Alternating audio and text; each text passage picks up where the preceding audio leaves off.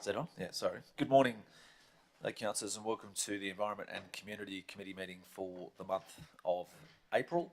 The meeting is open to the public and will also be live streamed, so I'd like to thank those in the room with us today and those that are watching via council's social media channels. Welcome to the CEO, Brian Pigeon, General Manager, Environment Community, Nick Hauser, Portfolio Lead, Councillor Tim McMahon, Mayor, Deputy Mayor and councillors. I'd like to open the meeting by acknowledging the Aboriginal parties whose songlines traverse the lands that we do meet on today, the Western Waka Waka, Guyabul and Jarawar peoples, and pay respects to their elders past, present and emerging, for they hold the knowledge, rich traditions and bold ambitions of Australia's first people. Councillors, I go to item 2, so the attendance including apologies, leaves of absence and declarations of conflict of interest. I note no apologies are required today. However, if you'll bear with us here, we do have a list here to go through with conflicts in regards to our only item in environment and community, and obviously also if any do arise during the process, obviously feel free to raise them. So I'll start. The first one I have on my list here is Councillor Carl. Thanks, Chair. I wish to inform the meeting that I have a declarable conflict of interest in this matter as defined in section 150E of the Local Government Act 2009. The nature of my interest is as follows. This declarable conflict of interest arises because I'm a director of Bicky Investments Proprietary Limited as trustee for Bicky Trust. My wife, who is a director, also can be engaged from time to time by a number of community groups and organisations for services relating to social media. To mitigate the risk of possible conflict, I propose to leave and stay away from the place where the meeting is being held while this matter is discussed and voted on. Thank you, Councillor Carl. I have Councillor Summerfield. Thank you, Chair. I inform this meeting that I have a declarable conflict of interest in this matter as defined in section 150N of the Local Government Act 2009. The nature of my interest is as follows. This declarable conflict of interest arises because my grandchild attends the Highfields District Kindergarten, and Highfields District Kindergarten Association Inc. is an applicant organisation, row 17. I thought you said I didn't have to. I wish to participate in the decision in relation to this matter. I acknowledge that eligible councillors must now determine. Sorry, if it has to be voted on, I'd much rather just leave the room. I thought it was that under the Act I didn't have to leave the room, so I would much prefer to leave the room rather than even be voted on. So I propose to leave and stay away from the place while this application is being discussed and voted on.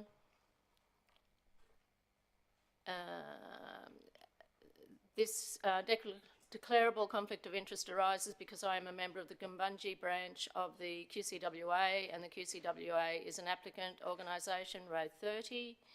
I wish to participate in the decision in relation to this matter. I acknowledge that eligible councillors must determine. I didn't think that was the case. I thought if you were a member of an organisation, you didn't have to, all you had to do was declare you were a member. Is that correct, Brian? You don't even have to declare. Okay, well, I would like it acknowledged that I am a member of the QCWA, and I am also a member of the Cambodia Land Care, which is another one being dealt with today online. Sorry? Sorry, 47. Number 47. So they're my conflicts of interest. So I will leave the room for the kindergarten one and remain in the room for the other two. But I do want it noted that I'm a member of both those organisations. Thank you. Thank you, Councillor Summerfield. Councillor Melissa Taylor. Thank you, Chair. I'll just wait till Wendy brings that up. Thank you. I inform this meeting that I may have a declarable conflict of interest in this matter as defined in section 150EN of the Local Government Act 2009.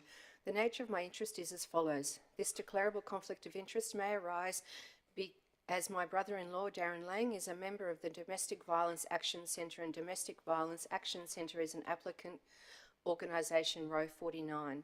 I don't believe I have anything to gain or lose from this grant funding and wish to participate in the decision in relation to this matter. I acknowledge that eligible councillors must now determine, pursuant to Section 150 ES of the Local Government Act 2009, whether I, 1, participate in the decision above the matter, including by voting on the matter, must leave the meeting, including any area set aside for the public, and stay away from the meeting while the eligible councillors discuss and vote on the matter, or may participate in the decision about the matter subject to conditions. Thanks, Councillor Taylor. So, any questions, thoughts on that from councillors? Councillor McDonald? No questions, but I think this is another example of the cautiousness of councillors in regard to this, and noting that it's every councillor's right to stay or leave the room, or particularly to leave the room without any decision. But given that Councillor Melissa's brother-in-law is a member of that organisation, not an executive member, as I understand it. Well, I'm not 100% sure on that. To be brutally frank, I just got back from being away and received an email about the event that's happening in May, so I couldn't tell you whether he's just a member on the committee or I think he's just a member of the committee, so I just... Sure. Well, irrespective of that, it's my personal view that this is an organisation that is also a not-for-profit and is not in any way, and the event itself is around raising awareness of something, not in fact to gain a revenue stream for or against. So given that this is about a grant for us to enable them to actually run an event to raise awareness of an issue that is unfortunately never going to leave us, in fact it's growing, I don't see any reason where put it this way, the link to a brother-in-law being on even a executive of a not-for-profit that's charter is to raise awareness and hopefully put in place some measures for domestic family violence. I don't see there's any gain for the councillor whatsoever, personally or materially, by way of staying in the room and voting on the matter. So I move that the councillor can stay in the room and vote on the matter. Happy to, Councillor. Is anyone have any further questions to that, just while we sit on that? So, no, so to mover of that, Councillor Von Hoff, 7 to second. All those in favour? So, thanks, Councillor Taylor. So, councillors, they are the only conflicts that we have at this stage. But as I mentioned, as we go through this, if any further do arise, feel free to bring them up. Thanks, Chair. Oh, sorry. Councillor Chair, Shine. I don't think there is a Mayor conflict Antonio. based on previous rulings, but I'm patron of two organisations, Downsteam and the Harlexton Neighbourhood Centre, and I think I'm a member of the Toowoomba Historical Society, at least to go to the meetings, but don't know if I'm financial. But as I understand it, we've made a determination that we don't have to make a declaration in relation to those matters. Yes. So I'll just confirm that for the CEO, correct? As long as you're non-executive, not on the board of the management of any of those associations. Thanks, Councillor Shine. Mayor Antonio. Look, I was going to bring up the number of organisations I'm patron of as an ex officio, just to make sure it's on the record. The other matter is that the Mulmerran District Historical Association, I've never been a member, but my family has donated historical stuff to them, but I can't see any. My legal advice is there's no reason why I should even declare it. Thanks, Mayor. So we can just make Happy note. to take questions. Oh, so would you like to test the room on that, or you just? No, No. I think, look, quite frankly, even the matter we've dealt with Councillor Melissa Taylor, I think is an overreach as far as caution is concerned. And, Yeah. No. I'd love to see some more defined rules around it. I understand. So I just pose it because you said if there was any questions. So I just was confirming that you're just making that for noting. So thanks for that, Councillor Summerfield. Thank you, Chair. Could you also add Toowoomba Historical Society to my membership list, please? Thanks, Councillor Kerry.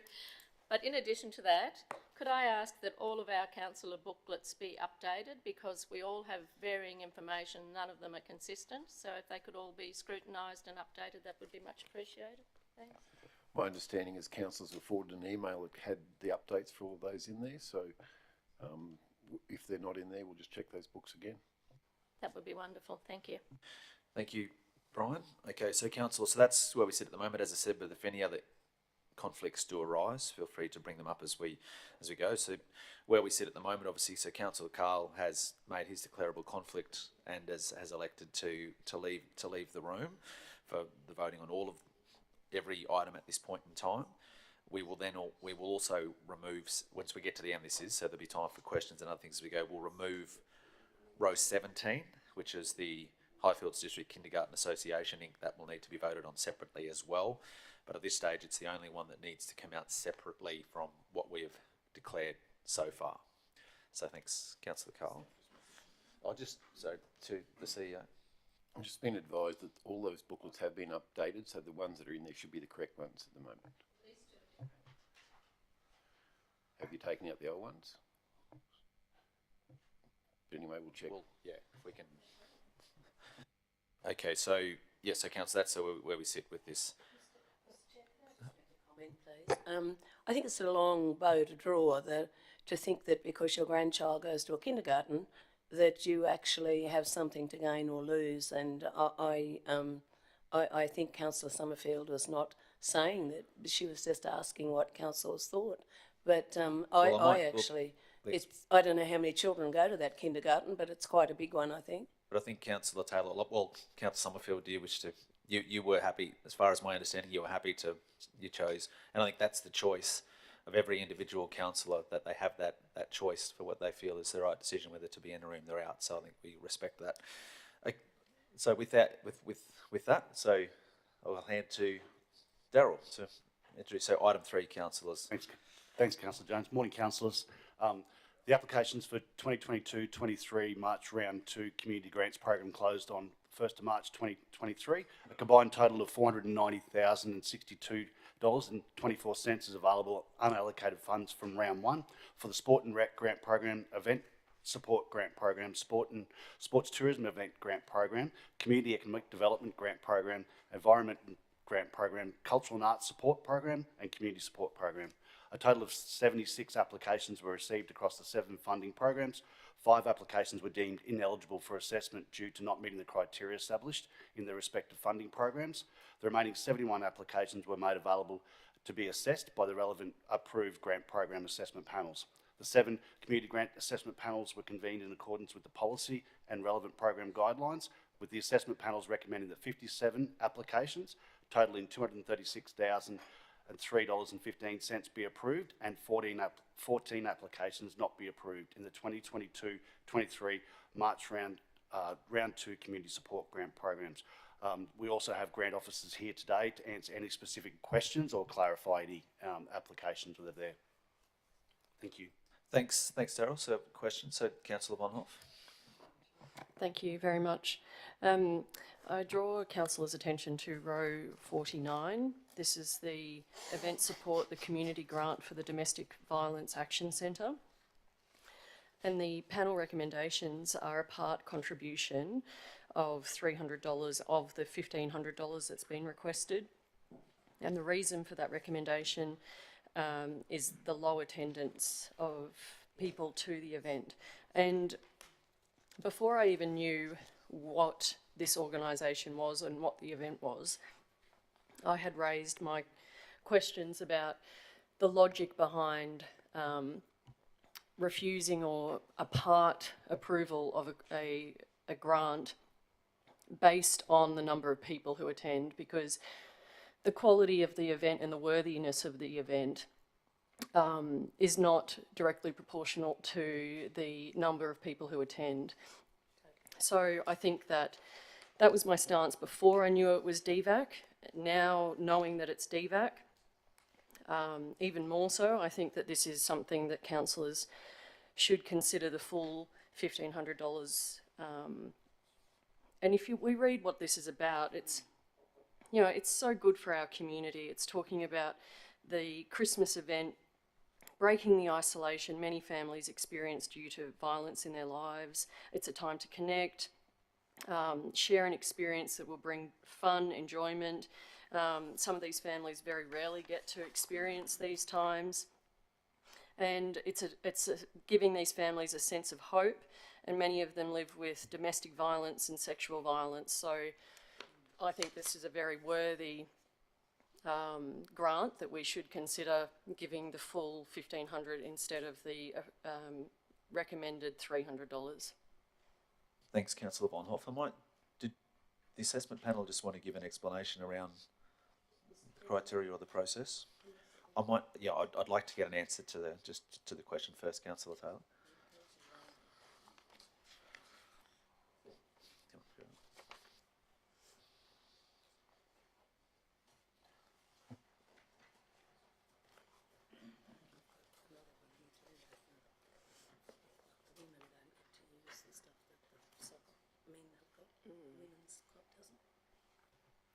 Good morning. The reason the assessment panel decided on a part contribution for this particular event, yes, it was due to low numbers attending the event, but also what they were willing to actually use the funding for. So they stipulated in their application that the funding would be allocated towards the flyers or printing of flyers for their internal organisation, and also only the members of DVAC to attend the event. So it wasn't like those flyers would be used to promote or bring in external members to the event. It's purely for their internal members to attend. That was my understanding from their application form, the way they worded it. Yes, potentially there is opportunity for them to be granted more funding, but we've got to go off what the application stipulated. Thanks, Kira. Councillor Von Hoff, did you have anything further to add to that? Well, I would say on the promotion, councillors recently, in the last couple of days, received some correspondence from this organisation. They are publicising the work that they do. I think that it's in their best interest to draw the wider community's attention to it. We're doing it now by even talking about this event. And again, I just think that, I think when there were some questions raised earlier, numbers were quite small, maybe under 20, but in my book, personally, if it was under 5, it would still be worthwhile, because these are probably some of the most marginalised people in our community and entirely worthy of being recipients. And the worthiness of the event is not, does not correlate directly with the number of people who attend. Thanks, Councillor Von Hoff. There's a few other questions, I think, around this, but I'll come back to yourself. I'm picking up that you're probably wishing to impact it, but Councillor Taylor. Thank you, Mr. Chair. It is very interesting that domestic and family violence affects now 1 in 3 and getting close to 1 in 2. With that in mind, in our community, imagine how many people are affected by it. We don't, this type of thing really is to provide a safe place for the families of those affected by domestic and family violence to come together to actually we're not in debate. Do you have a question? Well, yes, no, it's not a question. I'm just saying. I'll ask for questions. We'll have an opportunity. Well, the question is, why do we judge something like this? It's quite obvious that nobody who's making this decision is affected by this sort of thing and hasn't lived anywhere near anyone that's had it. So I believe this is quite different to a sporting club or some other thing. So I, too, question why we have used those guidelines to make a decision about this, because just in hearing the explanation, to me, and I believe to our general community, it would seem very inadequate a way to judge this. Thanks, Councillor Taylor. I think, Kira, if you want to respond to that, I think obviously the thoughts of the panel obviously by no means question the validity of the event or the purpose that it has. It's more so around obviously the guidelines of exactly what they asked for. But again, this is our opportunity. And Mr. Chair, that's what I'm saying. The guidelines for this I understand that, so I might give the officer the opportunity and the chance to respond to that, Councillor Taylor. Correct. We try to take emotions out of the process when we're, applying to applications.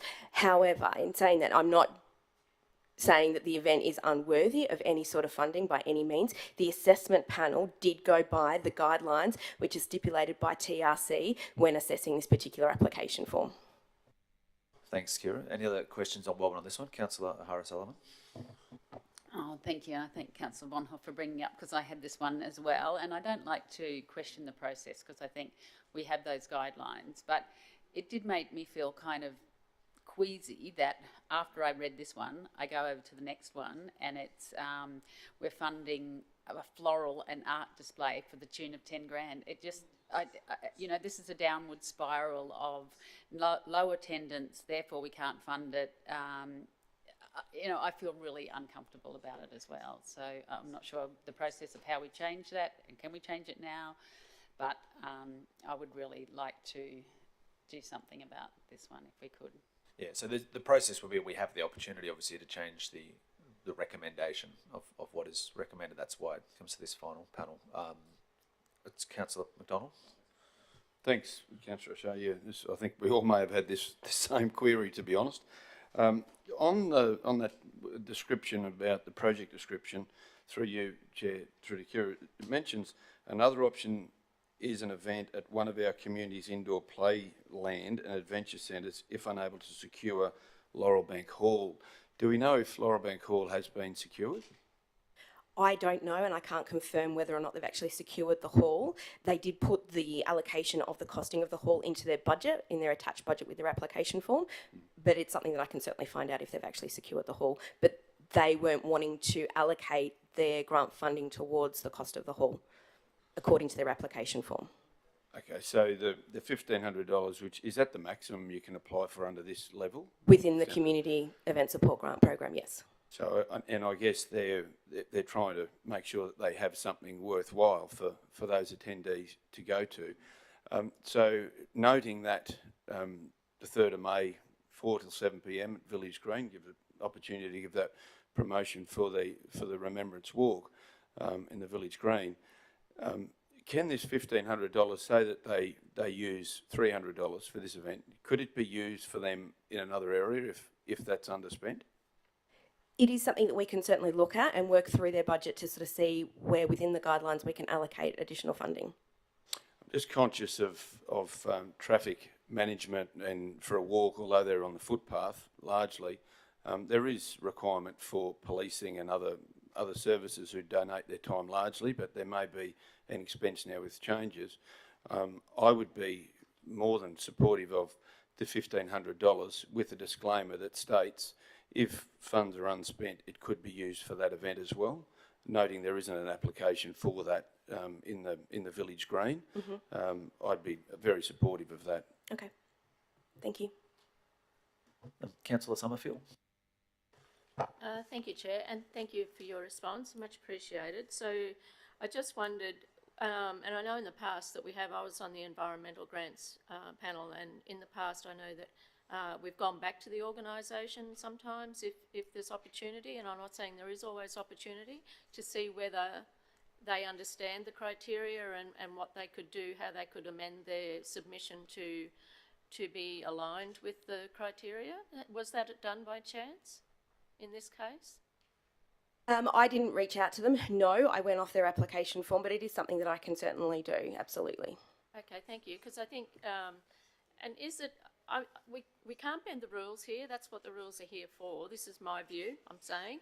The rules are here for us to be guided by, but is there potential for this one to be worked up and brought back at next month's ordinary meeting, or is that not appropriate?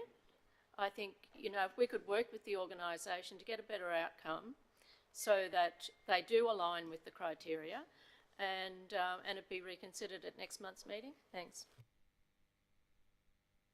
I might just ask Paul Reynolds to respond to that.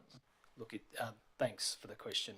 It's at council's discretion if they wish to amend the amount. There is a cap under the community events up to $1,500, and if it's council's appetite to want to move that recommended value from 300 to 1,500, they certainly can. To come back to a future council meeting with a separate report would be relatively expensive to do given the quantum of the value that we're talking about. So we'd certainly incur more than $1,500 writing a report back to council on this matter. Be more efficient to address it here and now. But if I could just add to that, in doing that, we would be bending the rules, which is not what we're supposed to be doing. We're supposed to be working through a criteria, and I just want to make sure we're all. So the application has been assessed against the guidelines and a recommendation made by the panel. Council still has the discretion to make the final decision in relation to the reports presented today. So I guess that's the final discretion is with the decision of council. And I appreciate you bringing up that point, because that was probably what I was sort of trying to emphasise before with Councillor Carroll's question, is they've assessed it based on guidelines, not on anything else. But I think that's sort of the beauty of the process that we have here, is then it's at the discretion of this table. If they see that it has more community value or more reason for it to be given additional funding that fits outside that guidelines, that we have the discretion to do so, I guess. But yeah, I as I said, I appreciate you raising that point, because I think it's important, because that's how it's assessed. Councillor Melissa. Thank you, Chair. Just a question, if I could just clarify, the reason that the full funds weren't allocated was because they wanted to use the dollars for the printing of flyers for internal members. Is that correct? That's the way it was interpreted, and that was the way it came across in their application form. Yes, correct.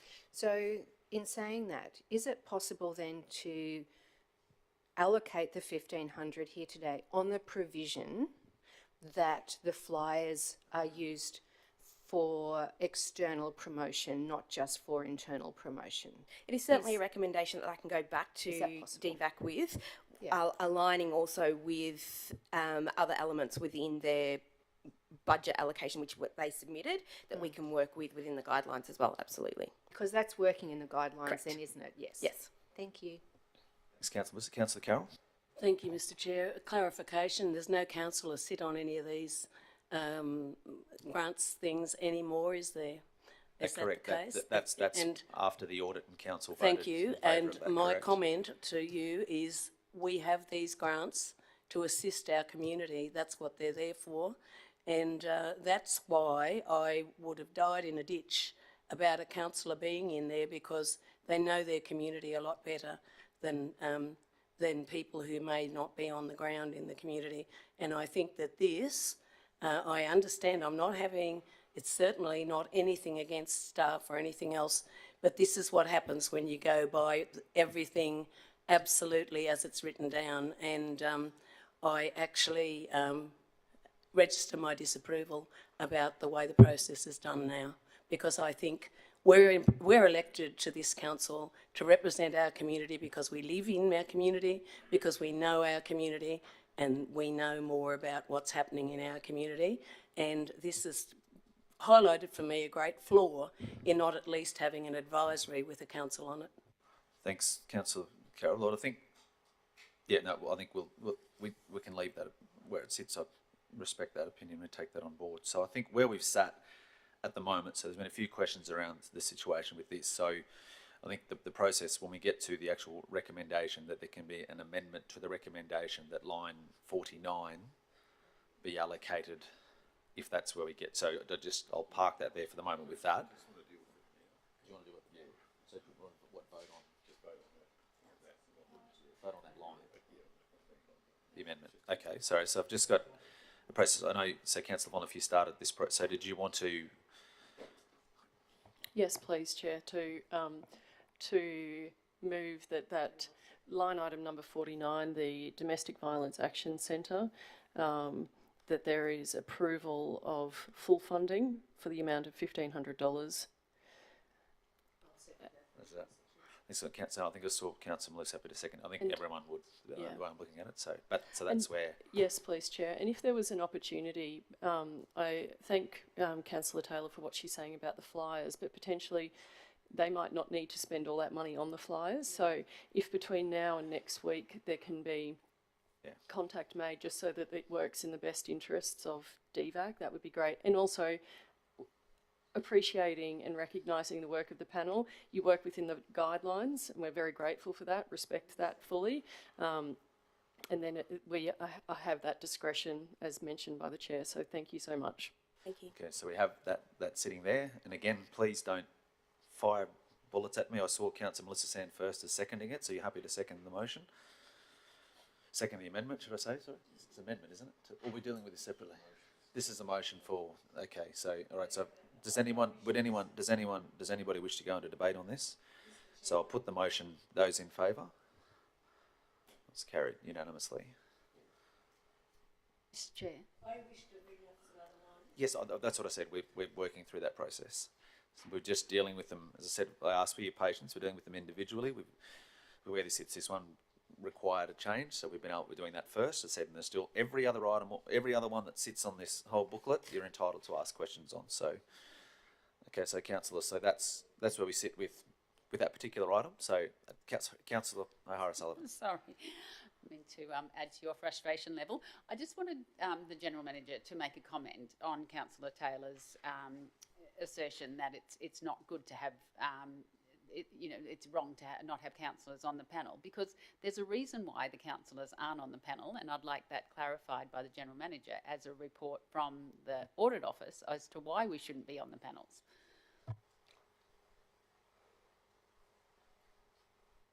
Good morning, councillors. Councillors, the grants policy and the guidelines have been adopted by yourselves in January, and a lot of those changes made, in particular the restructuring of the assessment panels to no longer include councillors, was as a direct recommendation of internal audit when it reviewed our grants and sponsorship policies and arrangements.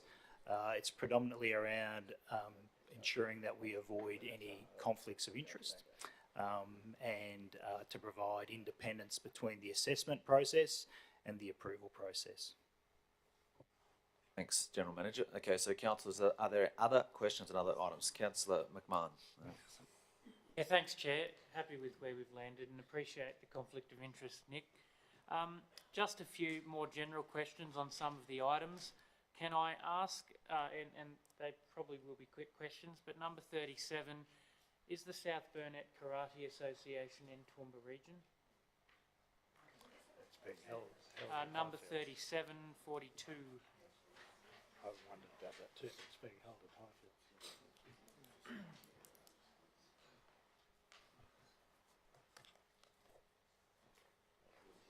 Sorry, Councillor, what was the question? Oh, sorry, is the South Burnett Karate Association in Toowoomba region? No, it's not, but the event is held in Toowoomba region.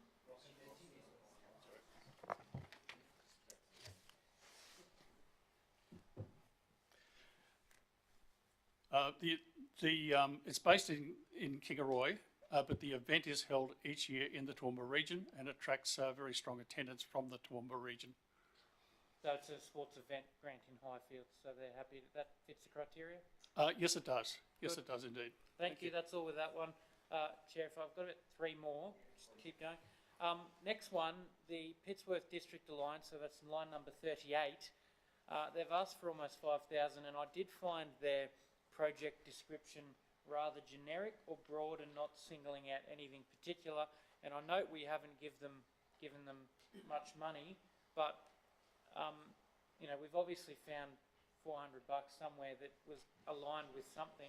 Just wanted to talk through, if we're working with them to put a specific item or issue in their description and where we landed with that one. Thanks, Councillor McMahon. Good morning, councillors. So our grant, our $50,000 allocation this year was spent. It's the first time that's happened. What we had left was what the Pittsworth District Alliance had been allocated. Unfortunately, we're still working out the kinks in terms of descriptions and where certain elements go within the grant applications. Once they submit it, it's very difficult to go back and submit it and change those applications.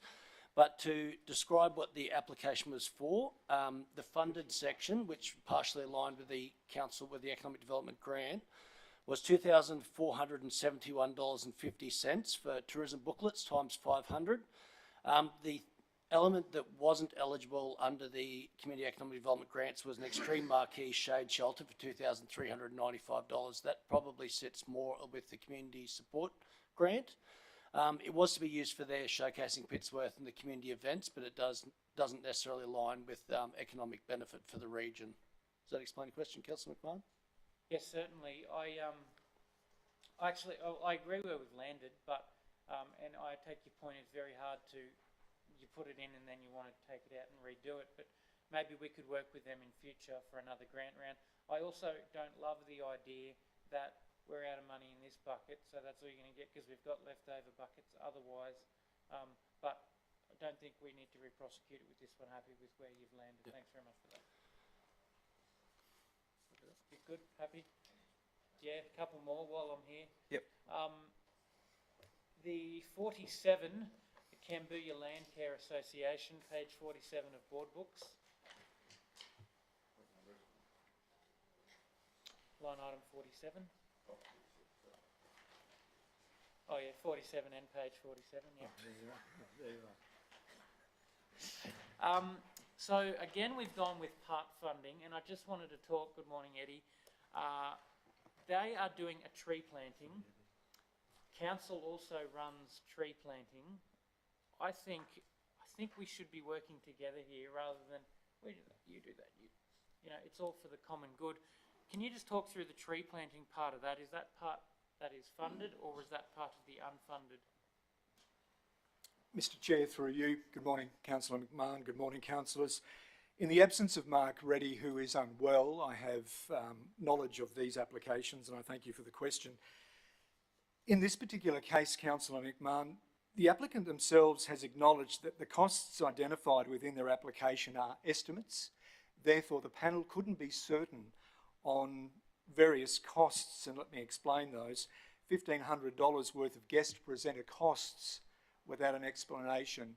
The panel felt that there was some missing information with regards to this application. A Zoom event licence for $250 is not considered to be an item that would be funded through this application form. And the hire of a contractor for brush cutting to make the area safe, while it's a great idea and probably a necessary event for their vegetation planting day, the assessment panel felt that some assistance would be better value for money than an external contractor for $1,000 to get that work done. So in this particular case, the part funding is for the items that the panel felt were the purpose of that application and not for items that were not clearly explained by quotes or evidence of quotes. No, thanks very much. I'm happy with that. I think we work with them to get the quotes rather than guesswork and go from there. I'll just pause a second, Councillor McMahon. Councillor Summerford, you got a question on the same topic? I have, thank you. You comfortable for me to, yeah? Yeah. Thank you. I too was concerned about this, and $1,500 for a speaker, by the time you pay their accommodation and their travel expenses plus the cost of the speaker, that's very little money for a speaker. I get the $200 Zoom. As for council assisting with clearing, that's in-kind donation anyway. Why wouldn't we utilise the funding that is there and outsource that, let them outsource it to a contractor, which means that it's bubbling money into the community anyway. I'm really disappointed with that, and I think I get the $200 Zoom and be happy to take that off. But I think other than that, the rest of the money should be funded, because as Councillor Tim said, here we are, we're getting environmental outcomes in the community without council having to do it. And isn't that what this is all about? Particularly the environmental grants, they're just so important. So I'd be disappointed if we didn't reconsider that one. Okay, so I'll just while we're on this one, so I might just stay with 47. Councillor Carroll. Thank you, Mr Chair. The Cambodia Land Care partnered with Toowoomba Regional Council, and I guess it was a question mark on that to the tune of $5,000. It was much more than that. I lived next door to it at the time, and they were over there for about 4 complete weekends, getting rid of weeds and all sorts of things. This group is very proactive and they do a tremendous amount of work. Indeed, they've identified native grasslands over in Cambodia that were not known to be there, and they're quite rare. So I do agree with the fact that I think if it complies, that we will get from this group of volunteers, I might say, we would get far more than what we're actually putting in. So I actually have to speak from experience about this. They've rehabilitated a lot of public areas in our Toowoomba region. And I have to agree with Councillor Summerfield in that I think that, you know, if they've asked for $7,000, we'll probably get $20,000 worth of work done by them because that's what they do. And I'd have to congratulate them on what they've done with Federation Park. If it had been left to council, we wouldn't have had the resources to do it. So, and we haven't there. So they get in and do stuff in the community that's environmentally sound. And I'd have to support the thought that we should be funding them, I think, if we can. Thank you. Thanks, Councillor Taylor. Does anyone have any further thoughts on this one? Well, I'll just, Councillor McMahon, you raised it first. Did you want to? Yeah, Chair, just without losing my page, I did swing back and notice there is some unallocated funds in the environment grant money. Look, I really appreciate what you're saying around the Zoom licenses and those things that may not be ineligible, and I think if we've done it once, I don't want to break the rules for this one, but I would perhaps like to see some of that unallocated fund. I very much think Cambodia Landcare are a worthy recipient of this. They're doing some good work, and if we can work with them, I'm not at the point of perhaps ripping things out of their application saying fund and not fund, because there's precedent and there's rules there. But I'm wondering if perhaps we might be able to look at it for next week, or would that be an unjustifiable expense, or through you guys how you think it's best? Well, you can sorry, I think just from what's sort of been mentioned here so far, I think the only thing that probably has been mentioned that Councillor Sofa raised agreeing with not funding was the Zoom. Was that $250? Sorry, Eddie? Mr. Chair, through you, yes, the Zoom event licence put into the application, as in the figure quoted in the application, is $250. I would, Mr. Chair, if I may, make the comment again for councillors' awareness that if an applicant does admit in their application that they are estimate costs according to the guidelines, where we clearly articulate that evidence, quotes of evidence, are a necessary part of an application, we therefore, as an assessment panel, need to go on what's provided to us. There may be some truth, there may be some figures that are close to the mark here, but the assessment panel has made their assessment based on estimates provided, not actual evidence of quotes. Thanks for that. I appreciate your clarification, Chair. I'm happy to leave it, and our guys can work with them to put in the exact monetary amount where possible next time around. I think that's the best way, is it? Unless anyone wants to further prosecute. Thanks, Councillor McMahon. Well, Councillor Summerfield also spoke about potentially more funding or a position around this. So, are you comfortable with the position we've landed, or do you wish to? I'd like to move that we amend it to 7,150, which is removing the Zoom. And so Councillor Carroll's happy to support that. So does anyone have any, so I'll just, so when have you got that? So it's item 47. Approved funding of 7,000. Yeah, so does anyone have any, I've got a mover and a second. Does anyone have any questions on this first before I go? Councillor McDonald?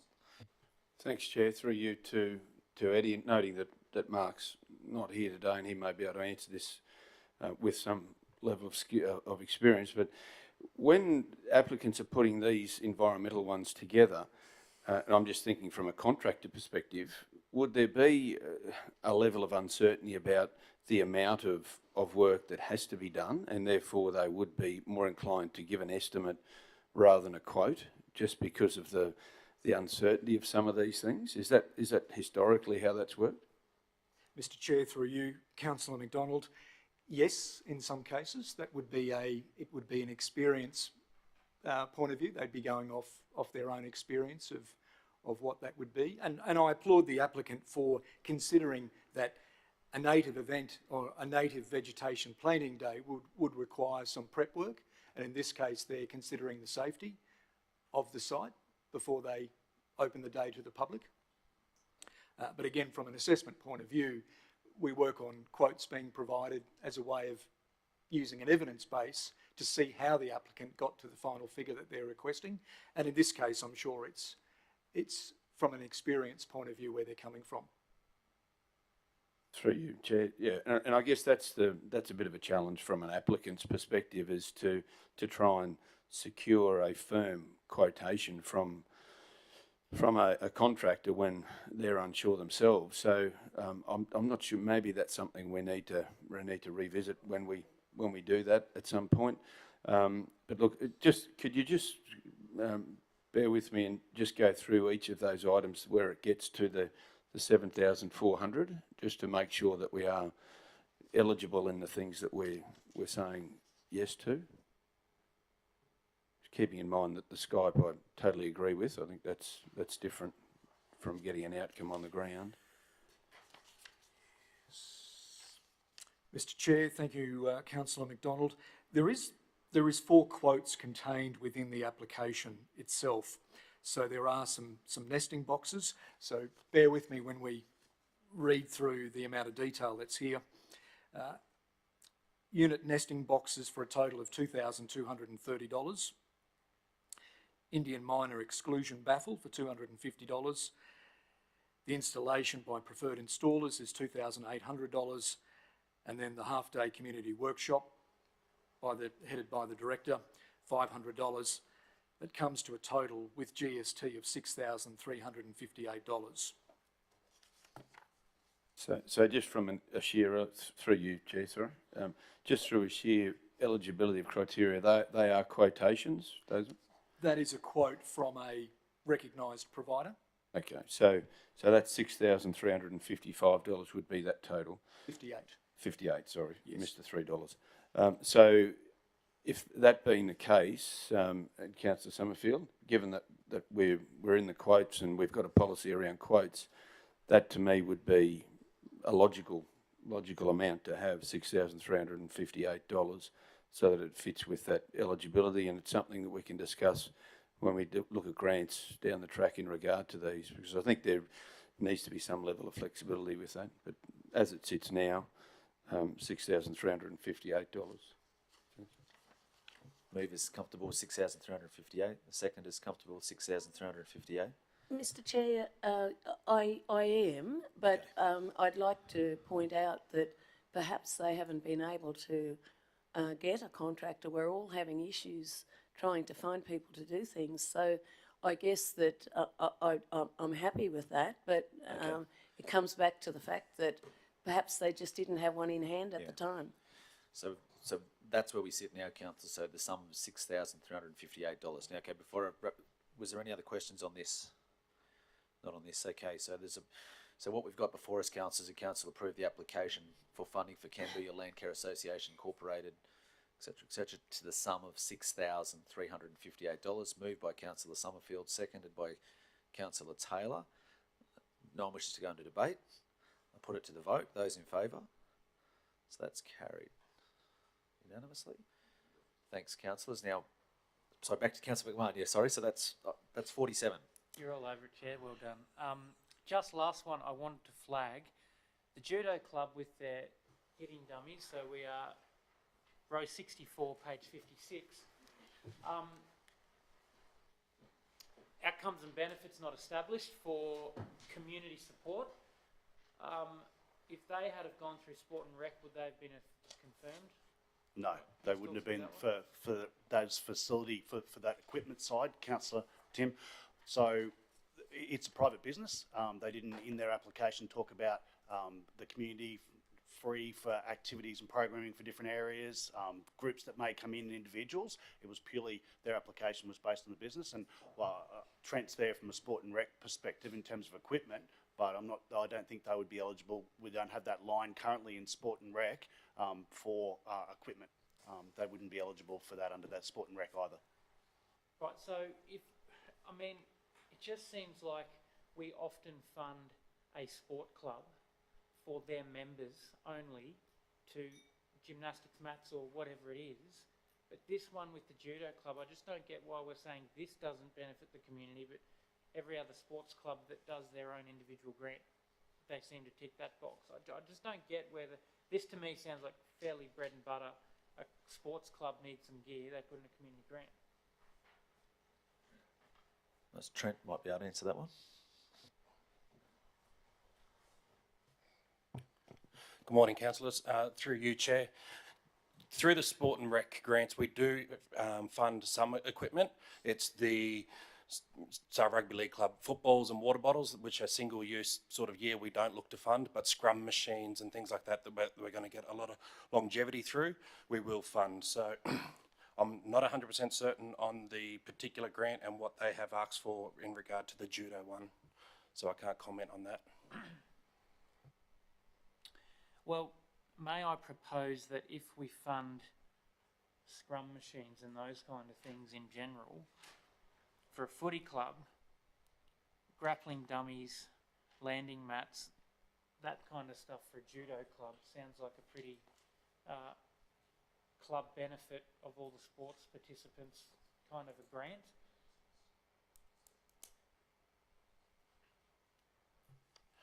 I'd have to have a look at that particular grant application. Sorry, councillor, I'm unaware of that one, but yes, potentially that could be funded through the Sport and Rec grant application process.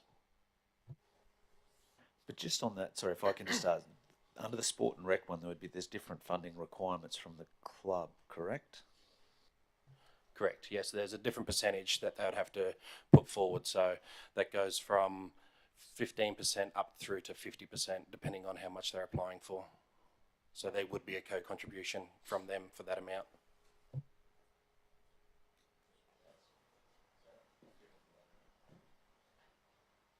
And sorry, Councillor Tim, I suppose it's quite specific around they actually applied for a community support grant, and within a community support grant, it's that broader community benefit, not the club benefit for those side of it. So that's what we were looking for.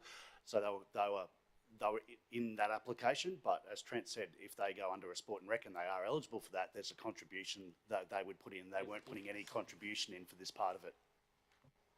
So could it have been the club sat in and looked for all the different grants and said, well, that one's the least contribution, we'll go under that one, when really we could have worked with them under the Sport and Rec, but they'd have to put some more money in. Is that, I mean, they may have got half rather than nothing in there. So I just wonder, you know, my frustration with the whole system is you go this way, and had you have gone that way, you'd have been successful, but, you know, that's how it ended up on the paperwork, so that's what comes to council and away we go.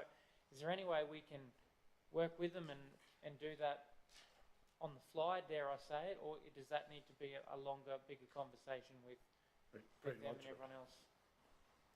Daryl, did you want to? I would think the opportunity for this one would be that we could work with them for future grants, just because I think we're looking at hypotheticals at the moment. If you know, if they, like you're right, did they choose specifically to go into this grant program for a certain reason? Were they unaware that they should have been in another? Thanks, Councillor Jones. For councillors, none of the applications, I suppose, that are not approved are not approved and stopped. You know, they're always grant program areas that take carriage of those. We'll go back to those. We'll have a conversation, I suppose. We do a lot of pre-work with the grant program areas. We encourage them to actually talk to staff around it, review their application so that doesn't happen, so they do pick, but it could be. Councillor Tim, they might have picked it because there's no contribution, but if they come into those areas, there's certain criteria that they need to tick off to be eligible for that grant funding as well. So yeah, from our perspective, we always encourage to meet, work through their applications so they are the appropriate areas. And in Smarty grants, when they go online, the first thing they get is, are you in the appropriate areas? Read the guidelines, does it match? Ring a grant officer to have a conversation around it. So unfortunately, some go in different directions around it, but definitely around it. From this is a community support grant, we'll go back to them. Did they know there's other areas? This is where they can go for funding down the track as well. Yeah, thanks for that. Look, I'm accepting of where we've landed. I suppose I've seen this a fair bit where they've gone perhaps the wrong option and it ends up with nothing instead of something. But I think this highlights for the community, if you're putting in a grant, ring our guys, talk it through, make sure you're getting the help from a CDO or anyone, that you're in the right spot to get the best outcome. So to me, overall, taking out which group it's in, you know, gear for the judo club sounds like pretty much bread and butter, but here we are, that's where we've ended up. So I look forward to working with them in future. Thanks very much. Thanks, Councillor Martin. That's all my questions too. Councillor Summerfield, was yours on the same? Sorry, was yours on the same point? Sorry. So yeah. So go. Yeah, so, I mean, Councillor Tim brings up a good point, and I think listening just to what the conversation's just been had, I couldn't help but think it would be really helpful for the CDOs to be hearing this discussion today, and maybe it's something they can do as a session down the track so that they can understand where we're coming from, and so that they can also understand the need to be flexible and look broadly instead of, as Councillor Tim said, straight up. And it wouldn't just be the CDOs, but also the panel members, so that they get a feel of what councillors are looking for, and that we're expecting that there be more flexibility in what they apply for. And Darryl, I know you work hard with your team to try and get the best outcomes, and I just couldn't help but think that it would be a really good training session for them to hear all the discussion today. I know it'll be half a day, and the way we're going, it might be 3/4, it might be 6 o'clock, but I do think it would help them in understanding what the council's expectations are in relation to assisting our community groups to get better outcomes. Thanks. My General Manager Hauser to make comment there. Thank you, Chair. Councillors, I made the note myself to have a conversation and review that process for opportunities for preliminary assessments of applications and ensuring that they're allocated to the best grant program that suits their needs. So we'll review our process and see what opportunities there are for that. Having said that, a couple of other things I would like to say. There's ample opportunity upfront for applicants to engage with us and obtain our advice before submitting their applications to find the best program that suits them. So we promote that pretty broadly, and we encourage that engagement. So there is that opportunity there. The other point that I would make is that there is not a lot of time between grant closure and convening assessment panels and doing all of that assessment and preparing this report to be here to you. So it's quite our actual time capacity to go, wrong program, work with them to make changes and still make the deadline for this committee might be a challenge. But certainly take away the feedback. This is recorded and live streamed, and our CDOs can sit down and watch it, and all those, not just the CDOs, but all those involved in the grants process and the assessment process can sit down and watch it and hear the feedback. I just thought it was worthwhile putting on the table what some of those constraints are for us that we need to work around as well. Thanks. Thanks, Nick. So that's your finished, Councillor McMahon. That's your list of suite of questions. I have Councillor Carol Taylor. Thank you, Mr. Chair. A couple of questions, if I might. Line 53. Can you tell me, and perhaps I should know, and I wasn't here in January for our meeting, so I'm aware that there are no councillors on here, but I still stand by what I said, and that there should be some kind of talk. Otherwise, we could be here all day. But I do want to ask a question about 53.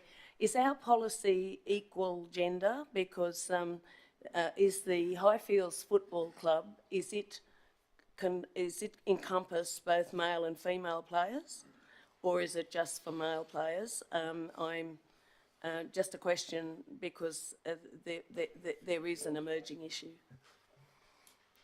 Through you, Chair. Councillor, yes, that football club is both for male and females. Thank you very much. It's good to know. So perhaps the next one is on line 55, if I might. Here we are, we're talking about equestrian events, an Olympic Centre of Excellence out at the showground, and they're hosting, West Toowoomba Pony Club are hosting the Pony Club Queensland State Championships. They're hosting dressage and horse trials, eventing and combined training, a combination of dressage and show jumping. Can you explain to me why? Obviously there might be something in there that isn't eligible. So we're only providing $5,000 to support venue hire. This is a really amazing event, the state championships for pony clubs. It's a high-level event and brings a lot of people into our area from all over Queensland. And I just need to understand, I suppose, why we're only giving them $5,000 out of the 10,000 that's been asked for. It costs a lot of money to conduct these things, and with judges and other things, so there may be something I'm not understanding. Thank you. Thanks, Councillor. The assessment of the Sports Tourism Event Grant Program applications goes through a very standard process where it's assessed on the number of entrants, where they come from, whether it's local, state, international, the length of the event, etc.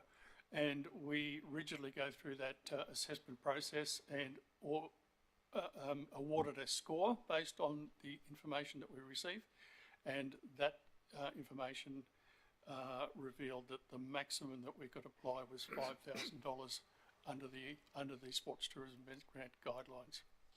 So I guess, and thank you, Ross, through you, Mr. Chair, thank you, Ross, for that information, but I think sometimes we might be tying ourselves down with those recommendations, because in a team event you might have 13 people and reserves, whereas you've got a horse and a rider, and you might, in a team from a pony club, you might have maximum of 5 or 6 horses doing all those 3 of those events that are involved there.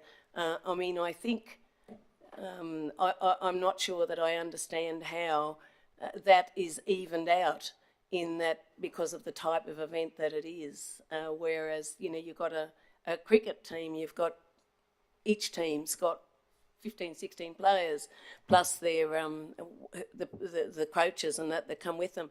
Whereas in a pony club event, and they're totally amateurs, they only sort of come with their parents in a truck, and they groom their own horses and everything else. So I guess, to me, and I understand we have to follow the guidelines, but to me there's a big anomaly there, as there is, as opposed to a high profile football of any kind of code, or cricket team or something like that. So I think that, I don't know how we even that out. Thank you. Thanks, Councillor Taylor. So, Councillor Shine.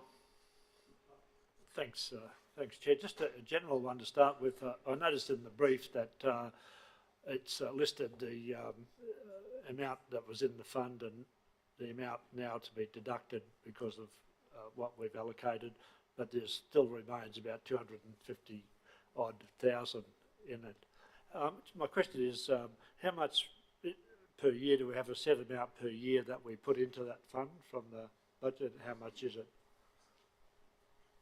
736,000? 31. 731,000. Every year? Every year, over 2 rounds. Okay, right. If I could, just got a few here. Councillor, is there an answer to my question, how we even out an equestrian event or someone with individuals rather than teams? Was there an answer to that? In our sports tourism, so I suppose the criteria is set. Our criteria is set through the sports tourism. Apologies, Councillor Taylor. I thought you left that as a comment, so I do apologise. I apologise. Ross, did you want to? Or it might be more one. It might be more one here, so it's probably more around the policy of it. But I mean, I know our sports tourism one obviously is set. There's the guideline that's sort of set there around participation, around visitation, etc. I'd make a comment, and don't run away, Ross, because you'll need to clarify some things. The matrix assesses a number of inputs to determine that overall score, which then lands us at a band of funding to be provided, including and some of those things are attendances and participants. And every sport has its nuances in that regard. And team sports like cricket and football, the couple that you've quoted, have more than one participant to make a game. Equestrian, we have one person riding a horse, when we have tennis as an individual sport, golf as an individual sport. So they all have their nuances. I think probably the other thing is the support people that come with, and also spectators, and the level of the competition. So in this instance, it's a state championship. That's part of the criteria that goes into the assessment as well and gives it a score. So I'm trying to find a magic potion to suit every circumstance. Is probably trying to catch a unicorn, I'd suggest. But it is what it is. It's worked reasonably well for us in the past. There's discretion to make changes to the recommended amounts. That's what's recommended. That's what the criteria and the matrix tells us. But Ross, I wondered if you might just outline what some of the inputs into that matrix are.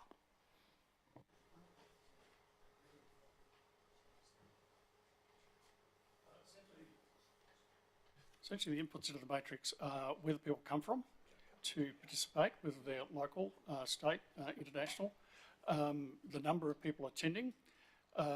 It covers the length of the event, and I can't think of the others, but they're basically all assessed on the same criteria as Nick suggested. Thanks, Ross. Councillor Sorry, Taylor? could I follow that? Was everything they asked for an eligible item under their application, please? Yes, it was. Yep. So then, Mr Chair, I would like to move that the West Toowoomba Pony Club be reconsidered or be given $10,000 to conduct the events that they are conducting as part of the Pony Club Queensland State Championships, in light of the fact that we are an equestrian centre and that they do have people coming from all over Queensland, and that they are completely an amateur, underage, virtually they're not adults, most of them, and I think that it's quite a worthy thing. Equestrian's very important to our area, yet it doesn't seem to get the... So that's line, so Councillor Taylor got line 55. It's line 55, so, thank you. You're moving approval of the full amount, which was... Thank you. 10,000, is that right? Yes. Would the mover consider adding line 56 to that as well, the Golf Australia Limited, which is the next line? Yes, Councillor Sumfield, I would, because we all know that that event actually brings so much to our community. We are exposed to world audiences with that event on television, and I actually do agree. I would like to include that line. Thank you. I'd just check with the CEO. We'd probably have to do them separately, though, wouldn't we? Like, or can I do line items 55? Well, I'll first of all say, let me just go to 55, which is the Western Toowoomba Pony Club. So there's a motion to move funding to 10,000. Is there a seconder for that? Sorry, question on. Oh, hang on a second. Sorry, just pause.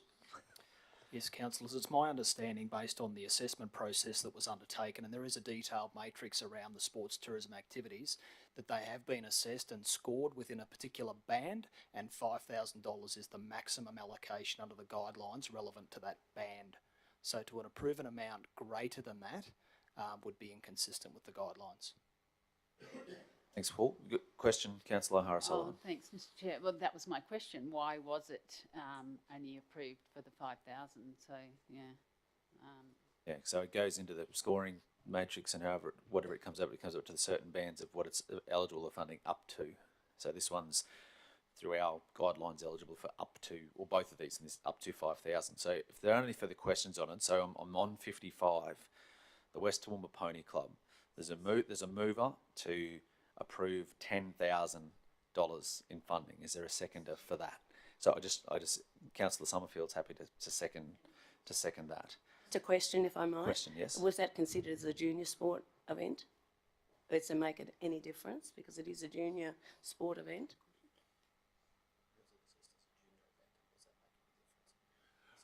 No, that doesn't. The assessment is based on the level of the event, whether the event is a local or a state level.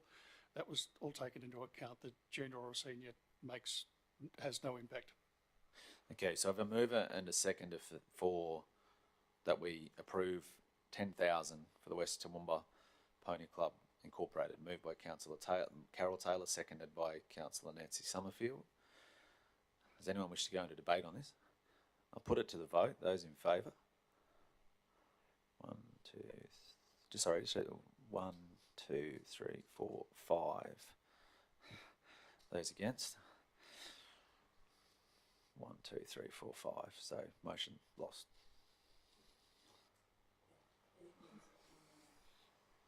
So, Chair, yes. could I just ask that we get more detail in this reasons for recommendation? I find these details very limiting in here, and I think you would find that you would have a lot less questions on days like today if we had more detail and more understanding, because it is so limited. Thank you. Thanks, Councillor I Summerfield. think I asked that last time, actually. So that's 55. So 56, Councillor Summerfield, just while... Oh, sorry, Councillor Shine, I'll come back to you. So 56... Oh, Chair, based on the result of the last one, I won't bother putting forward 56. I think it would be lost as well. So withdrawing 56. Okay, so Councillor Shine. No, thanks, Chair. I've got a few questions, and they are questions for explanation as opposed to any criticism of the panel's work.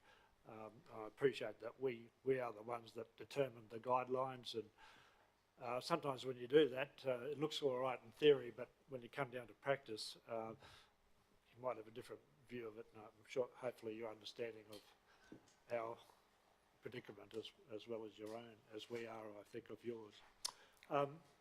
Just if you go to 35 Sport and Rec, it's the former Tennis Association.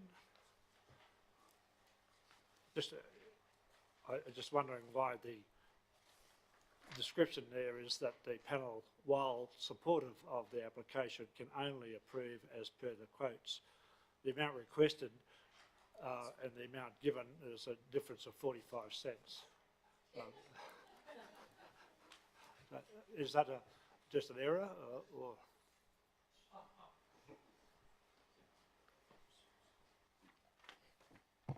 Through you, Chair. Councillor, when they done their grant application, they just rounded up. So their eligible amount is that 45 cents less. So that's what we're basing it on, their eligible amount based on their quote. So their quote was for $22,554 and 55 cents. But in the grant application, when they went through to write it in manually, they wrote in $22,555. Anyway, they got what they asked Correct. for, really. Yeah, okay, thank you. The next one, I think that was dealt with by Ross before the South Burnett had the same query as Councillor McMahon, I think.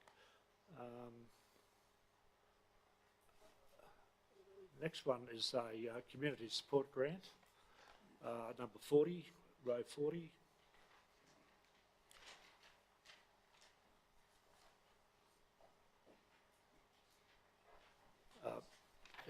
The comment there is this limited alignment to grant program or grant objectives, and so basically it was halved. I'm just wondering, you know, in what way was it limited, if you can tell me that, and the determination of giving them 50%. Turns the microphone helps. Councillor, that recommendation for it there probably wasn't the better one to put. What they had was an ineligible item. They applied for two things. They're doing a first aid area, and they're actually doing that on behalf of the showground. It's a really good project. But they put in for their first aid bed and equipment for that space. That had a space donated. They had quotes for that. That was in. They put in for shade tent as well as a mobile outside area for that, with no quotes around it. So I think definitely the wrong wording that sat within it, but their ineligible items within it was probably a better description to have put there. They got funded for what they put in a quote, and secondly, for where they didn't have a quote for the shade tent, they were not funded. So that's where the part funding for this one comes from, Councillor Carey. I might have had the wrong description, but I thought it was about the gifts for kids at Christmas. This is number 40. Oh, sorry, I picked the wrong one up. My apologies. I'm answering one I shouldn't have answered. Yeah, it was from the assessment panel. They applied for the 2.5. What the assessment panel recommended was there was the scope of the project in terms of the kids it was going to wasn't great, but it was still a very good project, and we thought half funding was appropriate for the gift vouchers and those ones for that project. Yes, they say there was 100 gifts at $25 each, and so we're sort of giving them half for that project. $12.50 gifts. Yep. Better than my Tadham's explanation. Apologies. Just on, do you have anything further just on, I've just got another question on this exact one. Do you have anything further on this one, Councillor Shine? So Councillor Vonhoff on this same line? Yes? Yes, thank you, Chair. I too had this one highlighted. Thank you, Councillor Shine, for raising it, because looking at the eligibility of the community support grant criteria, and understanding what you've said, Daryl, about the limited alignment. So to my mind, the justification doesn't add up. If we're saying that the application is consistent with the eligibility, it is either wholly consistent or not at all consistent. And looking at that eligibility criteria that is listed from page 138 on board books, I can't see how it doesn't meet the criteria, because we talk about how, let me get there, to facilitate deliverable outcomes for the community. We talk about the program priorities to foster Indigenous, multicultural and intergenerational understanding and equity. We talk about selection criteria, genuine need and community benefit. So we either fully agree that it meets the criteria or not at all. And having done some work with Hope for Our Children, I just need councillors to understand, and I'm sure they do already because they're up to their elbows in the community, but this is an organisation that packs backpacks for kids who are taken away from very desperate, abusive situations with their families, and those backpacks have things like toothbrushes and pyjamas and soap, because the kids leave those homes with literally nothing. Sometimes they're just in their little change of clothes that they have on them. And this amount of $2,500 is for 100 kids to get something at Christmas for an amount of $25 each. And Councillor Shine, the maths he raised was what you do, $12.50 for all 100 kids, or you do half the kids get something, half the kids don't. The logic just doesn't add up in either way. Either way you cut this one. So we see that there is genuine need and there is community benefit. We've got $3,128.15 unspent in that community support grant. And again, I ask that councillors consider increasing that partial funding to the full funding. So instead of $1,250, the full amount of $2,500 is approved for Hope for Our Children. Thanks, Councillor Vonhoff. Councillor Shine's happy to second that. So councillors will work on this. Does anyone have any questions around this whilst we just word this up? But basically it'll be, if there's no other questions on this one, on 40. Yeah, could the officer just respond to Councillor Vonhoff's why it was, and like, Yeah, happy to.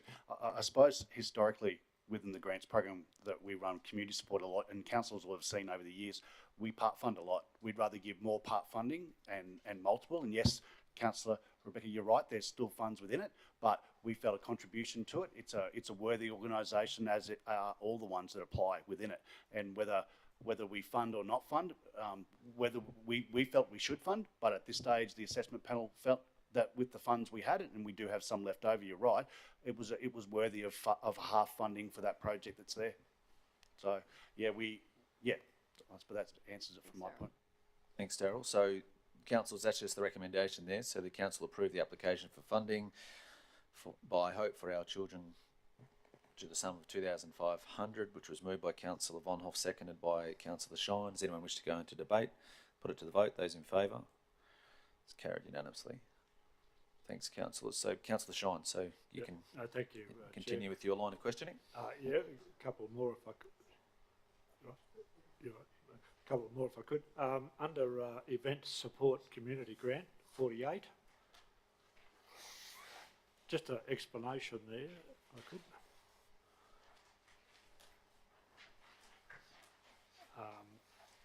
This is for the Christmas in the park at Pittsworth. It's been reduced to 1,500 from 2,250. And the explanation is between 50 people and 1,000. The maximum is 1,500. I don't know how many were. I was there last year with other councillors. I didn't do a count, but quite a few people there. But just looking at the amount of last funding received, it was 5,000. I was wondering whether that was for the same type of event, the same event in previous Christmases. Would you know? Thank you, Councillor. This particular event applied for a community level application, so within the guidelines with that, between 50 and 1,000 people, they can apply for a maximum of $1,500, which was the primary reason for the part funding of $1,500 down from the 2.5. The $5,000 that you're referring to is actually an economic development grant program. The last application for this particular event was back in 2018-19, where they were approved for $3,000. So our limit has changed, has it? No, it was overridden. So they again applied for a community level application form for $1,500, and whether it was the assessment panel or the decision of council at the time, it was then approved for $3,000. Yeah, I suppose the expectation would be to get no less than what they got then, but... Probably the only thing I'd add to that one on Councillor Shine, and Kira, correct if I'm wrong, so when you fill out the application, you're asked how many people will attend.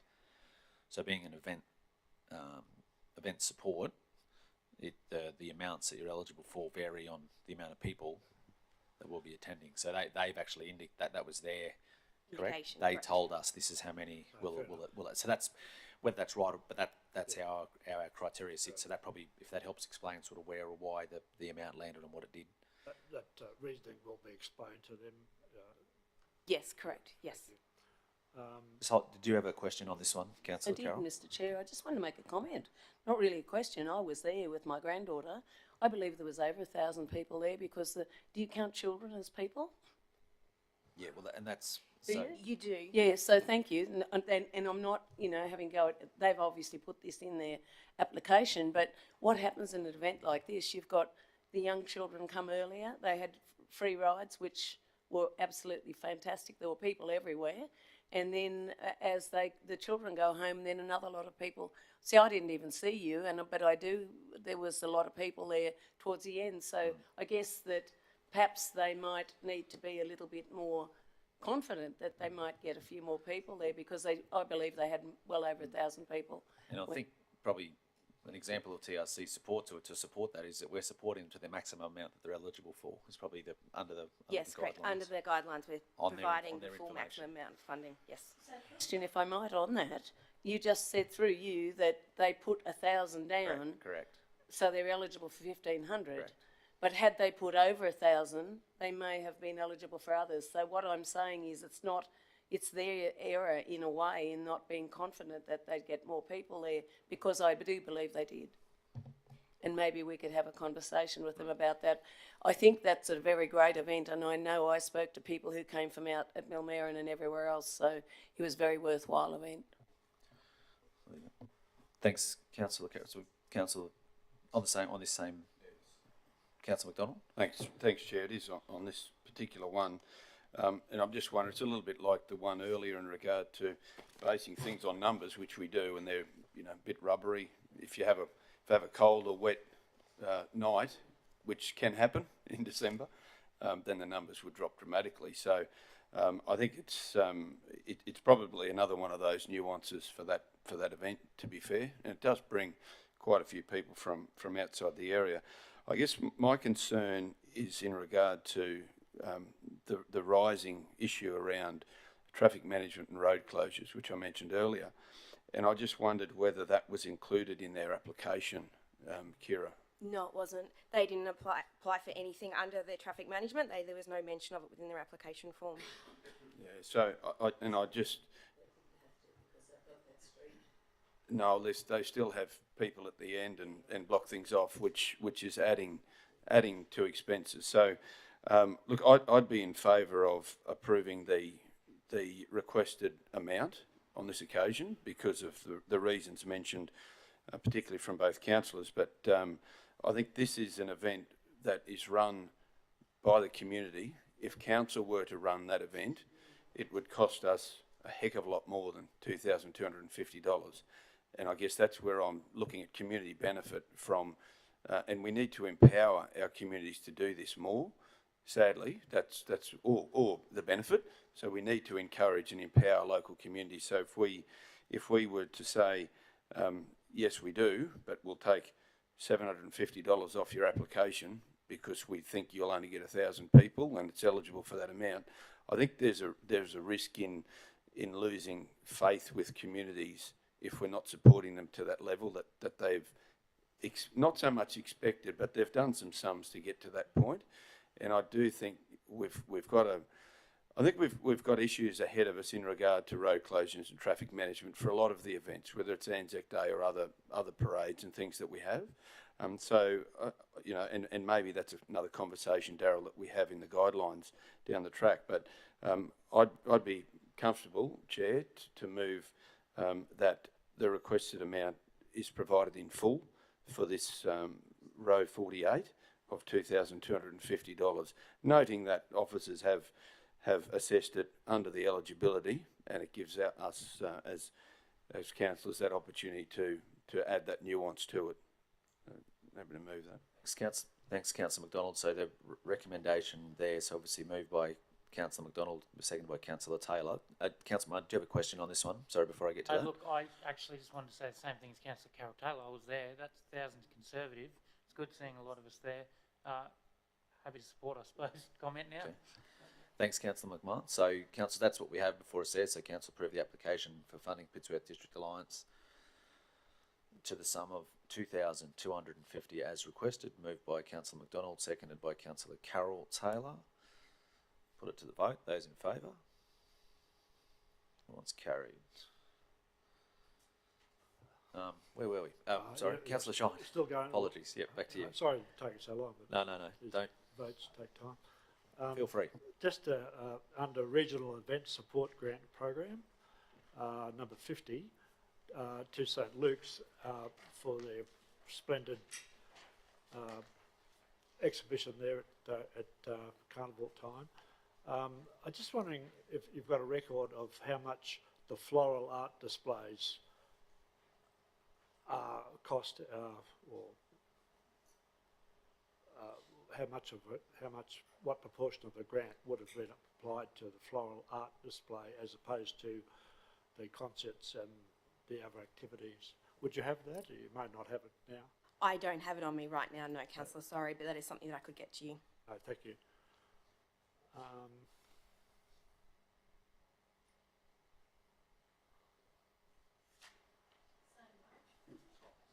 Apologies. Sorry, Councillor Summerfield.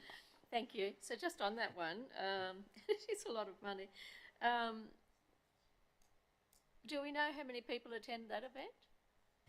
They have put in their application form over 4,000 people attend that event over the 10 days.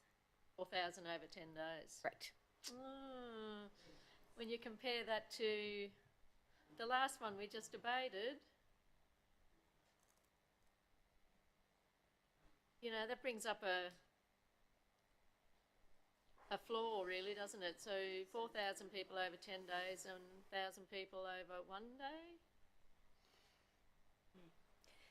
This particular event attracts people not just within our region, it attracts, because it's held during the Toowoomba Carnival Flowers in September, so it actually also attracts interstate, international, and throughout the wider region as well.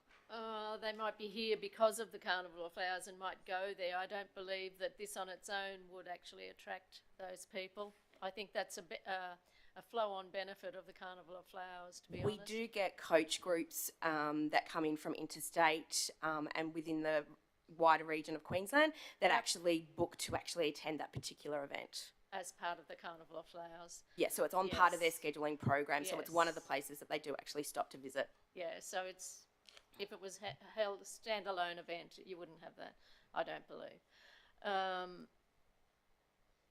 That's a lot of money for 4,000 people over 10 days, just saying. Thanks. Councillor Shine, would you I think, still on that item, or are we? yeah, no, I think the cost of it is quite high. That obviously must be for the various displays and the artists and so on, perhaps. So when you look at, based on the information that was there. So they're putting their grant funding towards their event infrastructure. So they have portable toilets that come in. They allocate a bus area zone out the front on Harry Street. So there's obviously the regulated parking fees that are aligned with that. So it more comes down to their event infrastructure, so staging, PA, audio, those sorts of elements. All adds up.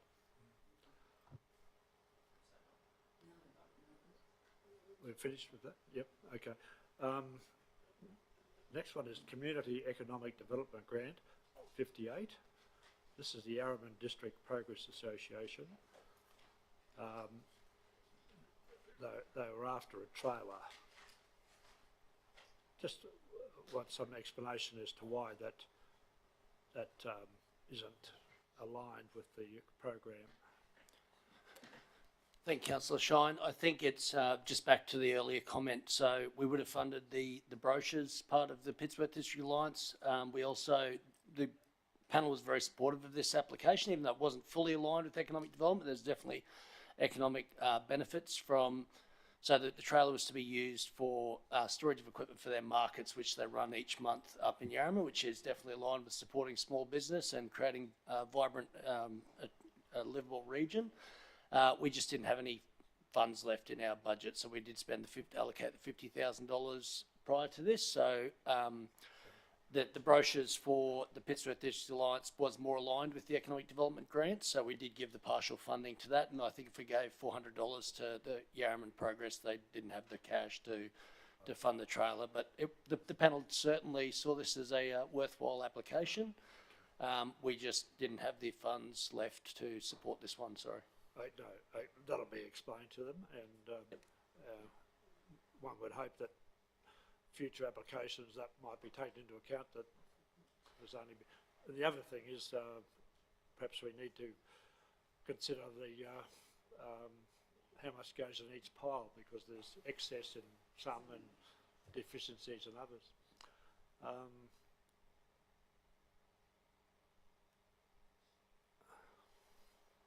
I think there's number community support grant 63.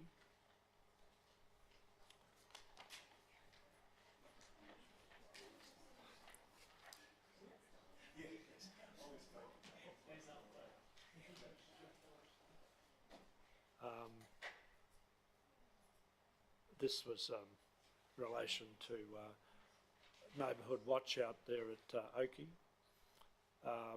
Oakey's been hit with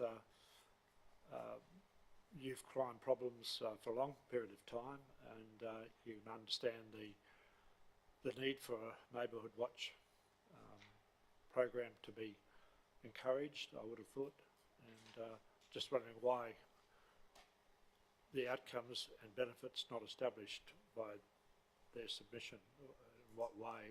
What else would they have to do?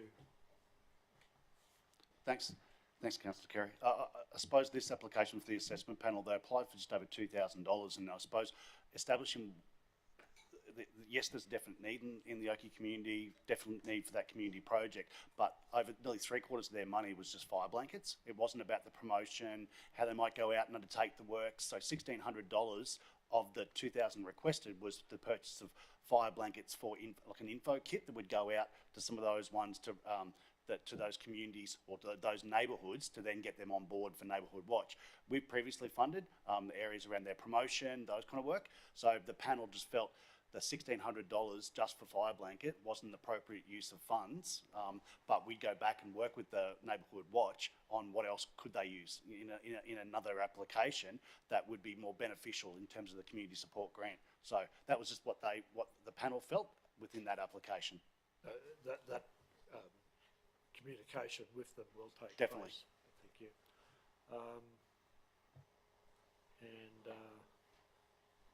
And On the same one, Councillor Summerfield, sorry. I think he's moving on. I just wanted to, so the $492, Darryl, I agree about the 1,600, but the $492, was that going to be utilised to get the neighbourhood watch going and whatever?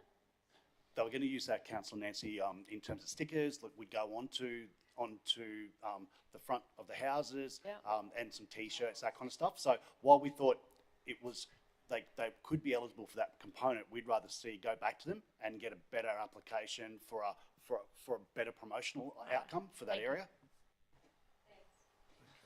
Councillor Shine, back to you. I'll move on. Okay. Number 68, which is community. So unless, was there any other questions, sorry, on 63? No, not on that. Sorry. Yep, so over to you, Councillor Shine.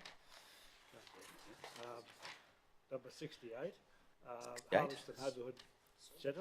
I've declared my interest in that organisation before, but again, in terms of youth crime. Sorry, Mr. Chair, I just have 66. have to declare that my sister-in-law I didn't see this and think about it. My sister-in-law is a member of this organisation. That's all I wanted to say. I don't know anything about it or anything like that, but my sister-in-law is a member of that association. I misled you. Thank. No, I misled you. It's 66. Sorry, it's 66. Yeah. All right. Sorry.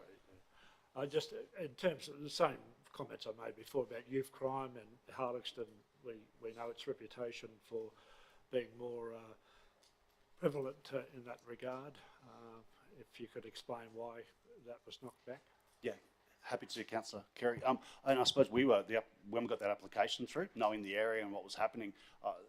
What they were after was outdoor setting only. So the $2,500 they were asking for the community support grant wasn't about programming, wasn't about how they might promote or doing certain activities. It was an outdoor setting that could be there for young people to come to. So it didn't talk about what that link might be.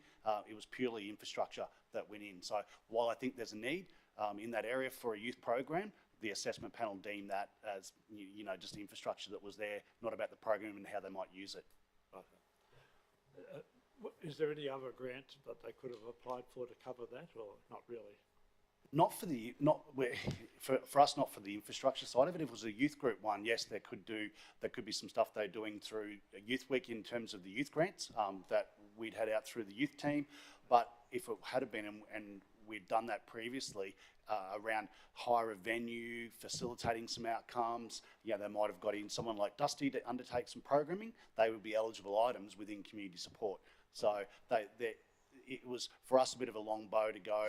We've got an outdoor setting, therefore we'll do. It's for our youth group, so I think they could be quite specific and tailored, and we'll have those conversations and noted that down. No, thank you. My last one, 67 under cultural and arts support grant, 67.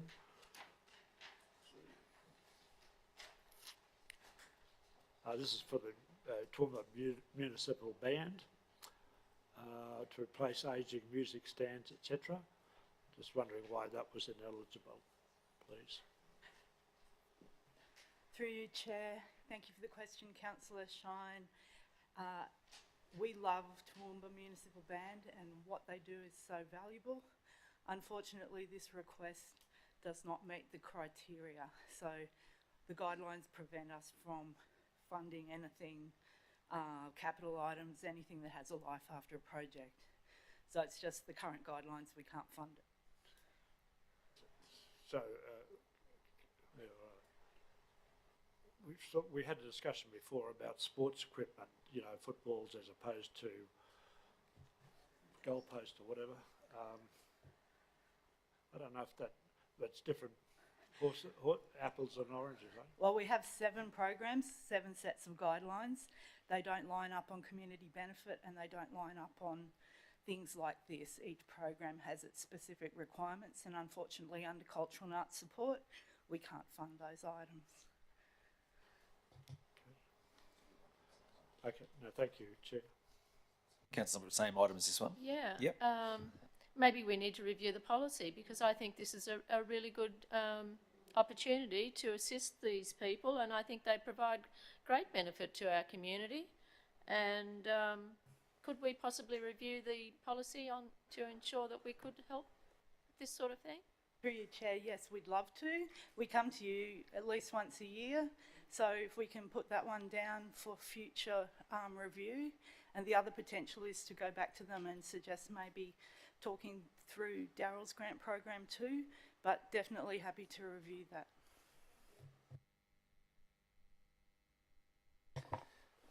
Thanks, Chair.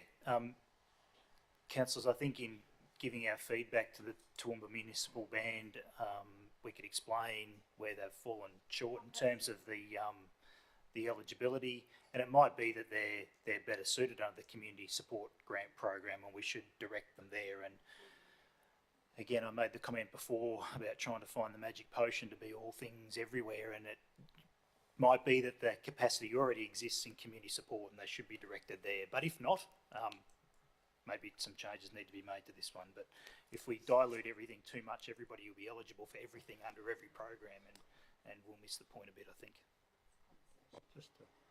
Thanks, Nick. Councillor Shine. Just a question to the General Manager. Just on the same, he's on the. Are you on the same? Well, just generally on the General Manager's comments. I was just wondering, is it feasible or affordable, really, to have an officer appointed to whom organisations could go to? Like, for example, in planning, people wanting planning approval have the benefit of pre-lodgement services free of charge, etc. Is that possible, so that we don't get to the situation where they probably put it in under the wrong heading or something? Yeah, it goes back to my comment earlier, Councillor Kerry, and that already exists. And we promote it to all applicants to meet with us before they lodge their application and discuss the program that's most suitable to them. I'm not sure if that happened with this particular applicant, and I'm sure it doesn't happen in every instance, but that already exists. So we'll continue to promote that opportunity and encourage people to take that up. And in our feedback to unsuccessful applicants, we certainly promote that then so that they know for next time. Councillor Carroll, same. Thank you. Yes, Mr Chair, just on that, just a comment, if I might. The Toowoomba Municipal Band actually provides trumpeters for a lot of our Anzac Day services around our community. So it's just something that, the band, the music stands are something that, as it says, they're very old, so they'll be there for a long time. Obviously, we can't have them under what we have at the moment, but I think it's timely that we have a look at that. Yeah, thanks. It's a good observation, Councillor Carroll, and we do support the Toowoomba Municipal Band with an honorarium that we pay to them every year, as a demonstration of some gratitude towards all of those things. Thank you very much, because I didn't realise that. I'm sure a lot of councillors didn't. Can I go forward with I've got Councillor Shine. Councillor Shine, have you? Okay, so now I've got Mayor Antonio for you, Councillor Taylor. Mayor Antonio? Oh, look, mine's a very simple yes or no answer, but I've just been looking at item 65, which is to do with the Historical Society and the preservation of history for $2,400. They haven't provided appropriate information, and I accept that. What happens now? Do you go back to those sort of people, have a discussion with them? Because I'd imagine what they're talking about here is quite valuable to the long-term history and needs to be preserved. I'm simply asking, do you go back to them, do you go through what they've done wrong and see if you can correct it? Yes or no is fine by me. I was nodding. I'll take Yeah, that as a yes. definitely we do go back and we'll provide that feedback on this particular application. Well, I think that's a very important part of it. And I've got item 63 and 67, which fall into the same character we've just been discussing before, but certainly as far as item 65 is concerned, I think it's worthy of giving them the information that they need to have. So that'll do me, Mr Chair. Thanks, Mr Mooney. I think that's the great thing about this. Even if grants aren't unsuccessful, it's that opportunity, obviously, to engage further with those community groups, and we've seen some great outcomes actually from that, where community groups then empowered to understand a little bit more about ways they can go about it. And in many ways, as we said, it's sometimes they don't even realise that there's the support there through council staff to help them through the process and understand what's best. So it's a good practice, and I'm sure it'll continue with these. I've got Councillor Carroll. Hold on. Thank you, Mr. Chair. I will take you back to line 56 and some information and comment on that, if I might. It's my error, because I saw that and just thought PGA, but it's not. It's actually the Country Golf Championships, of which myself has come here many years ago to play at the Toowoomba Golf Club. And I'm just wondering, I mean, that pulls in country, not your championship players per se, but people who are up there, and it brings people from all over, like Roma, Gundawindi, even Moree and places like that come here. So I'm just wondering, and it's over a couple of days, I'm just wondering how and why they didn't tick the box there, I guess, because they're taking motel rooms and I'm not sure how many they have, but in the days that I was down here, there were a tremendous number, and I was only actually involved with the female side of it, but it does bring a lot of people into town from all over Queensland.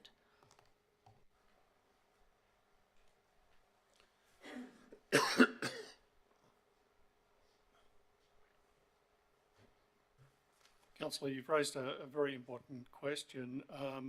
There are two events. The women's event will be held in May, and that's an event that will be held in Toowoomba every year from now.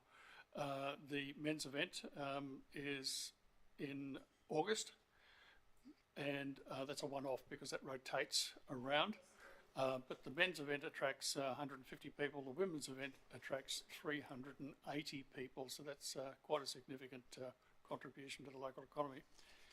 And a little earlier, you asked the various assessment conditions that we do the sports tourism. I didn't have them on my hand. They were on my set. It consists of the number of participants, the ability to attract spectators, the event standard or profile, whether it's international, national, etc., the event duration, the ability for the organisation to deliver the event, past experience if you like, the demonstrated need, the community activation, the event sustainability, the evidence of self-help in terms of raising sponsorships, etc., and the opportunity to build local capacity through events that invite others from the community in to participate.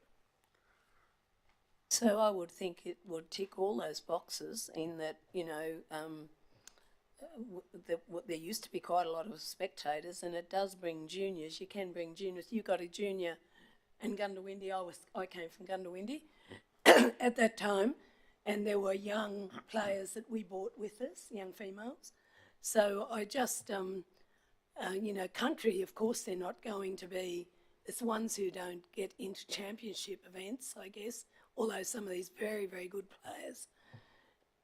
I wonder why they just didn't get why wasn't it 10 instead of 5? It comes back to what they actually applied for, and that was the hire of the venue and the establishment costs at the venue, and there wasn't a lot more that they would have been eligible for, I don't believe. So I believe it's 2 venues. Isn't it both golf clubs, City and Toowoomba? Yes, that's correct. Yeah, so, okay. So does the 5,000, through you, Mr Chair, does that cover the hire of the venues? No, that was the maximum amount that the event was accredited for, went through the matrix, through the assessment matrix. And can I also ask, I mean, I don't know this, it used to also alternate. It is now in Toowoomba, is it? Because it used to alternate to Roma and other places, the women's event. The women's event will be housed in Toowoomba held in Toowoomba for the foreseeable future. Thank you. It's interesting, the 5,000 for the women's. Okay, thank you. Thanks, Councillor Carroll. Are there, sorry, that's sort of, they're the names I've got on my list. Are there any further questions? Councillor McDonald. Thanks, Chair. Item number one on the list, okay, is the Millmerran Commerce and Progress. And I'm just wondering whether there's actually been communication with our Parks and Recs team in regard to a master plan for the landscape design of Woomera Donville Place, just in regard to what that would, building expectations, I guess, of a community, making sure it aligns with our Parks and Rec strategy and what it may be. Thanks, Councillor McDonald. There was an email sent to our Parks Maintenance Team South, which was then sent on to various departments within Parks and Rec in Council. I'm not aware of any feedback that was obtained. The only feedback I got was in relation to requesting some CAD drawings. Parks and Rec didn't have that, but we can certainly chase that up internally in terms of the GIS data and stuff for the area. I think this is just an early stage community engagement and concept design. There's not any expectations around the outcome, but it's about engaging with the community, understanding what the community would like within Donville Place to create a community hub. Previously, we have done a placemaking exercise through the 7-day makeover within Donville Place, where we installed some temporary furniture. The furniture went in. Once it reached the end of its life, the community was quite happy for it to be removed, and some of the pathways that we built within that had overgrown.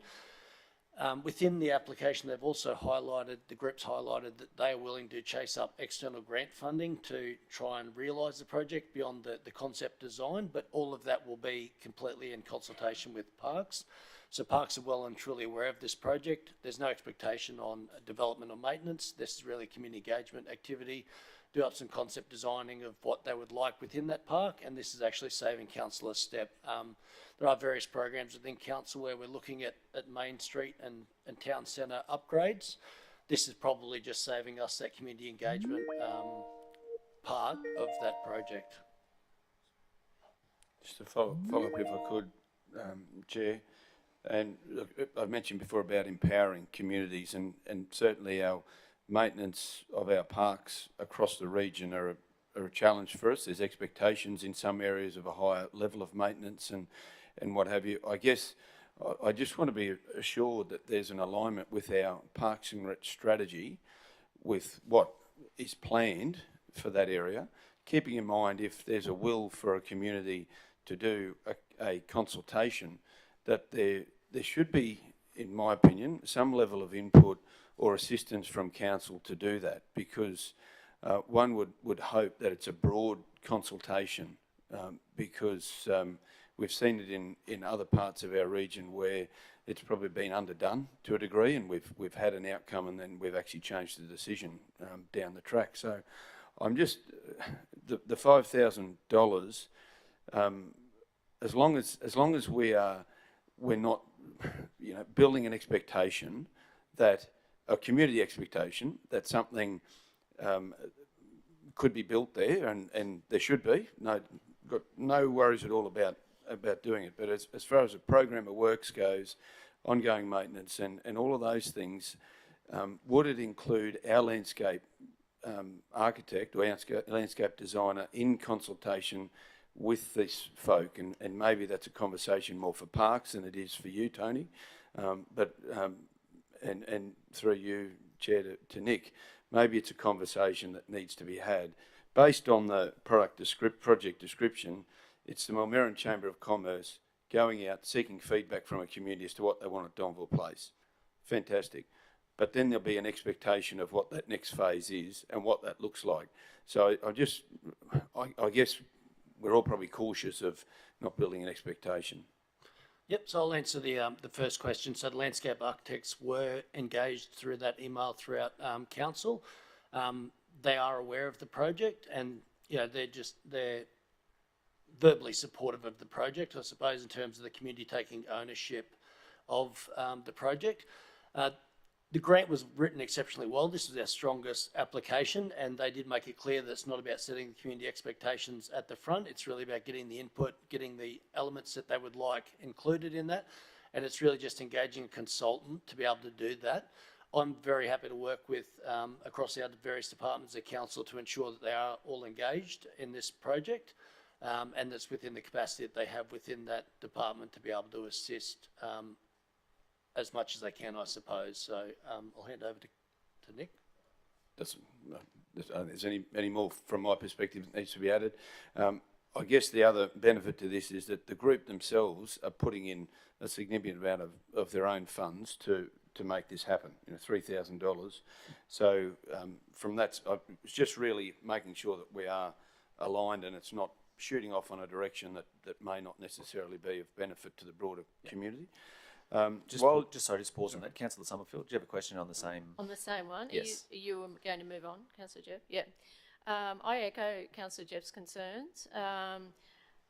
What could end up happening is we get this expectation in the community that that is what will be delivered, and then council will turn around and say, well, sorry, we can't maintain that.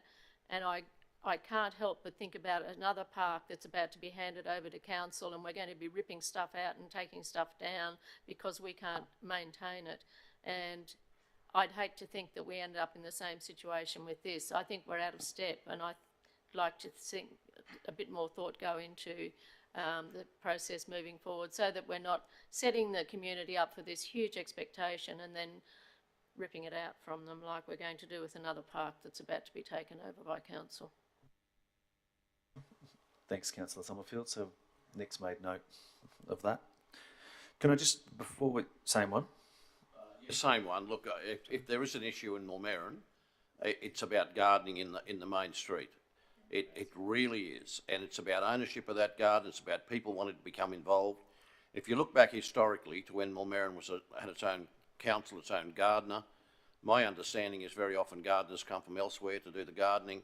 It would be much, much better if we were able to arrange a scheme where the local people could give care to the main street, and particularly to the Anzac Park and the Donville Place. I think that's so critical. I'm obviously showing a particular degree of bias here, but every time I go to Mulmerran, every time I talk to those people, the main street comes up, and the standard of what's going on in the main street is the issue.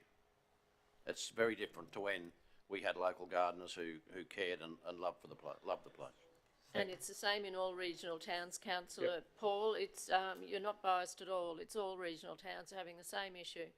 And I agree, it is. I have to comment on that. And it's all the regional rural townships are suffering because of, and it's what actually engenders pride into our community. Okay, so and just can I say that ownership is a critical factor in many of these things, and for a community to actually have an involvement in some way, and I know it's difficult. I know the legal system doesn't help very much in this space, but I think if we could somehow find a way of there's very passionate people who do beautiful things in every community, and to let them loose would be a great idea. Thanks, Mayor. Nick's made several notes on that, so appreciate bringing that forward. Nick, can I just, before we go to your next one, can I just ask, are there a number of other questions to come with this? I'm just conscious we've been going for a couple of hours. If you want to take a break, or if we're nearing the end, do you want to push through? We do have more, and I'd like to move that we break for smoko. Is everyone, or? Okay, so we've got to move Councillor Summerfield to adjourn for 10 minutes, seconded by Councillor Taylor. So those in favour? Right, when we come back, you can go through the rest of yours. Sorry, I just thought I'd check because I didn't know where we were.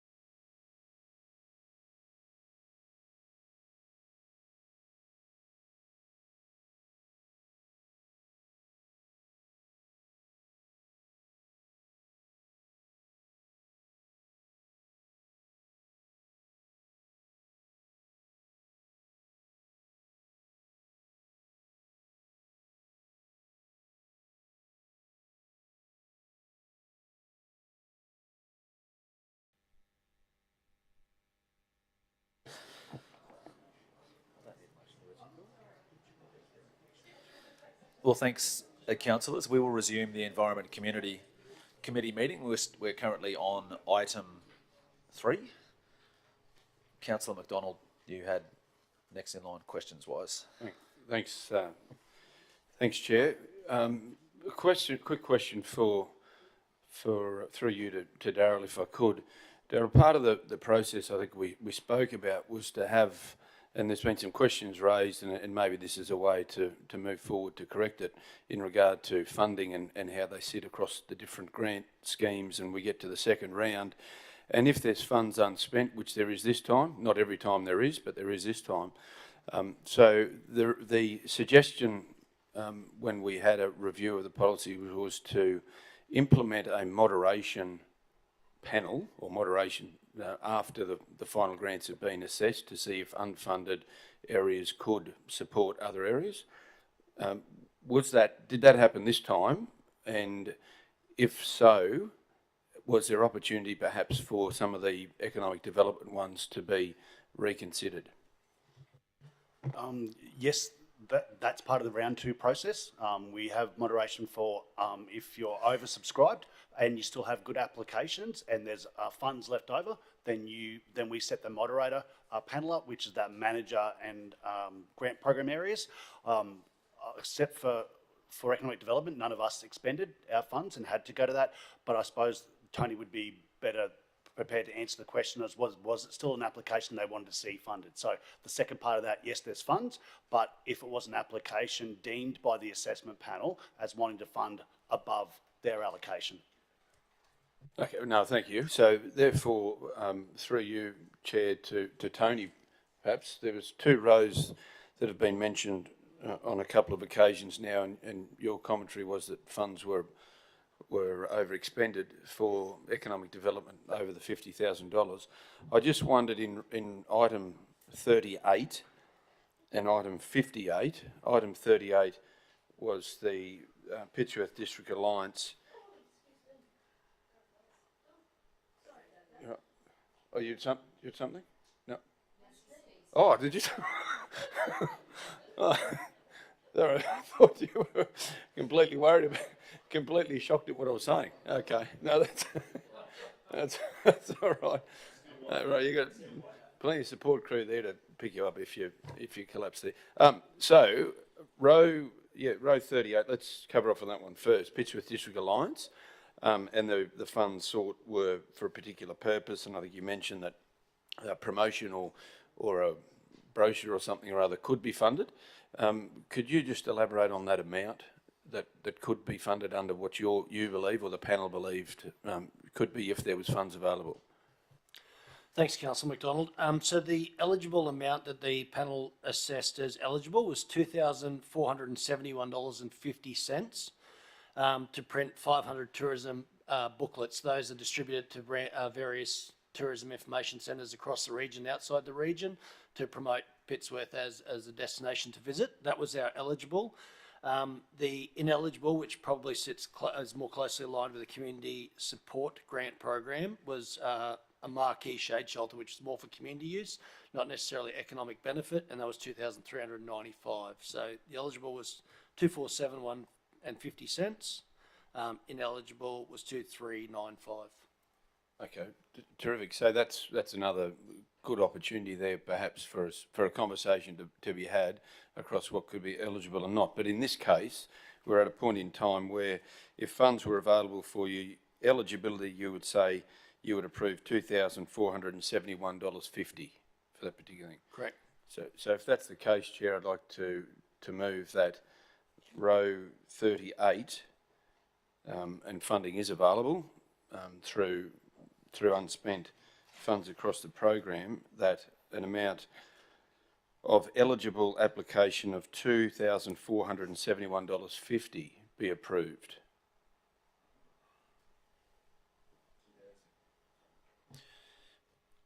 $2,471.50. So that's right.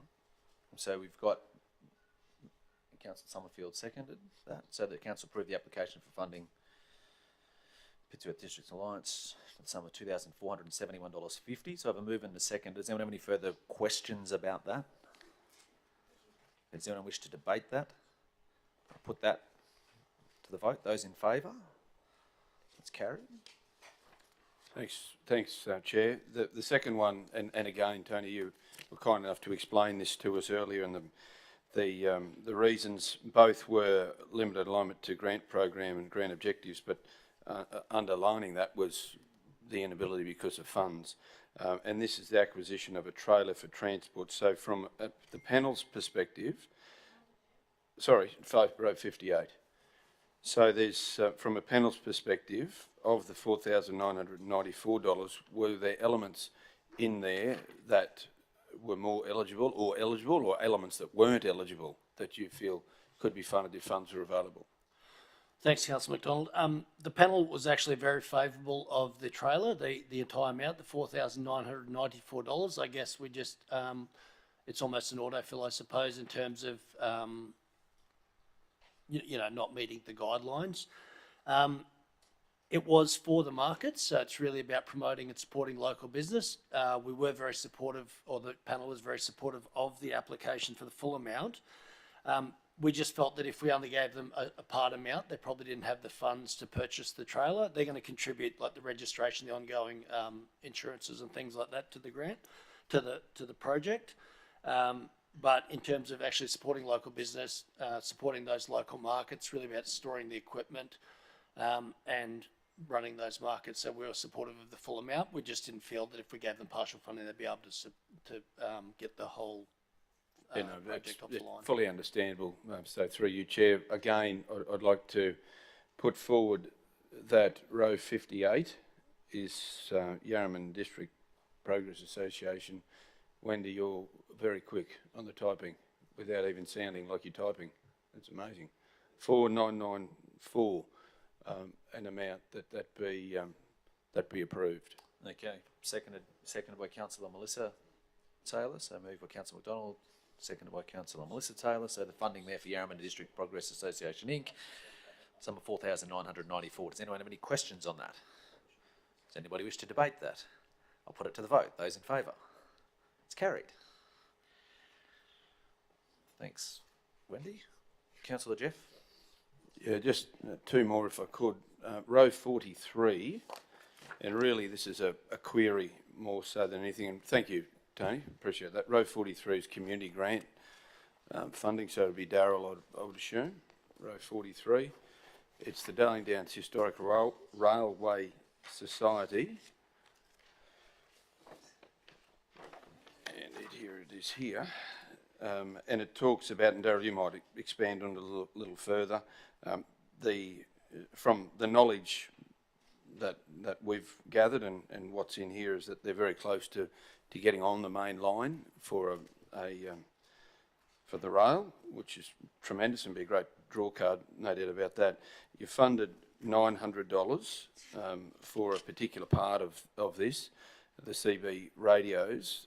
Is the protection, are the protection covers, the two protection covers, are they more to save in, or was it explained in the application, to save in maintenance costs and therefore would reduce some of their ongoing maintenance of those carriages, given that they will obviously become in use imminently?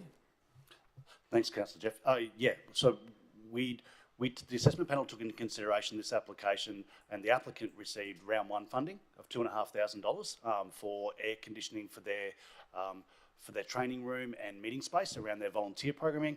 When they put in for this round, what they'd factored in were two parts: two CB radios that allow them to go on track, because they were obviously close to going on track, and that was a prerequisite to have the two CB radios to be able to manage the line as part of their one from QR. We felt that was a priority within the application, where the covers were good to be able to have, but we deemed that one more essential for the two CB radios at this point with their application, given they'd received 2.5 in round one this year as well from us. So therefore, it would maybe some feedback would be perhaps to apply for the next round, because they would be eligible under that grant program, noting that they've received some funding earlier. I guess the product description was interesting for me, and that's around the better manage and maintain the key assets, reducing maintenance requirements, improving overall safety, which, you know, as we all know, once you've got the asset, it's the whole of life cost that's an issue. And as a volunteer organisation, that's what really, pardon me, struck a chord, I guess, in regard to this application. So, providing they're obviously given that feedback that it would be eligible, then that's the assessment. Given they've received funding in the first round and from a fairness and equity, then I guess that's a reasonable assessment. Thanks. And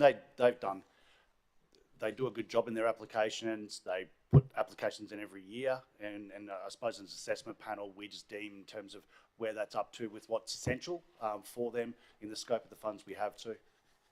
Sure, and if I could, unless there's other questions on that one, move to my last one, which is row 69. Row 69, and this is probably Eddie's mark ready for today. Row 69 is the Emu Creek Catchment Landcare Group. Pardon me. And it sounds like, once again, another fantastic landcare group doing great work for the community. And we've suggested that no funding approved, and the reasons for recommend traffic management, again, that's probably the third time that's been mentioned, roadside permits, integrated pest management plan. I'm just wondering, with those things that aren't in there, how do they come up with a figure of $7,500? Is there an itemised application through you, Chair, to Eddie, or how do they come up with that number, given it's the same as the last application? Mr Chair, through you, thank you, Councillor McDonald. The quotations or the specific items for item number 69 I don't have in front of me. I do know from an assessment panel point of view that chemicals or items for use within the actual roadside spraying, the application that's labelled as the activity to undertake, is where the majority of costs would come into. That, if I can point out to councillors on this particular occasion, while the application is sound, the assessment panel found that there was no reference to safety, so they felt that the liability or putting the organisation at risk if there was, heaven forbid, an unforeseen accident or something may have occurred from an unfortunate point of view of safety, that would place the organisation in a precarious position. So while the applicant would benefit from the feedback of providing or strengthening their application to include, have they factored traffic management into their project? Have they considered the roadside permits, which in fact council staff, if they wished to undertake this project, would in fact be bound by council to do, and then the integrated pest management activities. So it's really a case of strengthening the application for those items and providing that feedback to the applicant. Through you, Chair. Thanks very much, Eddie. I guess a little bit perplexing that they got a grant in the first round of this financial year for the same amount, and maybe this is the passage of time through changes of regulation around traffic management and traffic plans and what have you, yet they're recommended for not approval this time for the same amount, which seems to be the same program. So I wondered what the changes were from the last application to this application.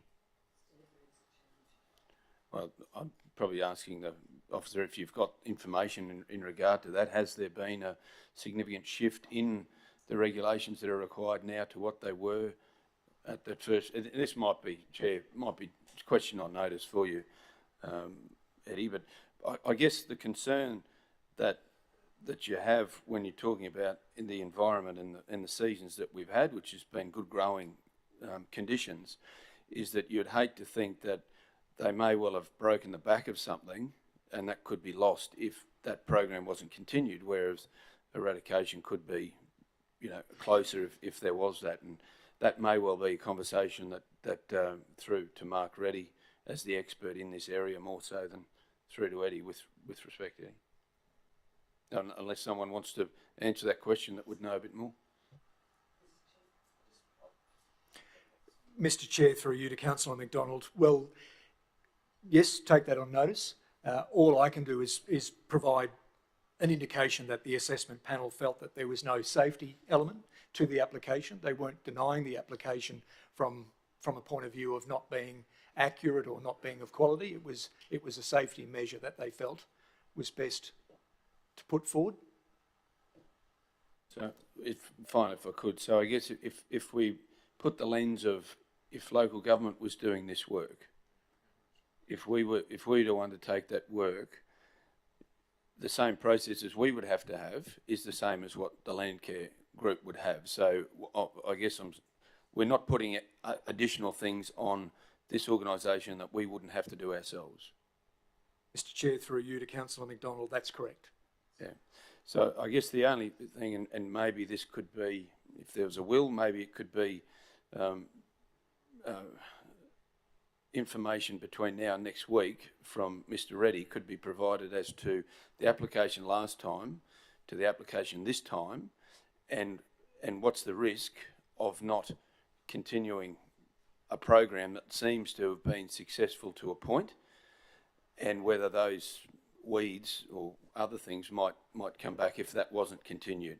I guess that might be some questions between now and next Tuesday, even if it's done via email, which might then bring rise to a conversation from councillors to either part or fully support that application. Mr Chair, thank you, Councillor McDonald. Yes. On the same topic? Yes, thank you, Mr Councillor Chair. Zahn. The traffic regulations, the state traffic management regulations have changed and become far more rigorous, and I suggest if that's what you're going to do, you also get an opinion from road operations, because you know, we've got people in the community complaining about it, but we are under the same regulations, and they have become much more vigorous in this new legislation. Thank you. Thanks, Councillor Taylor. So we take that on board. Obviously, just some info through Mark Reddy, as we mentioned, and then road ops in regards to that one for Tuesday. So same. Just on that point that Councillor Carroll raised, just wondering whether a description of the roads that are affected, you know, whether it's the highway or if it's just a small country road, it refers to land adjacent to the member's property, so it could be little laneways for all we know, and we all have opinions about the road management regime. And Thanks, Councillor Shine. Councillor Summerfield. Thank you, Chair. Just quickly, I agree. We don't know what the roads are. It could be that it's totally off-road. It might not actually be right against the road. So I think it's important that we get the details before next week. Thank you. Right, so that one sits where it sits, but obviously follow-up information. Oh, sorry, apologies, Eddie. Mr Chair, through you and through the councillors, the question of the roads of the project location can be provided for you. Motley Road, Upper Pinelands Road, Kangaroo Road, Hawkins Road, Burgess Road, Pierces Creek Road, Middle Road, Anduramba Road, New England Highway, Sondagel Road, Pitt Road, O'Connor Road and Braden Road.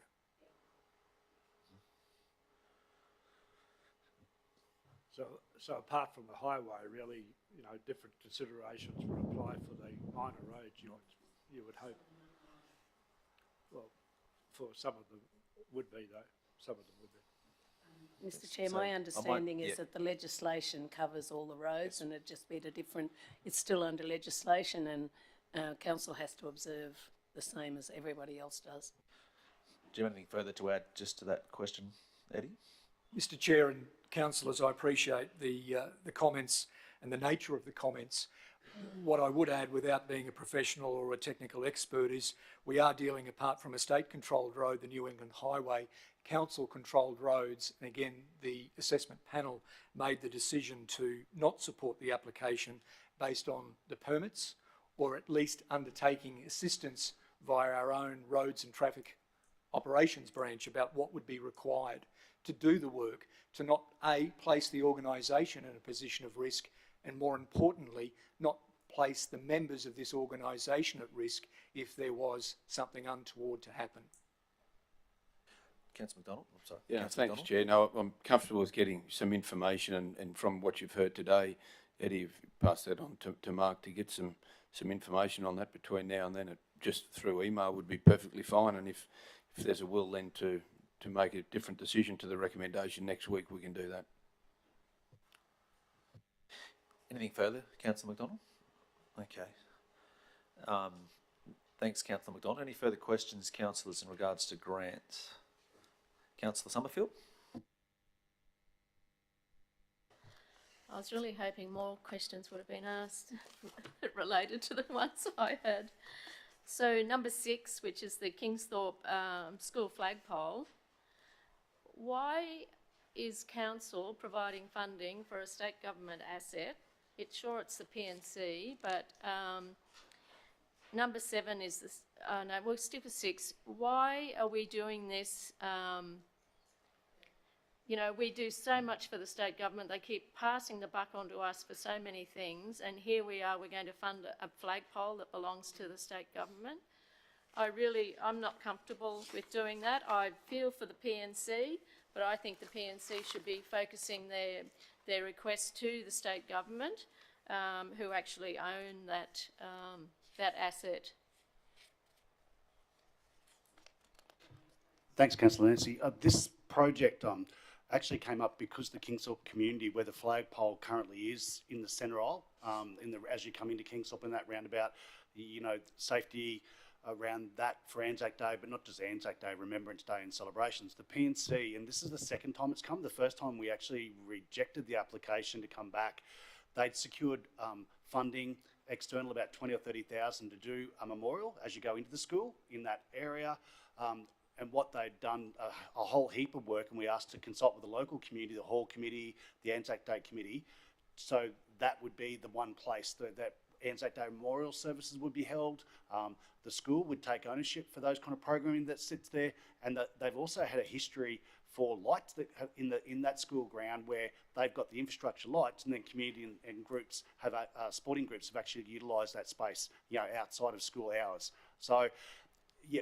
Yes, the assessment panel took on board. It is state government, but I suppose with an ageing Anzac Day committees, we've got some that aren't following through in terms of being able to deliver those events. We thought it was a good application and a nice partnership with the school to take over Anzac Days and Remembrance Days within that environment. Thanks, Darryl. So just clarifying, the Anzac Day service at Kingsthorpe will no longer be at where it currently is, where the beautiful rose garden and everything is. They don't do it now, Councillor Nestor. They go into the hall. Di Singleton, and Di's pretty well the last person left on the Anzac Day committee. They put it in the hall because of road traffic closures and the things that have to happen on that space. So last year they put it on in the hall. This year the plan is to put it in the hall itself. They'd fly the flag, but they wouldn't do anything out on the road verge, that kind of area. Yeah, right. So that's post-COVID then, because before COVID they were doing that. Yeah. There. All right. Thank you. I'm comfortable with that. So you've got a question on the Thank you. same topic, Councillor Yes, Taylor? it is. A comment, if I might. I do understand. I did agree that we shouldn't be putting something in the school grounds, but I do need to point out every year since amalgamation, I go to the dawn service at Gowrie, and that is a community service, and it's held in the school grounds. And they have the memorial and the flag in the school grounds, but it is totally a whole of community thing, which is led by the school. The teachers do an amazing thing. So if this ends up like that, then I totally support it. It's very moving. The school leaders have a part to play in the service, and if that's what they're aiming at, then I totally support it. Thanks, Councillor Taylor. Councillor Summerfield? Thank you. Number 7, this is about providing breakfast to the Rangeville State School. I'm guessing it is, each Wednesday and Thursday.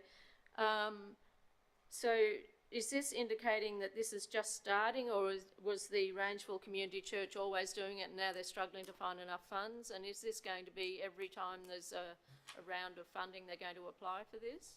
Councillor Nestor, they applied, I'll go there, I think it was, they've applied previously, and it's an established project they do, and they've come back this time, and they do try and get funds not just from council grants as well, their programs, when they run their breakfast program for those students 2 days a week. So yeah, they'll go through a range of different other mediums to try and source funding, source the food products, those kind of things to deliver it. But this is the second time they've applied for funding through community support grant for this project. Yeah.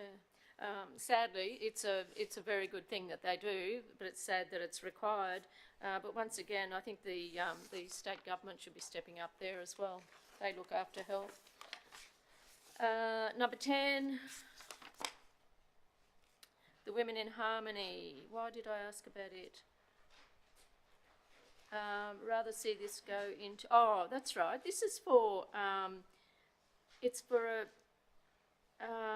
feasibility study into community choirs into the future instead of training up what they need. There's a shortage of both trained conductors and piano accompanists.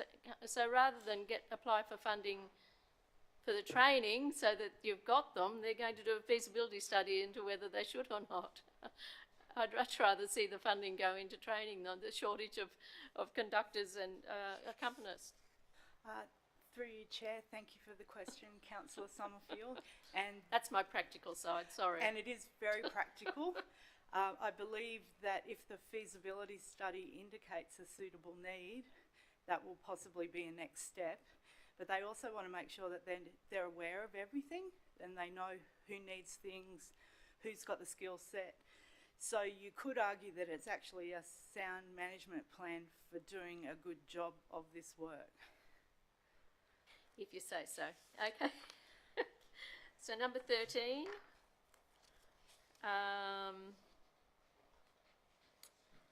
Provide. Is there more detail, for example, how much is being spent on trees versus planting of them? So provide wildlife habitat trees to extend existing bushland wildlife corridor, $7,500, and create tree plantation for koala care. So is there detail in the application about how many trees are going to be planted for this? Once again, it's a good project, but we don't know the detail. Mr Chair, through you, thank you, Councillor Summerfield. The exact details of the application, including the quote information, I don't have with me on hand today. There is an in-depth application with this particular applicant, and it does explain the number of trees and the area where the planting will take place. So could that all just be circulated to us before next week? That would be a great solution. Sure. Thanks. And number 14, the Rotary Club. I thought Rotary raised funds and did work within the environment, but in here, I couldn't work it out what they expected of council when they're already a service group themselves.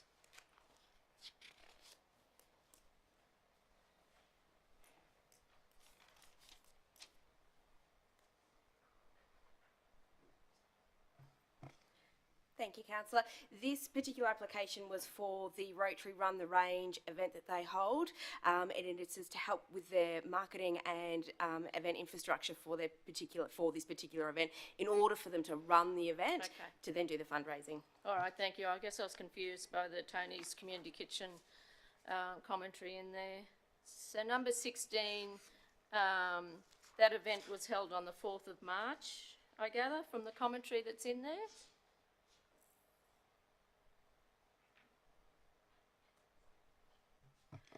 Yes, it is.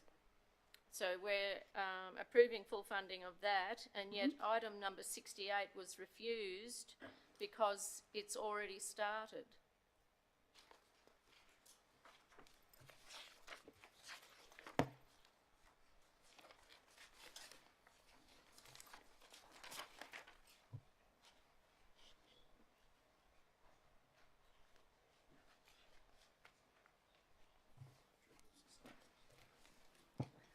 Through Chair, Councillor Summerfield, again, it's back to that same point, 7 programs, 7 sets of guidelines.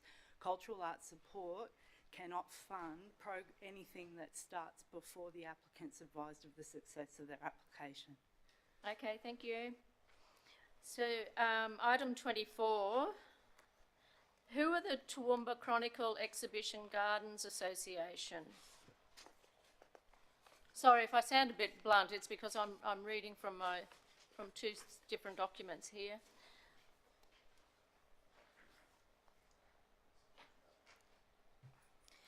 The Toowoomba Chronicle Exhibition Gardens Association, they're the exhibition gardeners as part of the Toowoomba Carnival Flowers. So they're a group of anywhere between 4 to 6 private gardens that people go and visit during the month of September.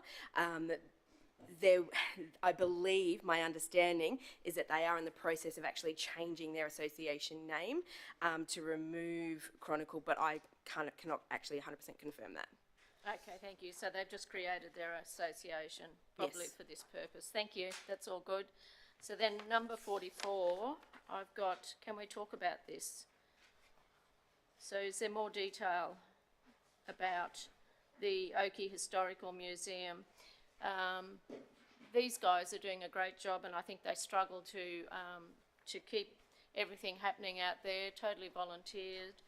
And I'm just wondering why we've limited them to $1,308. It says limited alignment to grant program and objectives. So I just wondered if we had more detail about what's limited. Yep. Can do, Councillor Nancy. Although, and I suppose Faye and the team out there do an amazing job out the historical. I suppose from the assessment point of view, though, that there wasn't a detailed project plan. They put some information in there about, they wanted to do their paths, but not greater detail. There was enough detail to provide some funds, but with more greater detail, project plan, where they're taking it to, how far, accessibility, they would have got more funds potentially from us. So we thought it was worthy of part funding and also worthy of a follow-up conversation with Faye and the team to go in future with applications. If you're looking at more, adding that project plan, this is where we want to be for accessibility, is it weather, just some more information that sat within it. So worthy of funding from the assessment panel. There's still a bit more work to do on their application for full funding.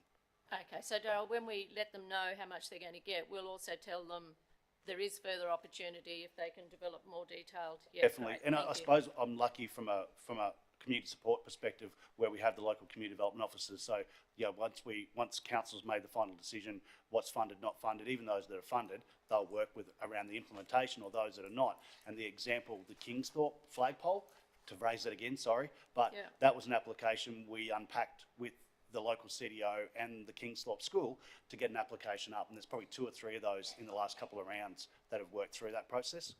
Good. Thanks, Darryl. Number 59, Toowoomba and Golden West Caravan Club. Can I find out more about why that's not recommended for approval? Yes. This was one, and we'd had some conversations with the applicant a couple of times with our grant workshops that we run. The problem is they're after a splitter box, so they'd take their caravan group out to a range of different spaces and places within the Toowoomba region. But from a community support grant perspective, we looked at what is the greater community benefit, and there's an economic development benefit and driver, and we get that. We suggested at that time maybe economic development might be a better one, the dollars into town, but unfortunately they still put in an application, through ours. Yeah. So from a community support, it would be, there's limited alignment, but from an economic development, I think there's greater alignment for those and the dollars that might sit around that. Yeah, okay, thank you. It's a shame they didn't take that advice, I guess. So Mayor brought up the research, number 61, Mulmerran and District Historical Society. They're wanting to research the 23 small schools, and I thought that would be a really good project for history. And I wondered why it was ineligible. Because a lot of those little country schools, they brought all communities together in isolation. We thought it'd be a cool project as well.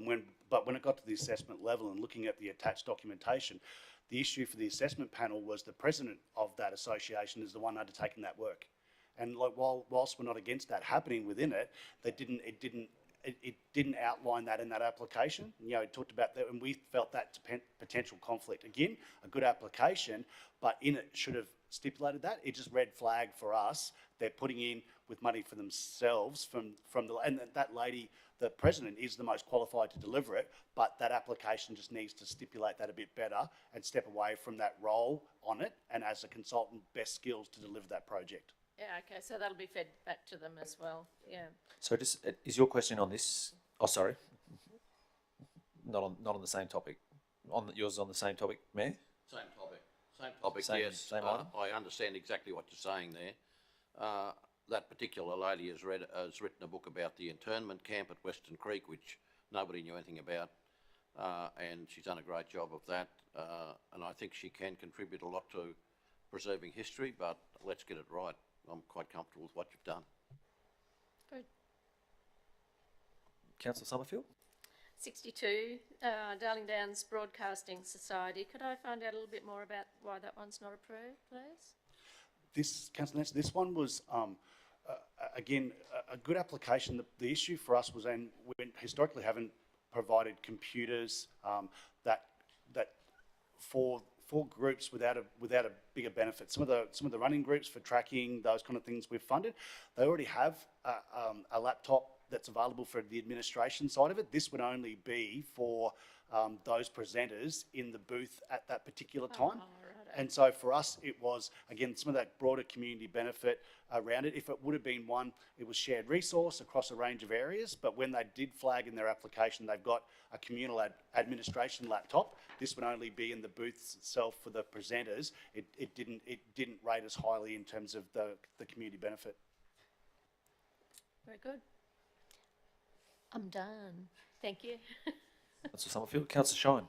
Just one more, which I noticed and I overlooked before, that number 60, Darling Downs Fijian Association. Just wondering, could you give us an explanation of what that means? Funding would be required by the group before the council decision has been made. Do you mean quotes to be obtained or something like that? Or Sorry, Councillor Kerry. This was actually an event that's already, it's happening. It's happened in terms of the timeline.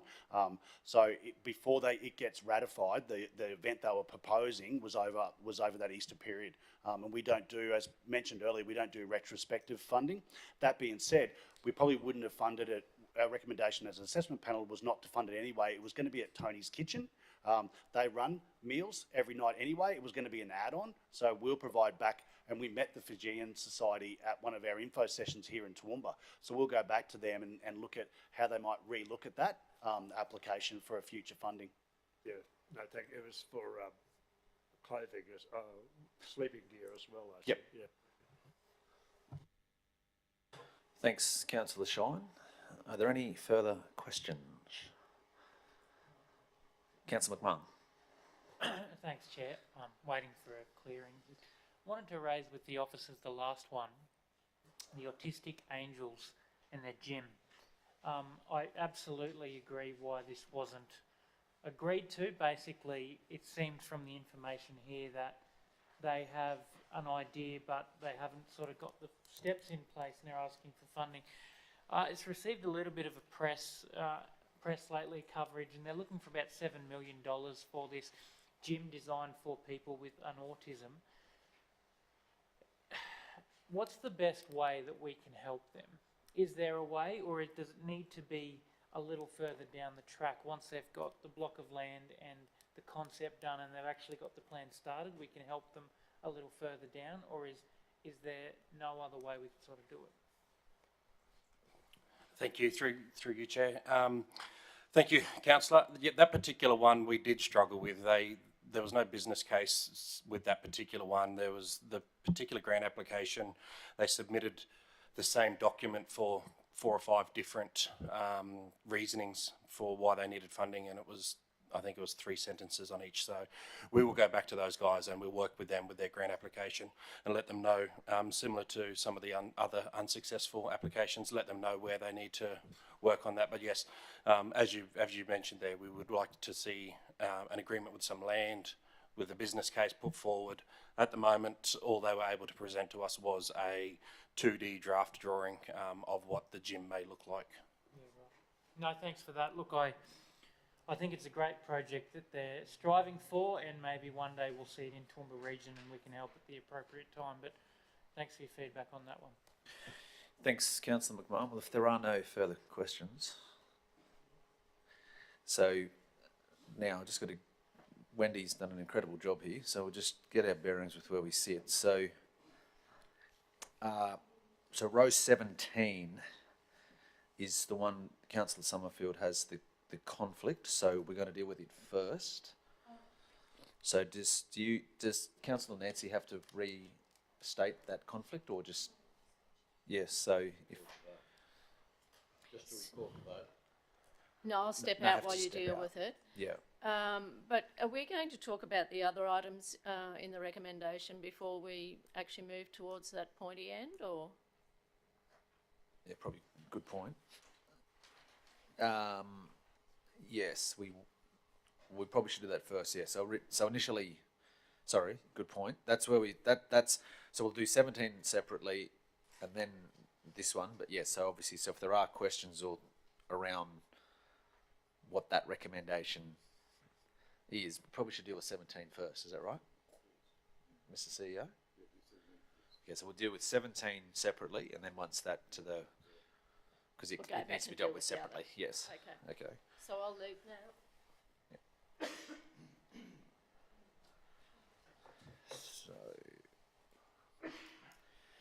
So councillors, that me. So we now the motion is that council approve. The application for funding by Highfields District Kindergarten Association Inc. As recommended in attachment 1, row 17. Moved by Councillor McMahon, seconded by Mayor Antonio. Those in favour? So that's carried.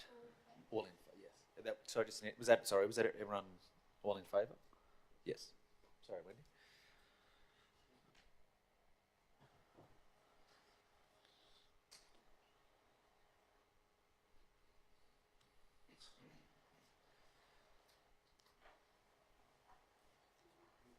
So, councillors, that takes us to the remainder. So, what's in front of us is that council. So, I'll go through the recommendation first. So, that's approve the applications for funding, with the exception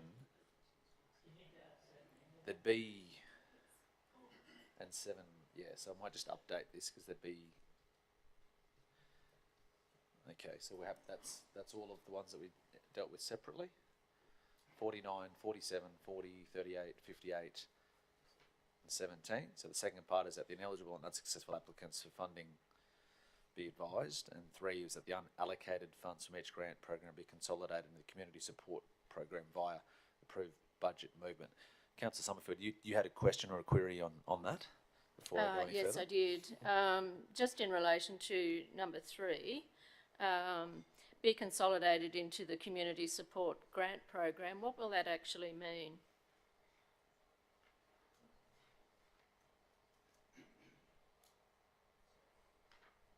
So just for the question, what does that mean? What does 3 by saying that unallocated funds from each grant program be consolidated into the community support grant program via approved budget movement? What is that? What can you So unpack that essentially for what us, that does, so please? there's, at this point in time, there is unallocated funds in reference to the report, so by specific programs. So those budget allocations sit off in different branches around the organisation. This is about moving the unallocated funds post the resolution to a central point, so it's quarantined and not spent on other activities, essentially. So I guess I then wonder, so it's sitting there, it just won't be spent. It won't matter whether it's consolidated or not, that money won't be spent. Is that right? It's minimising the risk of it being spent by putting it in one spot as opposed to having it distributed in 7 locations throughout the budget. Right, okay, so that money will be set aside then and not spent at all, which is a good thing, given our tight budget at this point in time. Thank you. I just want a clarification because, thank you. The only other question I had, if you can indulge me, was around the risk management, which is touched on in the report, and the declaration of conflicts of interest. So I'm wondering whether that's managed in the same fashion that it was when councillors were on the panel, that conflicts of interest are declared at the beginning of each of those panel discussions and managed appropriately? Yes, Councillor Nancy, they are. They, as an assessment panel member, I'll get a conflict of interest as first of all with a list, just a list of those applications, and through the community support ran for an example. There were some officers that had a conflict. They put that up. They never got to see those. They were closed out in the process. They didn't get to assess that through that one, and that's registered as part of each application and each assessment process. Thank you very much, Daryl. And that includes the external panel members as well. They're dealt with the same way. Definitely. Thank you very much. Thanks, Councillor Summerfield. Are there any further questions before? I said there is a recommendation before us. So, Councillor McDonald happy to move the recommendation. Councillor McMahon is happy to. I assume that's to second. Councillor McMahon, yep, to second. Anyone wish to go into debate? All right, got to ask. I'll put it to the vote. Those in favour? It's carried unanimously. With 2 minutes before lunch, I don't propose we probably. I'm assuming we'll break for lunch. So, do I need a motion? I'll need a motion for that. Motion to adjourn. No. So, so I don't need a motion to adjourn. So I'll close the Environment Committee meeting at 11:59, and we'll resume with the Finance and Business Strategy at 1 o'clock. Are we off?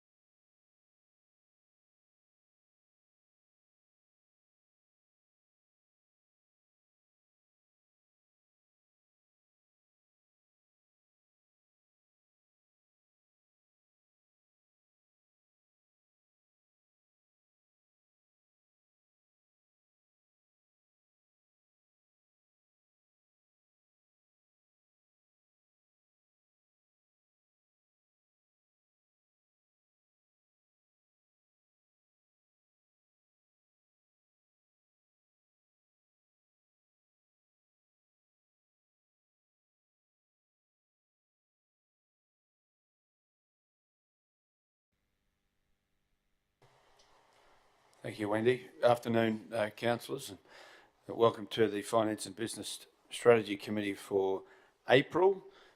So this meeting is open to the public and will be live streamed. I'd like to thank all of you in the room today and everyone watching online, particularly those in the gallery this afternoon. Thank you for being here. We appreciate that and acknowledge the Mayor, councillors, CEO, Mr Pigeon, General Manager Anne-Marie Johnson, and other officers that are in the room as well, of which Bailey will be presenting an item later on as well. But can I also acknowledge the presence of the Senior Grants Officer appointed to Council, to Scott Transetti. I hope I got that right. Is that close? Thank you. Appreciate that. Who will operate and work across all of Council as the Senior Grants Officer, identifying opportunities for Councillor. Certainly a great appointment and something that some would argue is well overdue. So welcome, Scott. We do appreciate you being here. Can I acknowledge as item number 1 the Aboriginal parties whose songlines traverse these lands we meet on today, the Western Waka Waka, Guyabal and Jarrawa peoples, and pay respects to their elders past, present and emerging, for they hold the knowledge, rich traditions and bold ambitions of Australia's first people.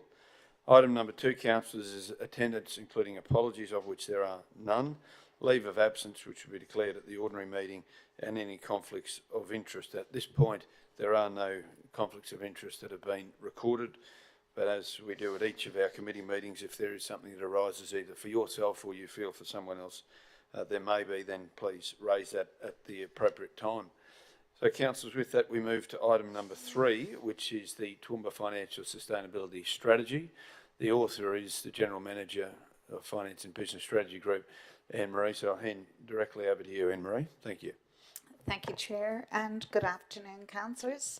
So I am delighted to present our inaugural Financial Sustainability Strategy for your endorsement. This strategy, I will acknowledge it's late. It's effective from the 30th of June 2022. It will be subject to review in October each year, but it is following an audit recommendation that we have developed this strategy for your consideration. So it's been in circulation for a period of time, and we've had an information session where we've gone through this strategy, and your suggestions have been incorporated. So I'm happy to take questions. Thank you very much, Anne-Marie. So the strategy is there before us, as the General Manager pointed out. This will be reviewed in October or very soon after the financials are finalised for this current financial year and the budget has been adopted, so that we will see some changes, particularly around the financial sustainability measures that may well be in place by the 1st of July as well. But councillors, is there any questions for Anne-Marie? Councillor Nancy. Thank you, Chair. Thank you, Anne-Marie. I missed the information session, but happy to read the document. So I just wonder, given this council's in the birthing stages really of its tightest budget pathway really ever, how do you see this strategy minimising project blowout risk? So I think what this strategy is set out to do is to provide a framework for us, for council, to adopt the budget within that framework every year, and then on a monthly basis to continue to monitor the budgets and the actuals. So as long as we take every measure possible to stay within the framework, so we have 3 key ratios at the moment that could change up to 8 from 1 July next year. So what we will do is continue to report them to councillors on a monthly basis. So not a lot is going to change from what we do now to what we'll be doing with this strategy. What this strategy does is bring it all together in a single document that guides us and formalises what we're doing now. So that is adopting a sustainable budget, ensuring our long-term financial forecast is developed and adopted within the sustainability framework. Thank you. And I see project blowouts is council's biggest risk, and I note that there's a meeting coming up next week which we haven't seen the agenda of. We don't know what that special meeting is, but I'm concerned that it could be a budget blowout, and that's just a guess on my part. I just wonder, is ELT focused on having a mantra that trying to contain budget blowout, given that this really is our biggest risk to our budget in the next 10 years? So what our position is to have a maximum capital budget every year. So we have been developing the budget with, ranging from 160 to 220 million over the last number of years. And if a project blows out, something else has to go. So as long as we stay within those parameters and that will ensure our sustainability. But we must stay within the agreed parameters. And what those parameters show us is that we maintain a small operating surplus, which helps us to fund capital works going forward, that we maintain a maximum debt capacity, and we have done a considerable amount of work with Queensland Treasury Corporation to determine what that maximum capacity is for this council as an entity. So regardless of where those projects are, we know what our maximum capacity is at this stage. We know what our capacity to deliver projects, and we've got a long history of adopting budgets and not quite delivering, and we've certainly come a long way in the last couple of years towards delivering exactly what we budget and say we're going to deliver. Thanks, Councillor Nancy. Any other questions, councillors? Councillor Tim and Councillor Rebecca. Thank you, Chair. Anne-Marie, we have been obviously briefed on this through info sessions, but I have a few extra questions. In regard to key outcome for the investments, and I appreciate it says in the report that it fluctuates. We get money in and at different times and have more and less to invest. We use higher earning financial instruments, provides a revenue opportunity. Is that just bank interest, or can you give any more? Is there any cutting edge investment? And that's ensuring that we're reviewing our cash on a daily basis. So we do a full cash analysis every day. We look at, you can imagine the week rates are due on that due date, that there's quite significant dollars coming into our bank account at any one time. So we're reviewing those, looking at what our payments are for that week and for the following week, and ensure we're maximising the return on those cash deposits. Yeah. I guess, Councillor Tim, just to explore that a little bit further in regard to your question, you're asking whether we have other investments outside of cash investments through interest, and therefore it would align with our risk appetite statement for council. And so the risk appetite statement clearly defines what level of risk we would take as an organisation, which is where it's limited to bank interest. Sure. Okay, so yeah, risk. Good. No, thanks for that. One more or two more if I could follow up, please. The OSR and the ASR. So the operating surplus ratio in this report is at negative 1.6%. Now that's been rectified at BR2. Am I correct in that? That's correct. So I'm just trying to locate the page. Sorry, page 172. Yeah, so that was a negative figure. So we adopted this year's annual budget, the 22-23 annual budget was adopted with a deficit, a proposed deficit, because at the time we envisaged that we would finish 30th of June 2022 with a surplus. When that didn't eventuate, and this was all to do with the timing of the income around flood recovery works. So it's something that we have to very closely manage. So when we realised that we had a deficit, we took measures to turn around the budget at BR1 to a small surplus. Correct, and that's been proposed for BR2 that we are at a small surplus. We haven't, and at BR2 the surplus reduced, but we did maintain that small operating surplus. Yeah, thank you for that. So my question is, if we move to the 10-year forecast on page 180 of board books, where, I mean, this OSR has changed 3 times this year for different reasons because we adopt budget reviews and all the rest. So we've got a 10-year forecast there. How do you propose a 10-year forecast when something changes so regularly? It certainly is a challenge, and with the flood recovery works program on our doorstep at the moment adds to the challenge. So what you're looking at here is a report for the whole of council, for the whole organisation. We have dedicated management accountants working in each of our operational areas, so there's quite detailed budgets, zero-based labour budgets, material budgets, depreciation. So that allows us to monitor variances on a very regular basis. So one of our biggest expenditures is in labour. So every time we process a payment run, we can look at our budgets and actuals because a lot of pay goes to specific projects. So managers are responsible for working with the finance team, looking at those variances, and ensuring that we've got our dashboard set up that you can have a look at a glance of how we're tracking budgets and actuals and take action straight away if there are, anything pops up there, any challenges. Yeah, you have obviously a tremendous team, Anne-Marie, who monitor this fairly regularly, so kudos to them. My final question, Chair, if I may, the ASR that's sitting at 62% and very unlikely to go above 90% in the future, is that the one the QAO is reducing from 90% to 60%? That's correct. So the new sustainability framework that is being proposed by the state government has a range of asset sustainabilities for councils. So different councils have a different percentage.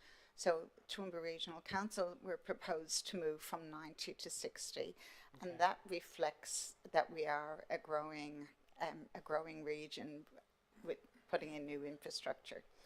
And so you can see from the figures in front of you there that we will maintain that greater than 60% asset sustainability ratio under the new framework.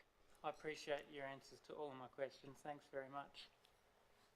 Thanks, Councillor Tim. Just leading a little bit further, you'll note that from the information session we had to today, we've got the updated information, which includes the BR2, and I guess, Anne-Marie, that's where an update in October as a point of time for the next review of these, and your review will feed into the budget process for the following year. So this is updated as to now, but that could change. Councillor Rebecca. Thanks, Chair.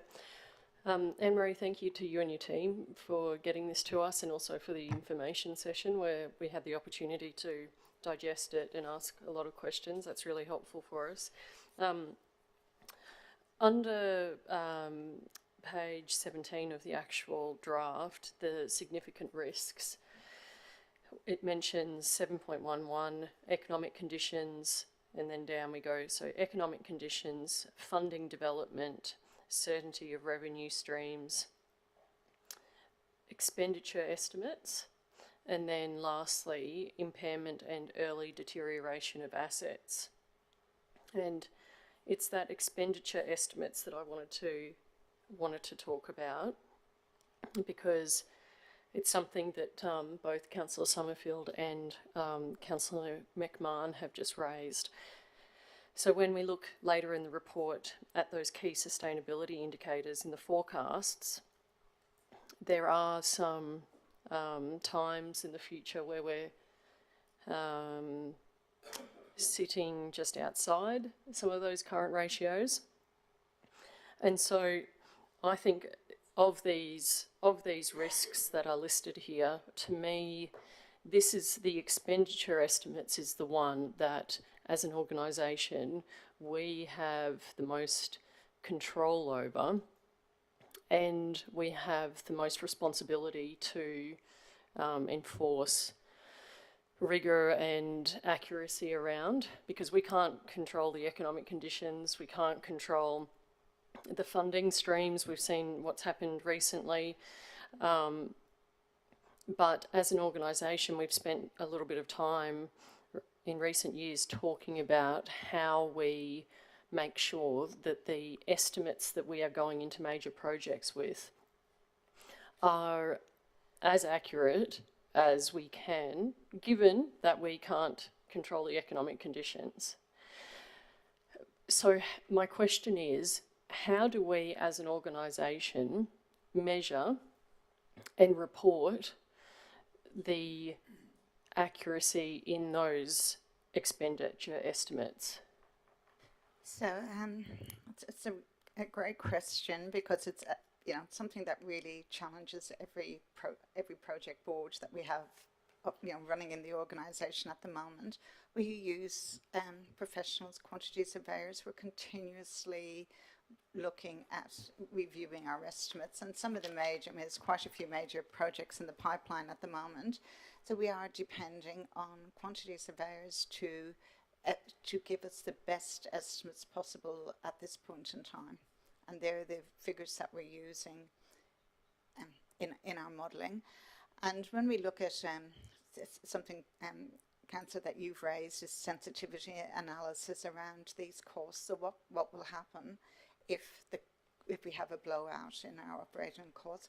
What will happen is that we slow down other programs, and we need to have that flexibility within our program of works, that we can slow down and invest where we need to invest at a given time. And we've seen that happen in major projects over the last 12 months, where we've had to reallocate funding because of additional, say, an increase in the scope of works.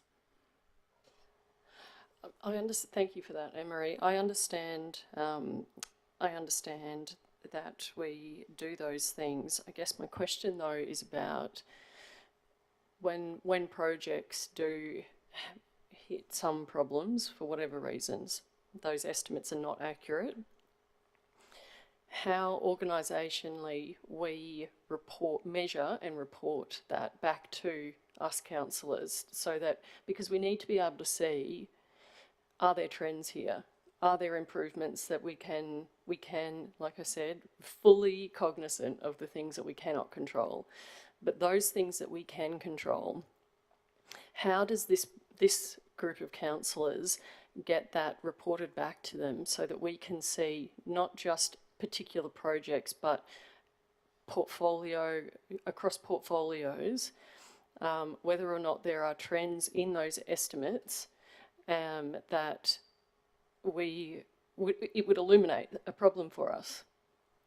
So, councillors, we started last year, I think probably just over 12 months ago, following a request from yourselves to include on a quarterly basis the detailed capital work summary report, with including that practical completion of projects. Now you get the 5 every month, the top 5 for each group, but on a quarterly basis, so December, March, June and September, you get the full listing is released publicly as an attachment to the monthly performance statement.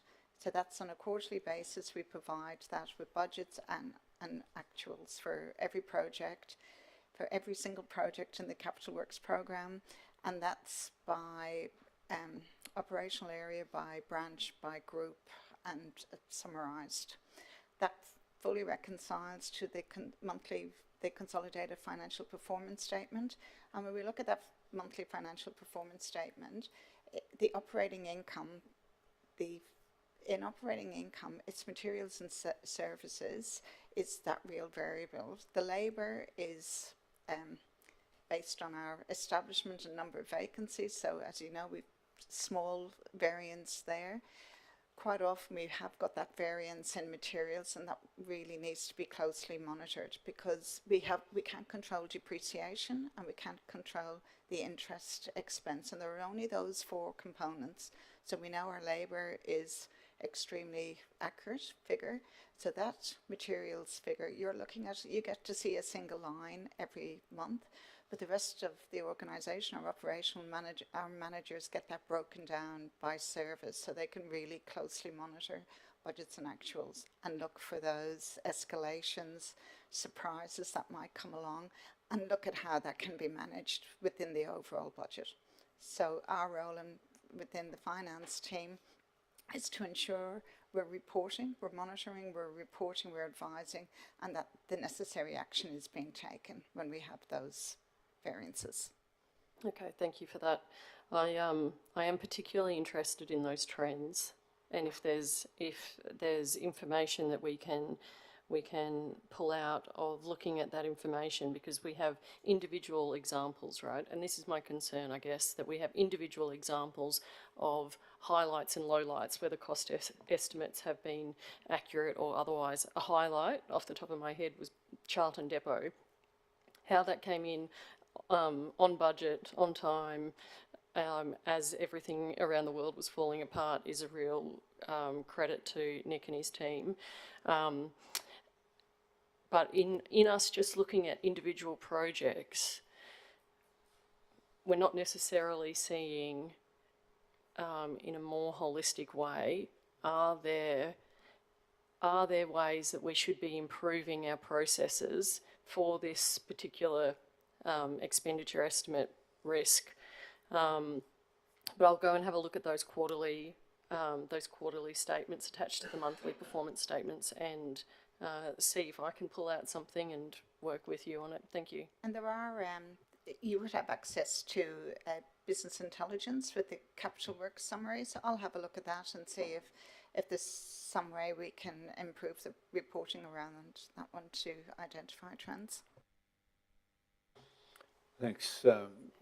Thanks, Councillor Rebecca. I mean, that's what I was going to mention about Power BI, which is it's a good resource for us to utilise to highlight that. But I guess from a risk mitigation, which I think is where this conversation really lies, is there additional resources required in the organisation from a holistic project services oversight or quantity surveyor type model? And I don't need an answer today for that, but strategically I think that's a conversation for this organisation, given the size of our projects and the task at hand for a small amount of people in the organisation. Councillor Carl. Thanks, Chair. Through you to Anne-Marie. Anne-Marie, on page 12 of the report, 169 of board books, talks about the first and the key outcome area 1, and the paragraphs there allude to, well, this is my meagre summation, input costs are up, and we talk about user pay and equitably looking at that, and we generate the revenue from that user pay. Moving towards user pay model is the most equitable. Then you go on to talk about it talks about in the objectives, or rather it mentions in the last paragraph of what I'd call the introduction there, CSOs, and how we generate funds from that. And that parameters talks about a clear public benefit, but then goes down to the objectives 1.2. I'm just wondering, and it's probably along the same lines as the last couple of speakers, I'm just wondering if we're moving down this user pay, are we geared, or is the user pay stuff geared towards the right services? And the part that I am always critically looking at is in 1.2, Council is committed to the development and continual review of a sustainable service catalogue, including engagement with the community and key stakeholders to inform decisions on sustainable range and levels of service. So I guess my question is, are we gearing that revenue that's collected from user pay, is it geared to the right services we prioritise? And should we, second part of that, or second question is, do you think that's strong enough, those words, and should it be as an objective, or should it be an overarching statement that Council will continually review and develop, not committed to? I'm hitting at prioritisation here, in what gets on the books and what doesn't. And if we're going to put a hand out for revenue, our principal source of revenue is rates, then are we prioritising around risk? Are we biting off more than we can chew? Are we operating under an old model? Do we really need to get serious about what is a genuine CSO or not? Those sorts of things. I know there's a few questions in there, but I just wonder whether there's strong enough language in this document to actually guide future councils. And yeah, anyway. So Councillor, are we committed? I think we are absolutely committed. We've got a business transformation and strategy branch, which is, this is their bread and butter, what they're dealing with. So I'd like to suggest maybe that this document will be reviewed again in October. So once the budget's adopted in June and the financial statements audit is signed off in September, and in that 6 months' time gives us a chance, if you like, to review these objectives and how we're going, and we're going to review them every single year, because every year we'll update that long-term financial forecast, we'll update our actuals. You know, we've included the actual figures, so the 30th of June 2023 actual figures will be included in the document, and our future modelling will be based on how we finish up at the 30th of June. Obviously, we've got significant projects in the pipeline which were going to impact us over the next couple of years, and the flood recovery works on top of that. So it's a really, we've never had to monitor as closely as we have now, and to continue reporting and providing you with the information you need to ensure that you're informed. So the fact that we're committed at this stage, so in our inaugural document, I think I feel comfortable with it, but happy to make it stronger words, and maybe we need to make them stronger words when we review them. Look, I guess what I'm suggesting here is that a sustainable service catalogue should be the rule book that we live by, not as part of consideration. I sort of read that, and there's ahead of that is a guide on how we will collect revenue, what we consider as CSOs, the increased risk of fluctuating input costs, heading north generally, but there should be an overarching framework, and I've been a long campaigner of a invigorated investment into the sustainable service catalogue. I just think we should be really putting that front and centre. That should be determining the order of business for council.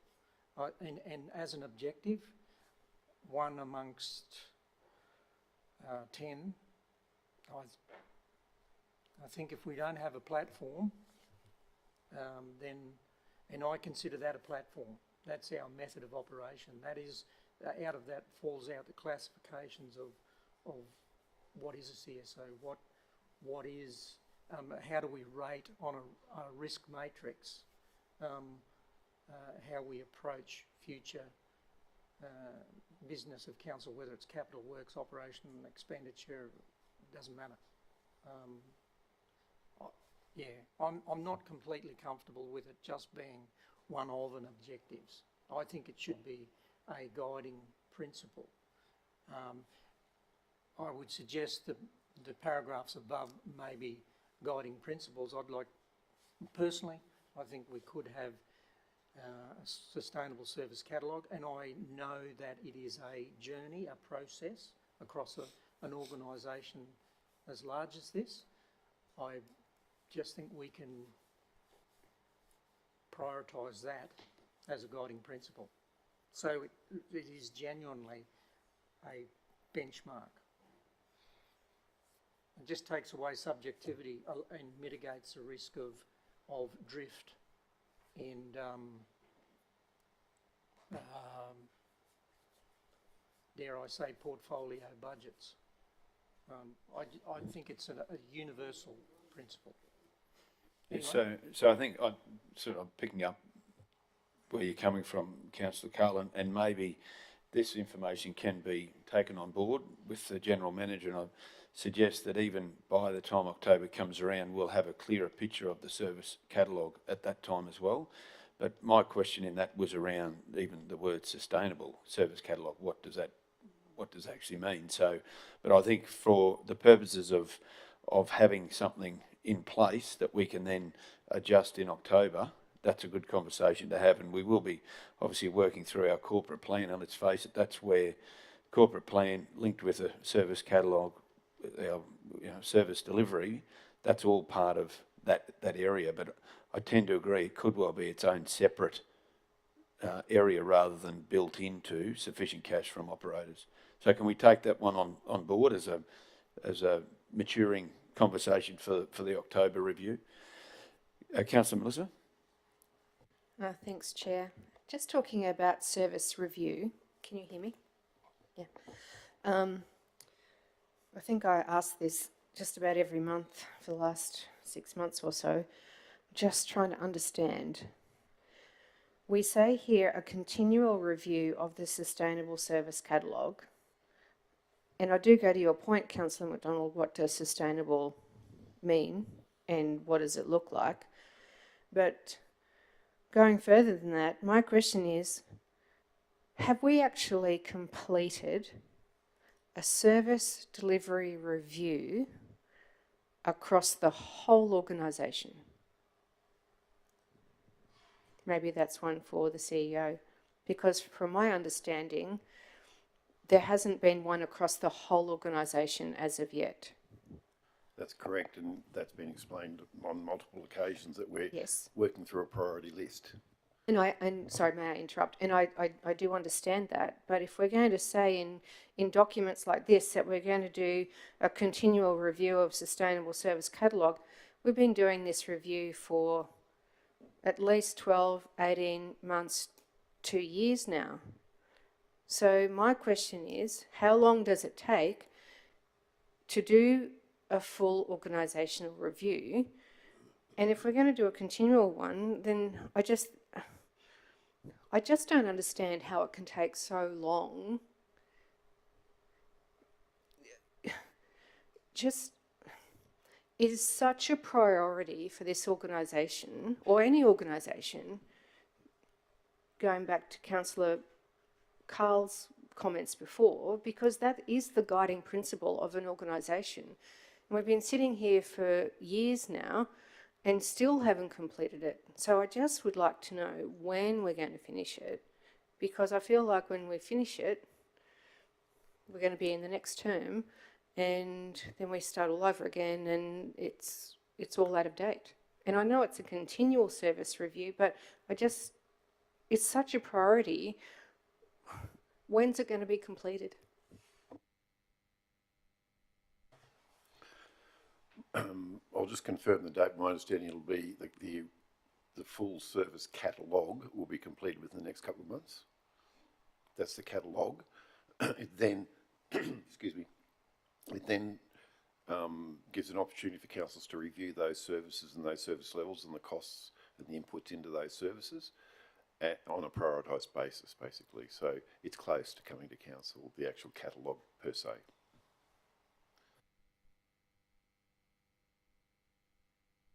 So the first part is understanding what we're actually delivering across the organisation, and that'll have all those bits and pieces with it. So that's why I say by October we'll have a clearer picture and be able to put some more substantial things in here, I think. I think I might take it offline, because I know there was one part of the organisation that was going under review that was to come to us in December, and it still hasn't come to us. And that's a major part of the organisation that I think there are some, possible really good wins for the organisation, and it still hasn't come. So I think I'm just trying to understand, you know, we talk continually about a continual review of the service catalogue. So I'm just so eager, because I think we can have some really good wins for the organisation once we have that. So I look forward to that in October. Thanks. Oh, hopefully in the next 2 months rather than October. Okay, any more questions, councillors, in regard to this? So, Anne-Marie, just a couple from me, if I could. On the first page, noting that this is a point in time, first page of it's page 2, page 159 on board books. The fourth last paragraph talks about the overall operation and capital expenditure parameters are based on our 10-year long-term financial forecast. I think just because this is a public document, to give clarity that this is, we don't just see this in 10 years implements. It's actually a rolling program, and this is where the measures of sustainability often change, and Councillor McMahon picked up on that earlier. So by the time this next report goes, there'll be another financial year added onto it. So that rolling, if we can add the word rolling in there, I think would be clearer to what it is. And the last one is regard to page 174, and hits to the point, and I think Councillor Vonhoff might have, or certainly raised, the risks. The certainty of revenue streams, I think we have the opportunity to explain it a little bit more clearly from a community member trying to read 6%, 3%, and what does that actually mean for someone. So Wendy has got some wording, if you don't mind, Wendy, to put that wording up just to adjust 7.1.3, particularly to reflect the financial assistance grants, which is what this references. And effectively, I'll read it out if you've got that there, or you've got it up there. Effectively, it's just stating the numbers. So uncertainty in the projection of revenue streams is a significant concern for Council's sustainability. That's the same. While Council controls most of its annual operating revenue, Council has historically relied on 6%. That's the same. The Queensland Local Government Grants Commission reviewed the overall distribution of the federally funded financial assistance grant, which is added to it because it is federal funding that goes to the state. And then the last sentence, I think, is the one that will explain dollars. For Toowoomba, this equates to a 23% reduction, $7.8 million in operating grant funding over a 3-year period commencing 22-23. So it's actually saying what it is rather than percentages, 6 and 3%. What does that mean to someone? So I'm just seeking endorsement, I guess, from my colleagues as to whether you feel that would be useful from a public-facing document.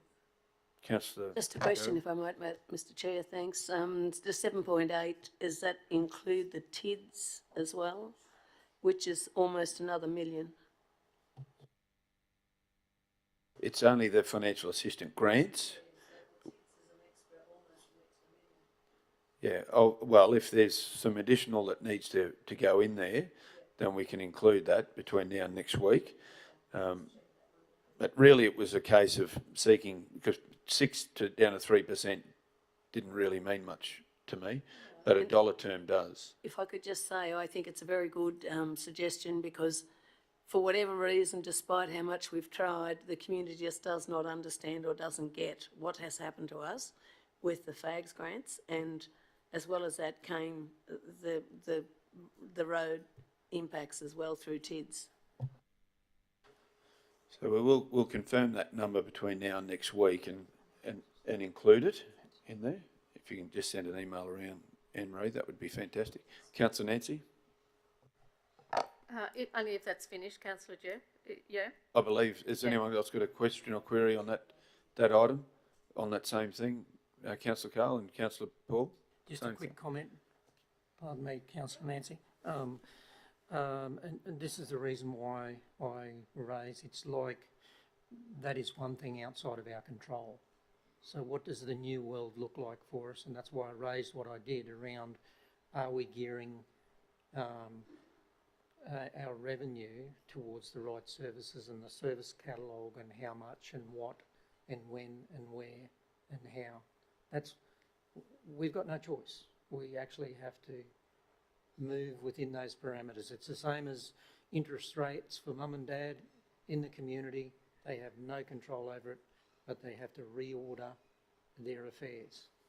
So that's why I keep bringing up, I see it as a foundational platform for motor You've got no worries about putting that information in there? No, but it just reinforces why we need to think about things differently moving forward, because I don't see it going, those figures going north anytime soon. No. Councillor Paul? It wasn't directly related to this. Well, Councillor Nancy, you've got a different subject, have you?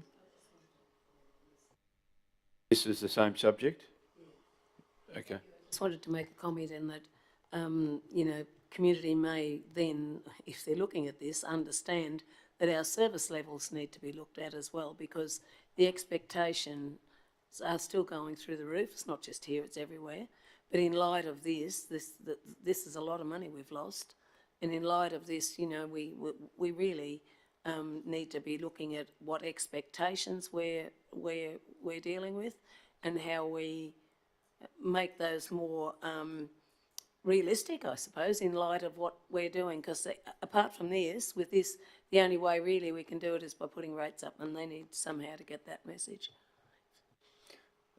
Councillor Nancy? Oh, thank you, Chair. And I guess just following on from that, our expectations, or the community's expectations, but also council's obligations. But I wanted to talk about page 11, which is 168 on board books, the Water Vision 2050, and this may have been raised in the workshop, but we now have a 2021 to 2071 report, and I just wondered why that wasn't reflected in the document. Sorry, I didn't catch what's the question? Sorry, Anne-Marie.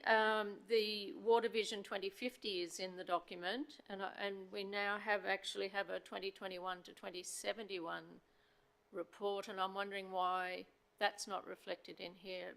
Am I on the right boat here? I'll update that before next week. Thank you. So this was at the 30th of June 2022, so the new Water Vision came in after that date. That could explain, but I'll make sure that's updated. Thank you. Me? Look, I'm probably heading off on a tangent or something like that at the moment, but when I think of our future viability, I can't help but think of the ANCAL impact on water and the enormous potential there is for us to cost, you know, a total year of infrastructure costs, you know, to finish that project. It wouldn't be in 1 year. Is any consideration being given to other models in terms of, since I've been here, I've been very reluctant to talk about potentially somebody else owning our water system. Has any consideration at all been given to moving that into another space or whatever it might be? I realise it's particularly complex with the small communities we have with their own watering systems, but is any consideration given? If that was off the agenda, it would be, you know, my view, and look, I don't do detail at all well, and everybody understands that, but from a bigger picture point of view, that would be, I think, if that enormous figure was taken off the agenda, it would be a totally different scenario. So that's certainly something that Queensland Treasury Corporation provided a full presentation to councillors on all the various options around the business of our water operations. Yep. And I'm happy to revisit that proposal. I don't need to know anything about any discussions that have been had at a higher level, but I've never thought about it as being an appropriate thing for a council not to own their water, but I think it's reaching a stage now where we'd have to look at every possibility to save our ratepayers. We might take that on notice, because it's quite a large strategic conversation and has implications more far-reaching than our council as well. So we might take that one as a comment, Mayor, if that's okay, and maybe for our strategy session it could be raised there in the appropriate time. So councillors, there's a recommendation before you. There's those few little changes that will be put in place between now and next week. The recommendation is quite simply that Council adopt the inaugural financial sustainability strategy, and in doing so, thank Anne-Marie and Andrew as the Manager of Financial Services. Thank you, and you and your team. So, councillors, do we have someone to move by Councillor Shine, seconded by Councillor Melissa Taylor? Those in favour? That motion's carried. Thank you, councillors. We move then to item number 4, which is the report of the Audit Committee, and we have the pleasure of the company of the Manager of Governance and Legal Services, Bailey Garcher, here to present this report. Bailey, welcome to you. Thank you, through the Chair. I'll take the report as tabled and take questions. Thanks, Bailey. Questions, councillors, in regard to the report? Effectively, it's the recommendation is to receive, and the recommendation's adopted. Councillor Megan, question? Thanks, Chair. Bailey, the where it's got the matters considered, and I know that you did send through something, or Anne-Marie did, about a recently tabled report to Parliament, which was not included in the briefing paper, but would be of interest, is protecting our threatened animals and plants. Can you just give me context on that, on why is that there, and what's its sort of meaning to local government? Maybe that's a question for Anne-Marie. Where is that documented in here? It's on page 197. 197, Bailey, so that would be number 5, third dot point. Third dot point, sorry. Matters considered, number 5, Queensland Audit Office, third dot point. So that was a general update from the Queensland Audit Office, that matters that they'd considered, not in relation to our audit.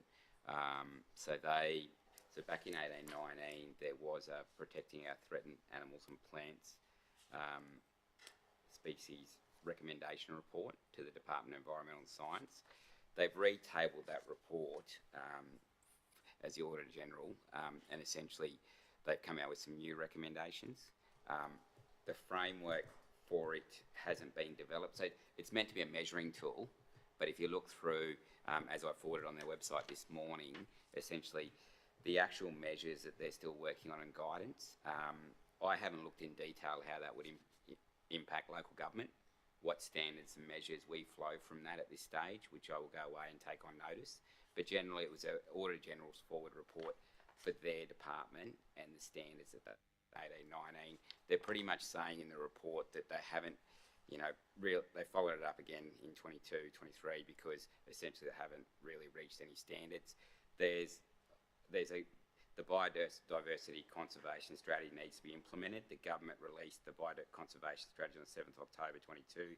The strategy doesn't include measures and targets or a framework, and that's what they're working on at the moment. I could not tell you at the moment how that flows down to local government at this stage. I'd have to do some more research. But virtually they've measured themselves from 19.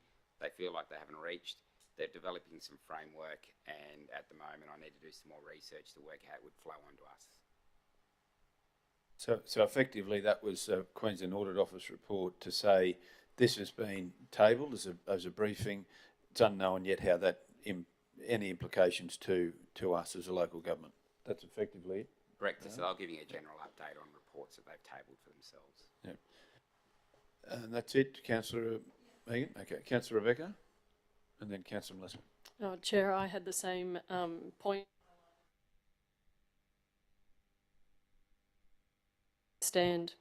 Microphone. I understand that it's a general point that the Audit Office has raised, and I think, Councillor, your question was they're raising it for a particular, it's not immaterial. They are raising it with us, and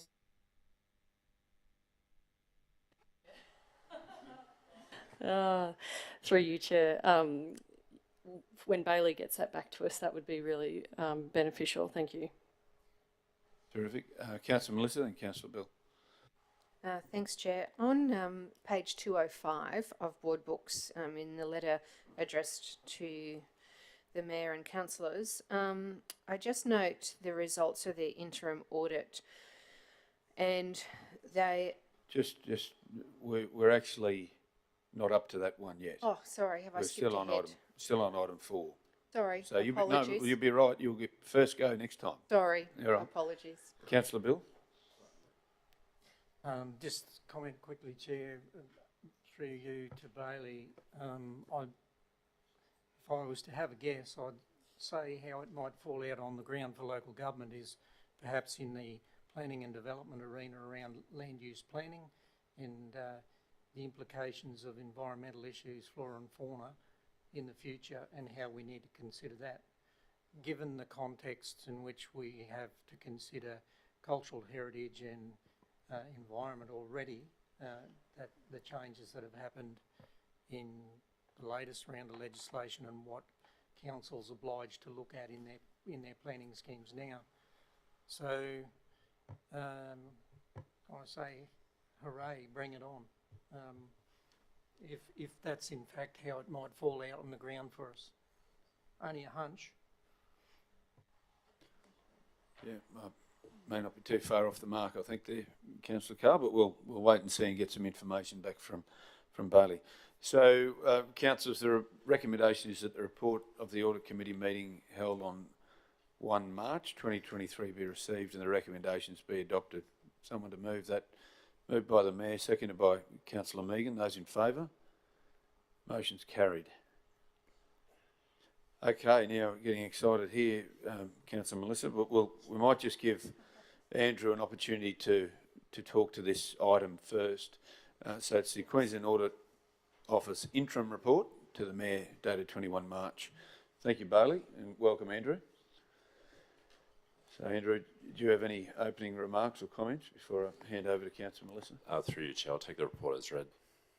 Thank you. Councillor Melissa. Thanks, take two. Thanks, Andrew. In the middle of that letter, in a box, it's got the results of the interim audit. And I just note that there are significant deficiencies and financial reporting matters, with numerous ones that are unresolved from prior years. I note that there are new dates for those unresolved issues to be resolved by. How are we looking? Will they this time be resolved by those dates, or are there any particular issues that we need to be made aware of that will impede the completion by those dates? Thank you, Councillor, and through you, Chair.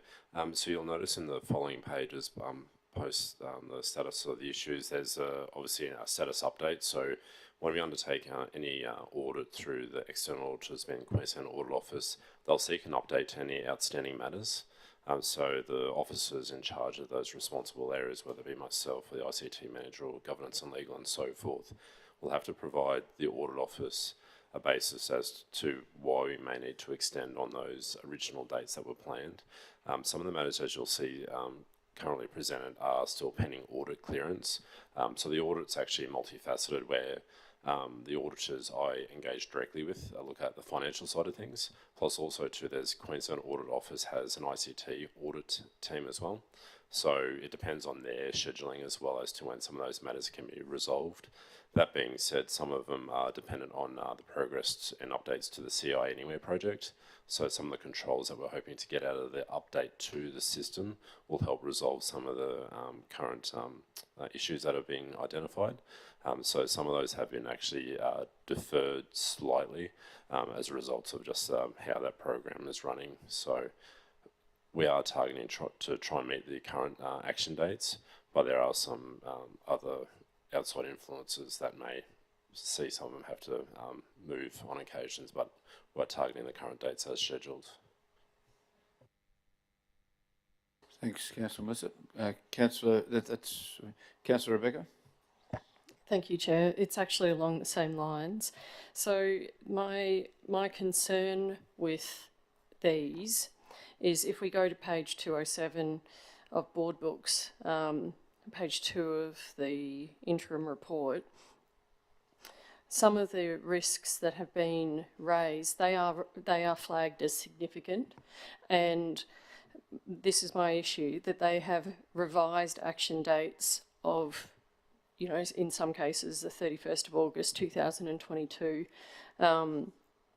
but we, as those action dates get revised and the timeline is extended, we no longer have visibility of what the original action date was.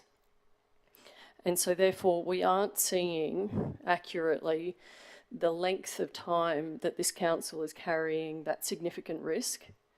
So that's the first thing, visibility about the length of time. And then the second thing is obviously the justification for carrying significant risk and revising those timelines for, you know, more than 12 months at a time. Might General Manager Anne-Marie might mention a couple of things she's just been raised. Councillor, if you see where it says re-raised and it had 20 IR2 there, so that 20 is the financial year. So it was raised in the, so that will tell you how old it is. So it's been re-raised. So we can't actually fix this one. We need a system, a change in technology one to fix this, but how we do mitigate it is through the procurement process, and certainly through the centralised procurement. So when we have, I'm talking about 22 IR2 in particular here. So we have almost finalised that centralised procurement, and so then therefore we have qualified procurement officers, and that's what they're doing full time, and we won't have this retrospective amendment of purchase orders and lack of expenditure tracking. So there's, if you like, there's two solutions. Our solution is to make sure our staff are doing the right thing, and the system solution, we really shouldn't need to have a system solution, like if the staff are doing the right thing in the first place. But the upgraded technology one will have that systems solution to prevent it. But we're recruiting the final positions within, and then we'll have council's procurement will be fully centralised to the procurement hub. So there are these issues that we have been unable to resolve, and you will note that 8 out of those 11 have been resolved subject to sign off by the auditors. But those ones that we have been unable to resolve, you will note that we have measures in place to mitigate the risk for council. Thanks, Anne-Marie. So thank you for explaining what that re-raised 20 IR2, for instance, stands for.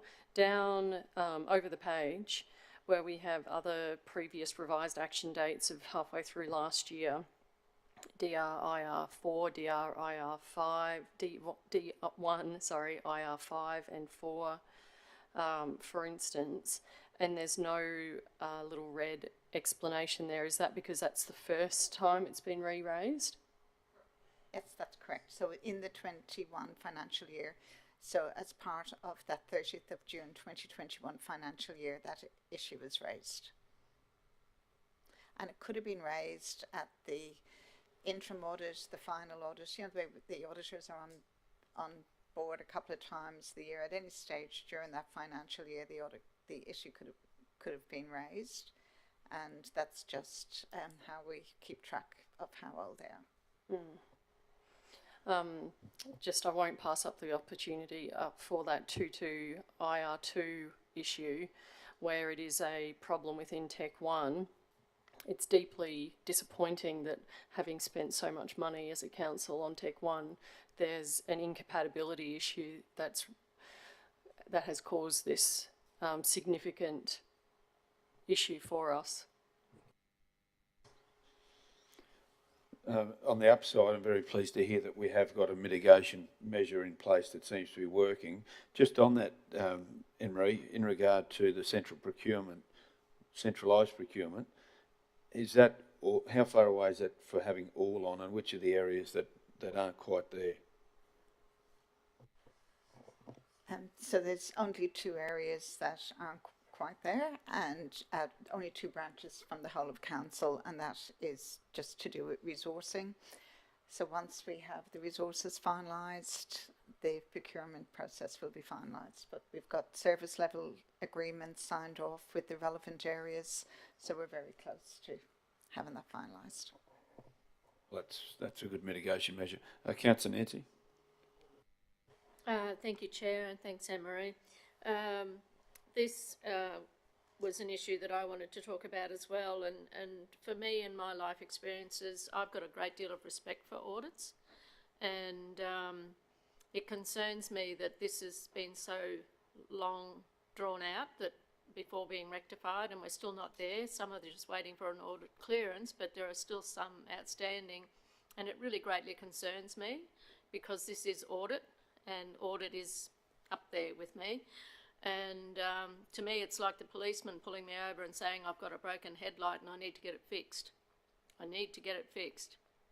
And 3 years later, he comes back and I still haven't fixed the headlight. It's really important that we respect the audit process, and I think really important that we actually action these items, and it concerns me greatly that we continue to not complete these actions.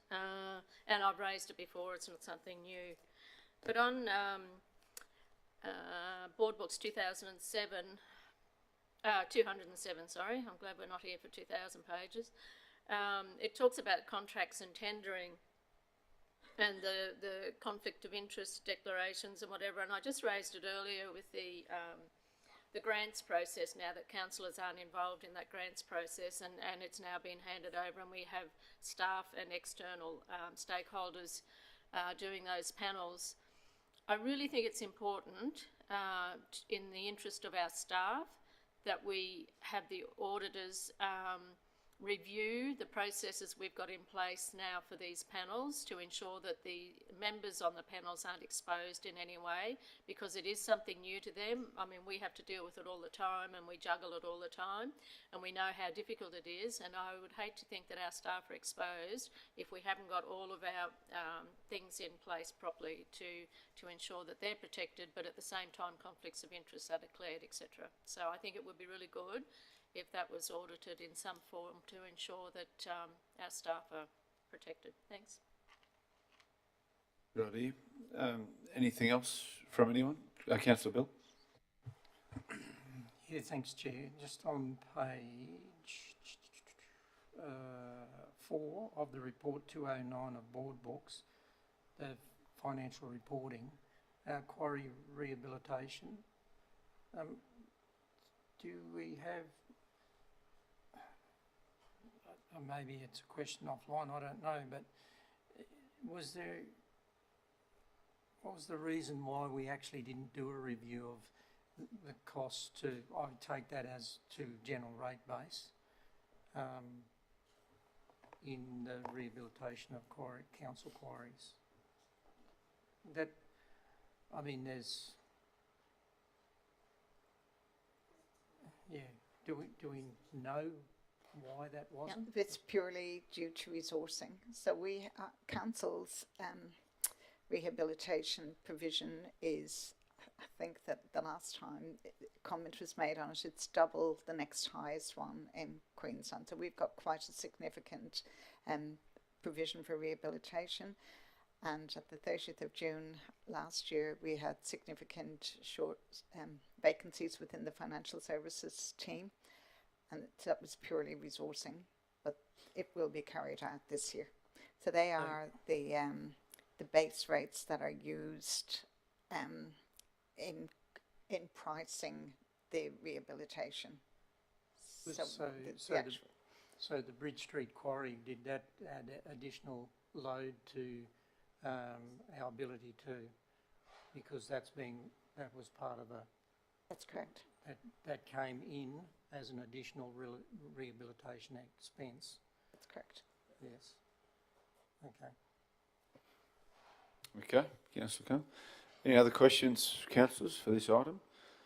If not, just on page 208, it might just be simple typo on 21IR-5, work in progress is revised action date 31 December 22. I just wonder whether that should be, whether that's right, or there should be another date. It may not have been revised yet.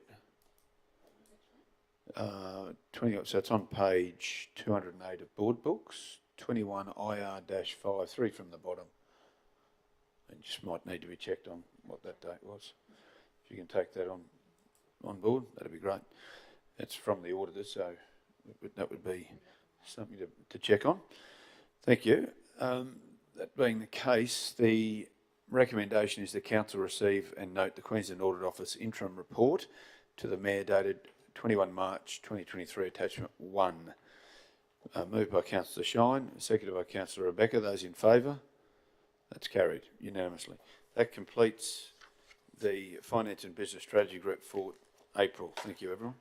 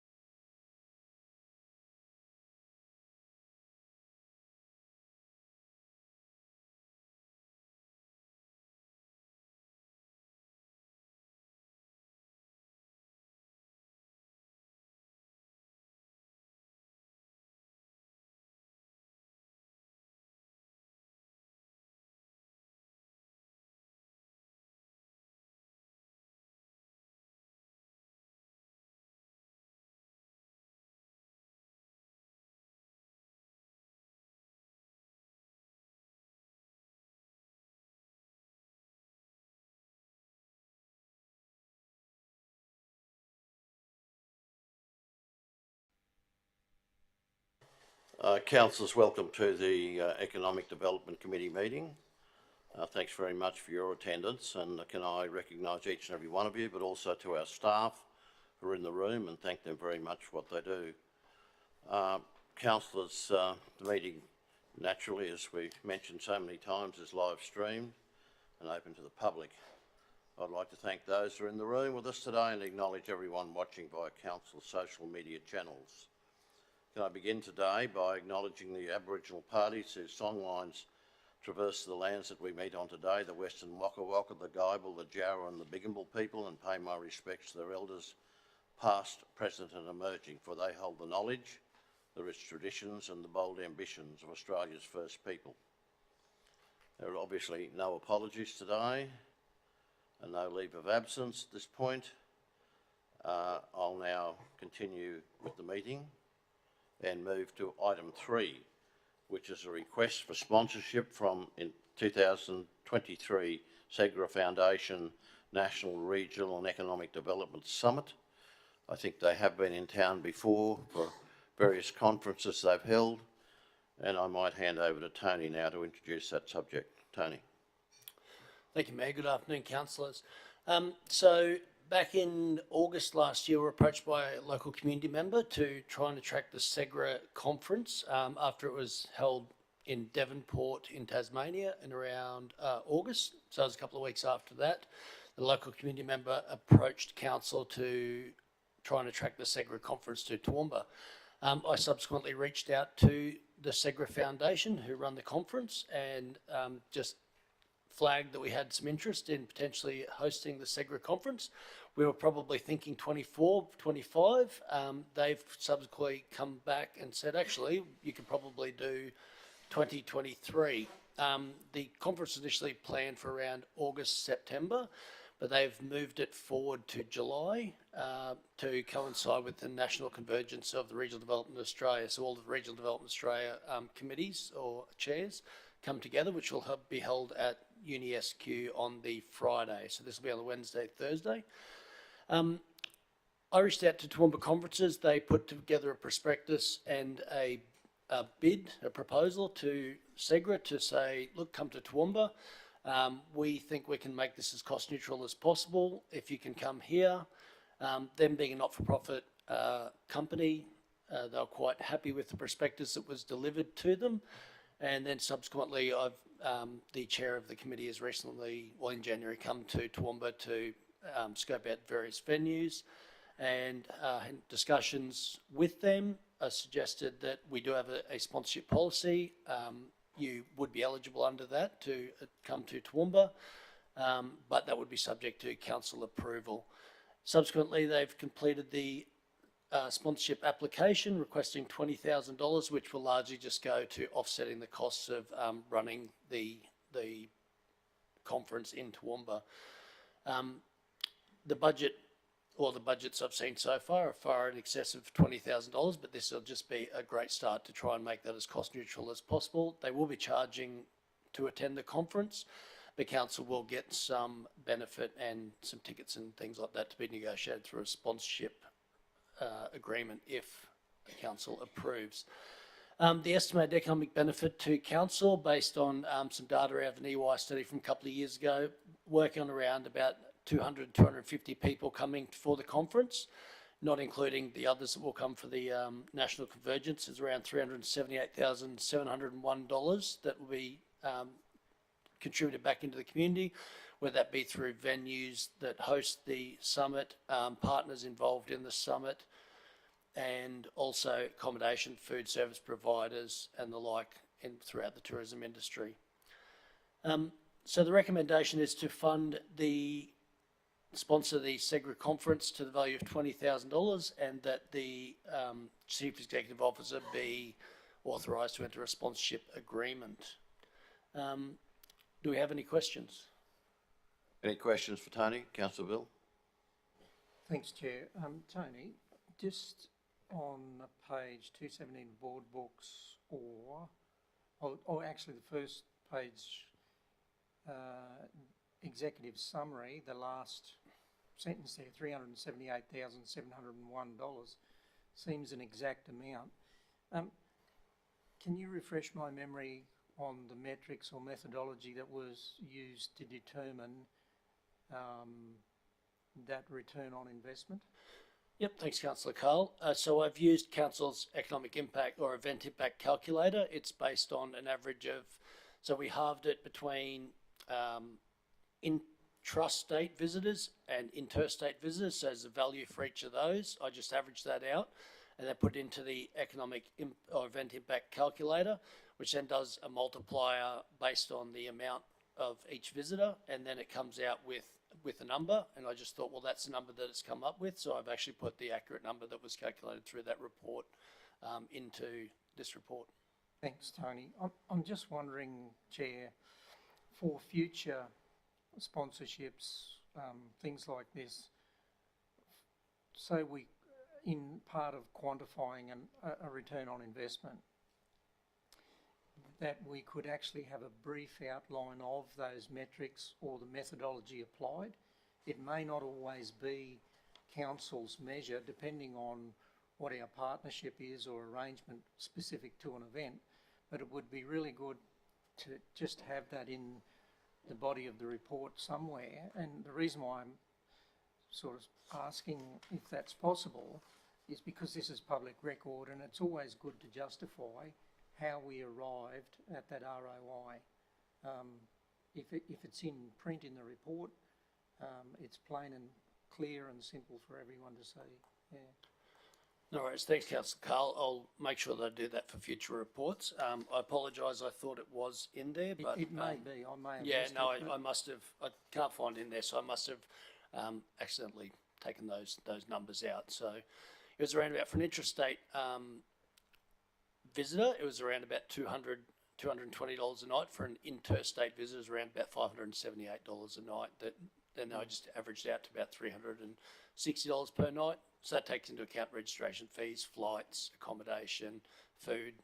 So obviously there's a higher value on the interstate people because they've got to come in, whereas the intrastate can largely drive in and things like that. Yeah, and look, that'll be unique to each event. I get that. But it's just more about transparency about how we're estimating that ROI. It takes that question out of the equation of, well, how did you arrive at that? Yeah. Not a problem. Thanks, Councillor Carl. Thanks, Councillor Carl. Councillor Megan? Oh, thanks, Mr. Chair. Thanks, Tony. It's two things. I see the people that are on the local working group for the summit. Are any of those organisations contributing as well, like the Chamber or RDA or any of those? They've assisted in organising the events and creating the contacts and networks throughout the region. I'm not entirely sure that those organisations would be able to contribute significant amounts of funding, but they have offered support through organising and creating those contacts. Regional development, so the organiser also approaching Department of Regional Development, the federal department, to assist in funding this, and they've funded it in the past, to also fund Regional Development Australia, so that's sort of where they're looking at funding that way. And the Regional Chamber, I think they're just creating networks and assisting where they can with sponsorship, and I believe one of the nights it's also going to coincide with the Chamber's Business at Dusk as well, so that was the plan for that, so they were going to do it in conjunction with the Business at Dusk as well. Mm-hmm. And just the other one was, well, two things. One, who are they pitching this conference or the summit at? Yep. So it's to regional development professionals, councils, economic development officers. Down at Devonport, they had around, I think, 270 odd delegates from all over Australia. So it is really your, they pitch it remote, rural and regional communities and professionals that work on regional development within those communities. So for our council, it would be our economic development team. It'd also be our community development team. It's certainly interested councillors that they pitch at as well, but then there's also academics. I think one of our former community members, Dr. Jim Cavey, he presented the last one as well. So it's people like that that are in that regional development space. So working with communities to grow their economy, become sustainable as well. Mm-hmm. Thank you. Just my last question was, we talked one time, Mayor, about economic development having its own budget for things like that. What have we ended up having around that discussion? So there is a current panel that's reviewing sponsorship. I think we've got an information session coming up later in this month, which will talk about how sponsorship will be managed moving forward. So I think that's a discussion that'll happen there. There's certainly proposals around creating a budget or a single fund that we potentially pull out all of the sponsorships from. So then we could have a coordinated approach to sponsoring and attracting major events. Thanks, Councillor Megan. Councillor Melissa. Thanks, Chair. Thanks, Tony. Just a question. When you Google this conference, it already says that it's already happening in Toowoomba, even on our own website on events. So what happens if we don't sponsor this?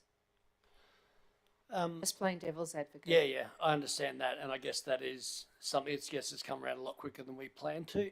If we don't sponsor it, they're going to have to try and either seek the funding elsewhere, or they're going to have to put up the tickets per person to come. In their research, for a sort of a 2-day, 3-day conference, about up to a maximum of about $1,000 is what they could reasonably charge. Once it starts to go over that, the numbers start to drop off. So that's probably the cost recovery exercise they'd have to undertake. So they've got an early bird pricing at the moment, and then if you miss out on that, the price will obviously go up if we can't contribute to that. That'll obviously decrease the number of people that come along to the event and decrease the benefit to our community as well. Okay, thank you. And a supplementary, if I may. Thank you, Chair. So, Tony, forgive me if it's in the report and I've missed it, but when it was held in Devonport and in previous areas, how much have those councils contributed or government bodies contributed? Do you know? I probably should have looked that up. Sorry, Councillor Taylor, but I believe it was significantly more than $20,000. I think it's in the sort of vicinity of $50,000 to $75,000 that have previously been contributed a lot of the time. But it's previously been a longer conference as well. It's been 3 to 4 days, so they've contributed, probably the equivalent amount per day. This one is going to be a 2-day conference with some pre-events on the Tuesday night, and then sort of some post events on the Thursday night to keep those people here for the RDA Regional Convergence. Okay. Lucky to be able to get the Empire at such short notice. Thank you. Thanks, Councillor Melissa. Councillor Nancy. Thank you, Chair, and thanks, Nicola and Tony. I do think it's great that these sponsorships come to council because, A, it educates us about the different conferences that are coming and, you know, how many days, sort of numbers of people and whatever, but it also is transparent for the community. So I think it is great that it actually comes to us to have a look at. The SEGRA conferences, in my past life, I've sponsored and attended, and it is a great conference.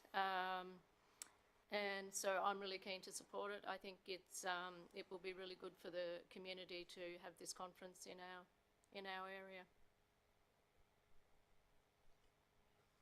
Thanks, Councillor Nancy. You finished? Thank you. Can I just briefly say that I take on board your points. I think when you've got a regional, a group that represents a lot of regions coming to our community, there's some powerful connections that are made, and we had the Regional Australia Institute here recently, and that seemed to work out very well. Tony and I had another matter we had to attend to halfway through the conference that we didn't expect, but the fact is that having those people in town, having their connections, getting an understanding of what they're doing for their regions. The Regional Australia Institute is trying to get a lot of things happening in regional Australia. They see no reason why industry ought not to be moving to regional Australia, and that's good. Councillor McDonald, did you have a question? Councillor Shine. Okay. No, thanks. You mentioned that it's going to be held at the Empire Theatre. The normal charges by the Empire will be imposed. This is not part of the sponsorship at all. Councillor Shine, so the Empire Theatre operates as a separate entity to council, so they are just charging, they've given a quote to the SEGRA Foundation for the 3 days. And yeah, that essentially our funding will just be going to offset the costs of accessing the Empire Theatre. Okay. I suppose it's difficult to work out what the value of the context that the Mayor has just referred to, what value that is. It's hard to assess it. But my only comment is that recently we had a Veterans Cricket Carnival here where 360 people were playing cricket from representing New South Wales and all over Queensland, etc. They were here for about 4 days, and the council was good enough to grant them $5,000, and they would have been here with greater numbers for a longer period than the delegates to SEGRA. So there is, on the face of it, an inequality between, in terms of our granting. I realise it's different funds and so on, but just made that comment. Thanks, Councillor. Councillor McDonald, did you have a question? Then I've got Councillor Shine. Just a question in regard to the recommendation from a funding source perspective, and given this is in the next financial year, the event funding this morning, albeit we've got to get through to next week, for the community grants was underspent, and there could well be, when this goes, a sponsorship comes in, correct me if I'm wrong, CEO, goes to the CEO and then gets distributed to the functional areas of council. Okay, so therefore it falls into economic development through Nicola, and then funding comes through there. So is there any impediment from utilising funds from that grant rather than a specific request through the 23-24 budget, given it's in July and timing to book things and what have you might be pretty time sensitive? So that process would be available?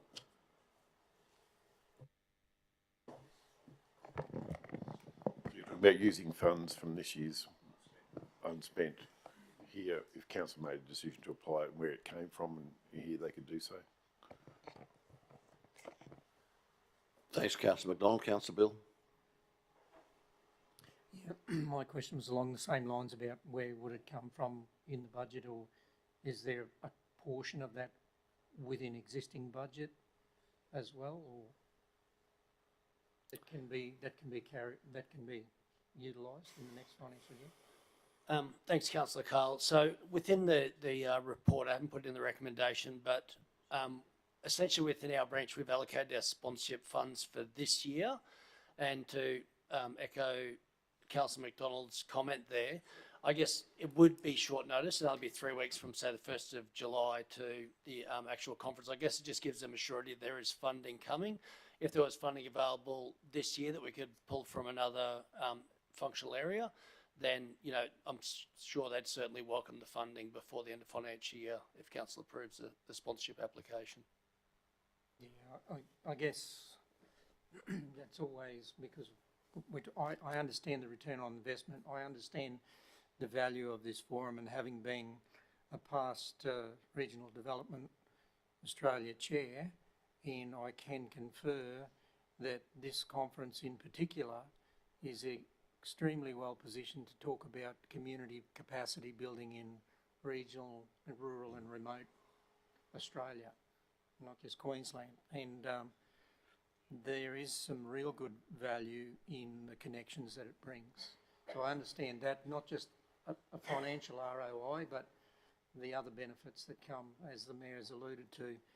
But I'm always concerned about, are we, you know, it's not a great amount, but there's lots of little amounts. So as long as we're confident that we can deal with it budget-wise, I would endorse this as one of the better forums, particularly with those leaders of respective RDAs coming as well, because that is about activating communities to be more self-sufficient. So that's their principal role.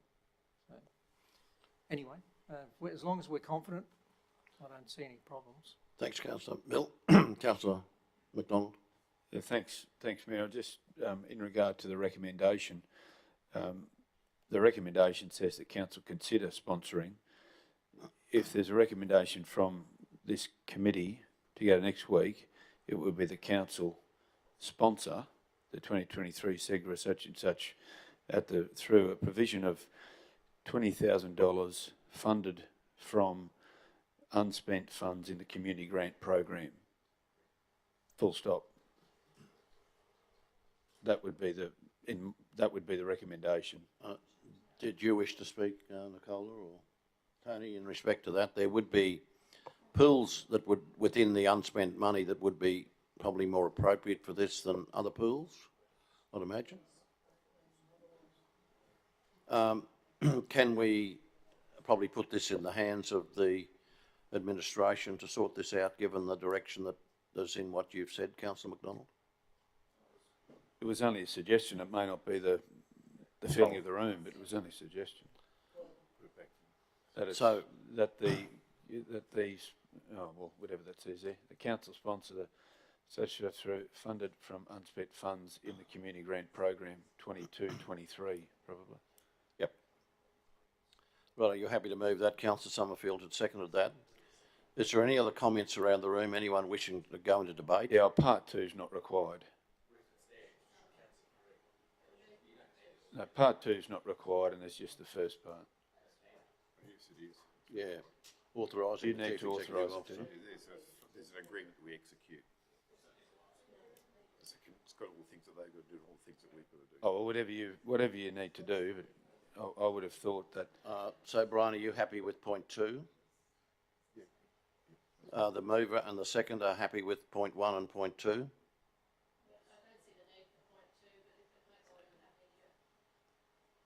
Well, it clearly spells out that it's in the hands of the... Nicola wishes to make a comment. Thank you, Councillor Nancy. With respect to point 2, that's so that the second decision is that council authorises the chief executive to actually take action as a result of your resolution, which is why we tend to have it in as those second points. Yep. Yep. Righto, we're making sure of things, Councillor Nancy. Councillor Carroll, you may wish to make a comment, then we'll put this to the vote. I did want to make a comment, Mr Mayor. That's the machinery and how the other's going to work, so you really do need to leave two in there. Okay, well, thank you very much. Anyone else wishing to ask a question or enter any debate opposing the motion? If not, I'll put it to the vote. Those in favour? Motion's carried. Councillors, we'll move now to item 4, which is an update on the Darling Downs Regional Alliance meetings held in October 22 and February 23. and I think most of you attended those meetings, and I think it's a good way of actually connecting with those smaller communities who all have passion and ownership for their communities, as well as our local chamber, of course. So I'll hand over to Tony to make his comments now. Thank you, Mayor. Councillors, so this is just formalising the noting of the Regional Alliance Summit from the Toowoomba Chamber of Commerce. The Toowoomba Chamber of Commerce have actually brought together all of the regional chambers of commerce, progress associations, that essentially have a voice for each of the regional communities, and then many of you were able to attend the last two summits in October and then February this year. It was discussed at the February meeting that it should be brought to council, presented as minutes for noting, so that everyone's aware of what was discussed at those meetings. They're very good notes that were taken by the chairperson of the Toowoomba Chamber of Commerce, and it outlines some of the priorities for each of the regional towns. It's good in that it gives direction to and identifies the direction that each of the regional communities want to do, and also is designed to create a collaborative effort for some of the higher level challenges that might face our region from that economic development perspective. They're able to come together, they meet for 3 or 4 hours, 2 hours with the councillors, and then basically come up with their strategy and how they move forward. From this, I guess this was one of the recommendations that something like this actually be formed as part of the economic development strategy, which is currently under review, but the previous economic development strategy was to actually create a regional alliance like this. We did start the meetings early on prior to the pandemic, but then the Toowoomba Chamber has actually taken it on since the pandemic, and now they've got an MOU in place with most of the regional business groups to actually formalise that relationship. And then I guess it's really about growing that relationship and how we might be able to get them to work together a bit more closely, and then get that collaborative approach on how we get those priorities for the region. Yeah, some of the priorities in your notes there are, they're very consistent, I suppose. They're very considered, and each of the groups have come forward with what they've identified for their communities. There's a lot of similarity in what they're hoping for. A lot of it's around that beautification, the main street maintenance, and then also just some of the growth of their industries and business and things like that. So the recommendations that we note those 2 minutes from October and February, and obviously the comments in there as well for consideration. So do I have any questions? Councillor Carroll, you, and then I've got Councillor Not a question through you, Mr Mayor, but a thank you, because both of those dates I'd had previous commitments that I was chairing and I couldn't get there, so I find it really helpful to be able to have the minutes there, and I think it's a great initiative, and yeah, thank you. I'd just like to say thank you and look forward to perhaps attending, but if not, then you've got the minutes to go over and see what was there, so thank you very much. I think, Councillor Carroll, it does give each of those communities a voice. And in a public forum like that, where we're there to listen, and I think that's important. Perhaps, Mr Mayor, there's communities there that aren't involved, that perhaps that might give them a little bit of a nudge to perhaps become involved in some way. Thank you. And I also might suggest to you that, some of the lessons they're picking up out of it is just to bring a few points, not 20 or 25 points, and just bring a few points, and it teaches them a lesson about working together. And some of the communities that I've been dealing with, and I'd imagine that some of the distant ones, there is diversity of opinion within communities as to what the priorities are, and that creates a problem. Councillor Bill, over to you. Yeah, thanks, Chair. Through you to Tony. Noting that this is for council's noting and it enters a public record, it's probably just a procedural inquiry around timing. If the minutes are in fact need correcting, or there's something incorrect as a statement made, how do we go for that? Is that in normal business arising at the next meeting, or is there too much jet lag on this for noting at the next council meeting? I guess, so these are the minutes that were supplied to council, and I think you were all emailed the notes anyway by the Toowoomba Chamber of Commerce. I supplied to council. I guess they'll be ratified at the next Regional Alliance meeting. This is just for noting for councillors to understand what the priorities are. So when council is invited to the next Regional Chambers Alliance meeting in Mulmerran, you'll have some idea of what the questions are going to be, and you'll be able to provide some response to that meeting as well. Yeah, so I think it's look, sorry to jump in. It's that if you don't have occasion to attend, and your first opportunity to view the minutes, that opportunity's gone, and that's, I go back to what I said. Given that, whilst we're only noting, but it is entering the public record, whereas minutes, and that was a request from this entity. So, you know, if that wasn't the case, then, you know, that's a different story. It's not on public record, but I'm just probably a little bit of a procedural thing, bit of a stickler, that if there's something that is really not accurate, it might be around statements made in the meeting, then for the public record, we need to probably have an avenue where we can go back and address that at the next meeting. But I understand that timing will be out of sync by the time this hits agendas for the next committee meeting to be ratified at a council meeting. So I just wonder how we do that. Whether it's an agenda item raised at the next meeting for correction, because it can't be business arising, that opportunity's gone, particularly if, as a councillor, you see something but you're not at the next meeting. Yeah. Thank you, Councillor Bill. What we can do, so I know that one is from October, so I would assume that that has been ratified because a significant amount of time has passed. Further, the ones for February, the assumption, because generally the meeting minutes would be ratified quite quickly, as we all lose memories.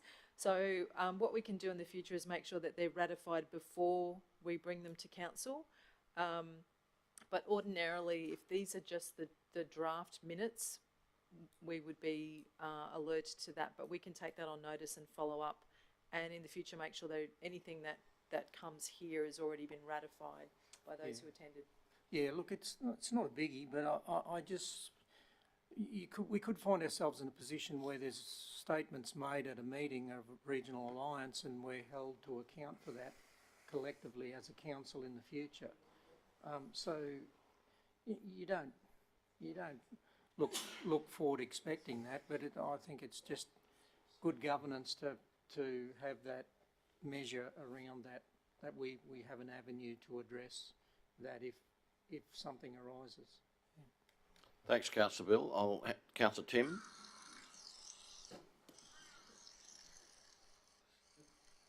Just a moment. Hold on. Did you touch that? Is that the rain background, Chair? I'm very good at passing the ball for people. Chainsawing. My Thanks, apologies, Chair. but it'll go down in your memory. Loved it. Look, my question is actually quite similar. So I attended both of these events, thought they were great, hope they continue in future, and you know, happy to be there hearing from those individual chambers. But we were asked, and perhaps rightfully so, some fairly operational issues. I was happy to answer them, but there's several councillors who were asked severely operational issues and are on record as answering them.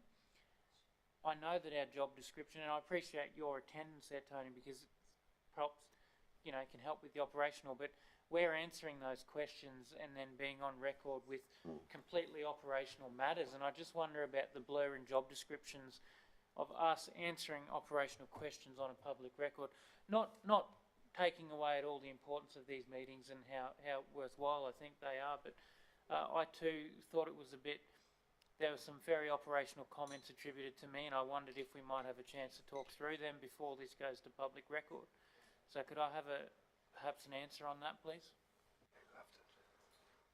Thank you very much, Councillor. What we can do in the future, though, is effectively de-identify them. So rather than being almost a transcript or a presumption of a transcript, it can be de-identified such as to focus on the issues and the matters raised, rather than who may have said what to whom about a particular matter, if that's the preference, and that's no trouble at all to do that. Thanks, I'd welcome that, and I think, yeah, it's a good one. I wonder if the CEO had any comment on the fact that it's pretty clearly defined in legislation what our job description is, but we go to these forums and we go right into the operational, like fees and charges of individual rooms. I'm happy to answer it because I know it, but there's no problem in doing that. Press your button. If it's something that's just on public record anyway, like a fee and charge or something like that, there's no need to have any issues in relation to that kind of responding to those kind of things, because that's just publicly available information. If it's your political opinion, yes, you can say what you wish to say. It's always, I think, good practice to have an officer there who you can actually ask to advise the meeting or the room on those operational matters, or you could ask them independently to that and at the meeting qualify your statement by saying you've received advice from an officer that this is the response in relation to this particular one. So just qualifying what you're responding. There is a risk if councillors have indicated a course of action or undertaken something that's not included in budgets and things, they may have a personal responsibility in relation to some of that. So particularly budget issues and things like that, you want to be very careful with your response to, but you can always defer to an officer at that point in time, or it's always, if you're not sure what that answer is, obviously just say you'll get back to them in due course with an appropriate response and get the officers to respond and provide that information that was requested at the meeting. Councillor Carroll, you've got a question? Thank you. Yes, I do, Mr. Mayor. Who owns the minutes? Is it us that owns the minutes? Number one. And then number two, very difficult to comment on operational issues, because while something might be in a forward budget, there's always, sometimes those things get changed around according to, we've got skyrocketing costs for materials and different things, and sometimes you can't get them. So now probably as much as it ever, things aren't actually black and white in what we're going to do going forward. I certainly know, Councillor Melissa and I certainly know that that's the case in our area, because you've got to just deal with what you've got. So number one, who owns the budget? What the minutes? If they come here, we change them. Do we change them and then no one else has the ability to change them, or do all the chambers have an ability to change them after we have, or whatever else? And then I would very much counsel against making operational comments. Yeah, Councillor Tim, I didn't find anything to be too demanding any comments that you made on that occasion, any comments anyone made. I think the best thing about those sort of meetings is that we actually come together and on a good level, we talk to those people. We find out who the leadership would be in those small communities, and sometimes that can be difficult when you just turn up in a community and you've got 3 or 4 different groups who feel that they own the place. You've got a couple of groups, yeah. So if you wish to comment. Mr. Mayor, sorry, Chair, just before you do, Councillor, I'm not suggesting for 1 minute that No, anybody it's fine, Councillor Carroll. has done anything that they shouldn't have done. neither am I, but I'm just... No, but please, I think embedded in what Councillor I Tim didn't said was a bit of a worry that he may have said something, and I didn't find anything at Chair, all. I'll clarify. I just want... Would have told you if I had. I wasn't worried about anything I had said. I just thought, we were asked some things like, when are you getting to my town toilet block on the maintenance schedule? And someone in my position probably shouldn't know where the maintenance team are going next, because it's incredibly operational. There are comments there about, Councillor McMahon will follow up on the maintenance schedule, which I can pathway. That's on microphone. Leave that sort of thing to me, Tim. Better than the chainsaw one, I think. So look, no issues moving forward. I just thought we probably ought to get a definitive position on that, because these meetings are great and they'll continue, and those questions will continue to be asked, perhaps as they should, because that's what that Chamber of Commerce group is, worried about. So, Tony, I suppose it goes down to, I appreciate your attendance there and your input and the operational support. Okay, Councillor Kerry. Thanks, Mayor. I note that the issues raised are noted by us, but what happens thereafter? Are they put in a pathway system? Or tell me what does happen, and is it possible to inform us of the results of those questions that are asked or issues that are put towards us before the next Alliance meeting, so that we're aware of the result? Thanks, Councillor Shine. And just to answer the early question from Councillor Carroll, these are minutes that were done by the Toowoomba Chamber of Commerce as being the sort of the coordinator of the program, the Regional Chamber Alliance. These minutes were sent to the CEO requesting a response. So we provided a response to the Toowoomba Chamber of Commerce saying that basically economic development will take carriage of them and we will try and work through them as effectively as we can. And then we will effectively provide what response we can to the councillors before the next Regional Alliance meeting so that we can respond to each of the strategies that I've identified. I guess the challenge moving forward is if each town keeps identifying 2 new strategic priorities every 6 months, we're just going to get a long way behind, I suppose. So it's really about trying to work with them, and then through our community development officers, through our economic development staff, we'll work with each of the communities to see if we can progress those and how we can progress those. So a great example is the one raised by Millmerran where they want to do Domville Place. Earlier today we've had a grant application through to do Domville Place. So that will start that process in terms of progressing that project. And the Economic Development Grants Program is there for this particular reason, to try and assist with some of those challenges or priorities that each of the communities have. And if we can do that, then that's ideally what that grant program's there for.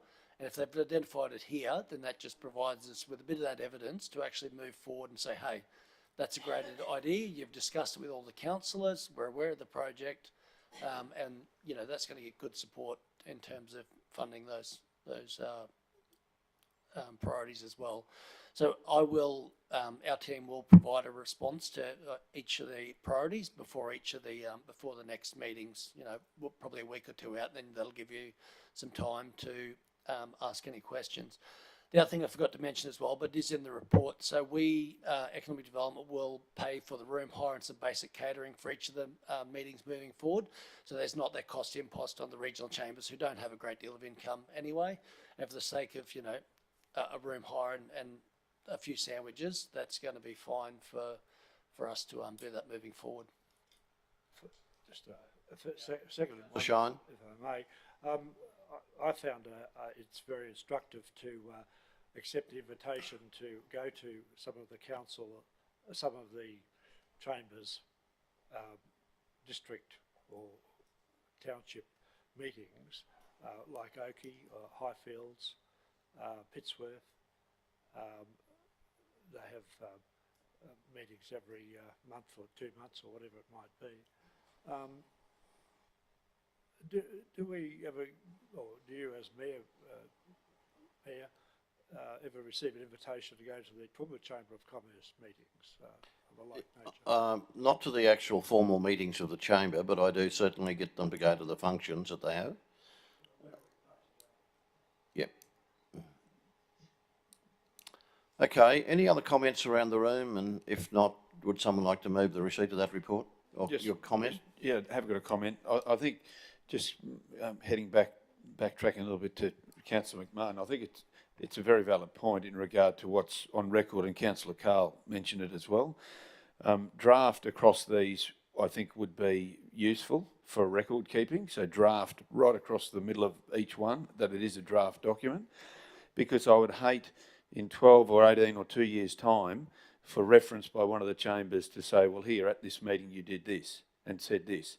And I think it's unfair on the chamber, unfair on the community and unfair on council to be misleading in any way. Even if you're not trying to be, that could happen. So if there was draft across each of these between now and next week, I'm happy to move the recommendation. Included in the recommendation is that the minutes be deemed as draft. Nicola? Thank you. And just as a further point as well for the councillors, would you also prefer that it's de-identified? in terms of that you're not quoted as you would in, say, an interview transcript, or because it may just be as simple as TRC councillor raised issue, because it's really about the issues and the matters. They're the substantive things to consider, not who said them and who raised them. If I could comment there, Mayor, through to Nicola, and just my personal view, I think the important part out of this is what subjects were raised. So I do think the minutes may be useful for those groups. From a public-facing document, I think the communities there would like to know what was raised, and perhaps the next column might well be, or next to it might well be, the action. And if it's just simply council pathway, whatever it is, that's all it is from there. I think there is a little bit too much detail in the minutes from what it is, and have to admit, having gone to the two, there was never any ratification of the minutes of the previous meeting, from what I can recall. So I don't think this is a formal process of ratification of minutes. So it's more of a reflection on minutes, on what happened at that meeting. So I think it would be beneficial if it was more, here's all the groups, this is what they were after, and perhaps through that time it might be, well, here's the action was, it ends a pathway or whatever it may be. So there might be a bit of work in that. But just a comment, Councillor Carroll. Yes, Mr Mayor, because some of those things are actually just a wish list. Yep. And you know, we're having budget strain and all the rest of it. So, I mean, I guess my only concern about that has been mentioned, that, you know, they put that down there and then they expect at some stage for that to happen, and it might be that it never happens. It might be that it happens in 5 years. It might be that we already have it in our strategies or something. But I mean, I would hate them to think, as obviously sometimes it's misinterpreted, that just because we're there and listening to them, that it's actually going to happen. So I just would probably, I don't know how we handle that. You know, in a perfect world, it'd be lovely to be able to do everything, but at the end of the day, we can't. And it's just the fact that we're listening to them, and perhaps as part of that pathway process, there could be, that could come out into, you know, maybe not now, I don't know how it comes about, but usually when our people look at a pathway, they'll say it's part of a wider strategy or something to that effect, so that there is some sort of a two-way dialogue about those things. Thanks. Thanks, Councillor Carroll. Councillor Bill. Yeah, just one more comment, and then I'm done. It's the reason why I raised it around good governance is it's a reminder for us as councillors that a normal process for an inquiry, whether it's face-to-face or otherwise, would be to put it through the normal system and refer to an officer with contact details and sometimes our propensity to try and solve problems may actually get us into trouble by, you know, inadvertently commenting on operational matters where we may not even realise that we've actually loaded up the organisation with a body of work. So from a governance perspective, regardless of the forum, it's sort of just seeing these minutes and the detail. It's highlighted to me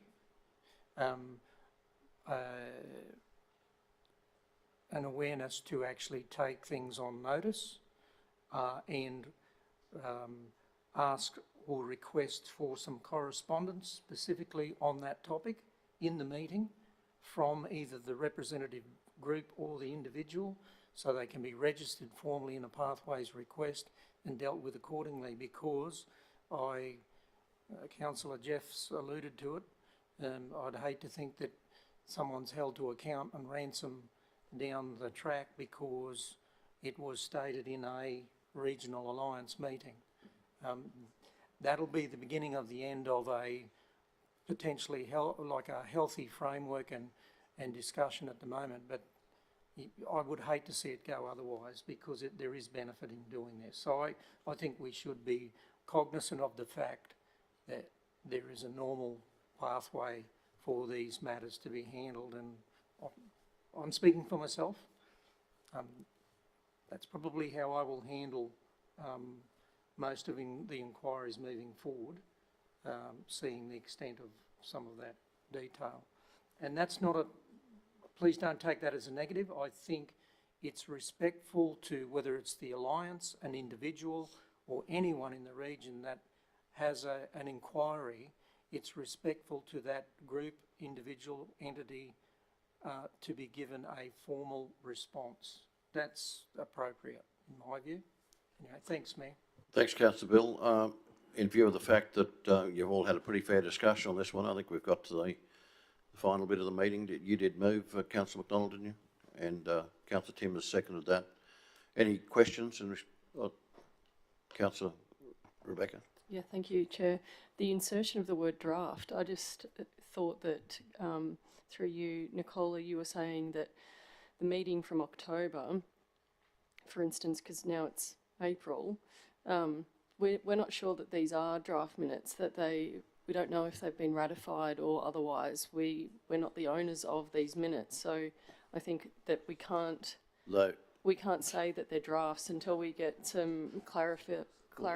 Interestingly, at any of the meetings I've been to, there's no mention of the minutes being a true and proper record of the previous meeting. So that in and of itself is a question. Do they go to?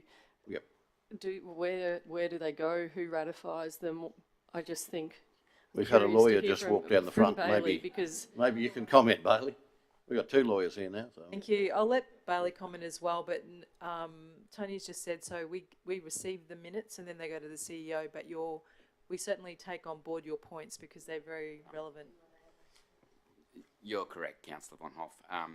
We're not the Alliance. I'm assuming it's not a formal partnership document that they've documented to be this Alliance of Chamber of Commerce, and I couldn't quickly check whether they were registered as a partnership. Essentially, we're an invited guest, so my view is that we note receival of the minutes, because that's what we've done. However, it's not our obligation to ratify them, because they're not our minutes, we're not partner of the Alliance, and, you know, we can't confirm the content. So, Councillor Cahill also made some valid statements. My resolution would be something along the lines that the Council note receival of the minutes from the Alliance. However, we're not a member of the Alliance, just an invited guest. Therefore, there's no requirement to ratify the minutes on our behalf, and we haven't undertaken a factual accuracy check of the minutes. So, essentially, we're getting the minutes out of good courtesy. I support the process, but unless, you know, we're invited guests to answer questions to the Alliance. So we're just receiving them, and there's no obligation for us to ratify them. We'll do a factual. That's been, Wendy's prepared that in the second 1 and 2. Would you happy with that as a mover and a seconder, Councillor Tim? I think that does clarify things. Yeah, I'll just add the council note the receival of the minutes from the Darling Downs Regional Alliance in 22 in Toowoomba, and then I'd put a comma in there and just say, as we're not a member of the Alliance, there is no requirement for TRC to ratify the minutes. I wonder if they are actually, in essence, a set of minutes, or are they just their record of the meeting? Sorry, Councillor Beck. They say they're minutes. Yeah, well, there's no formality around anything. But anyhow, look, I think we've probably stepped aside from responsibility. Okay, Councillor McDonald has moved. Councillor Tim McMahon has seconded. Those in favour? Thank you very much. Councillors, that brings today's committee meetings to an end. Thank you very much for your attendance and your input today. It's been a very busy day with an awful lot of work being done by each and every one of you, and thank you very much for that. With that, I will declare the meeting closed. Thanks to our staff.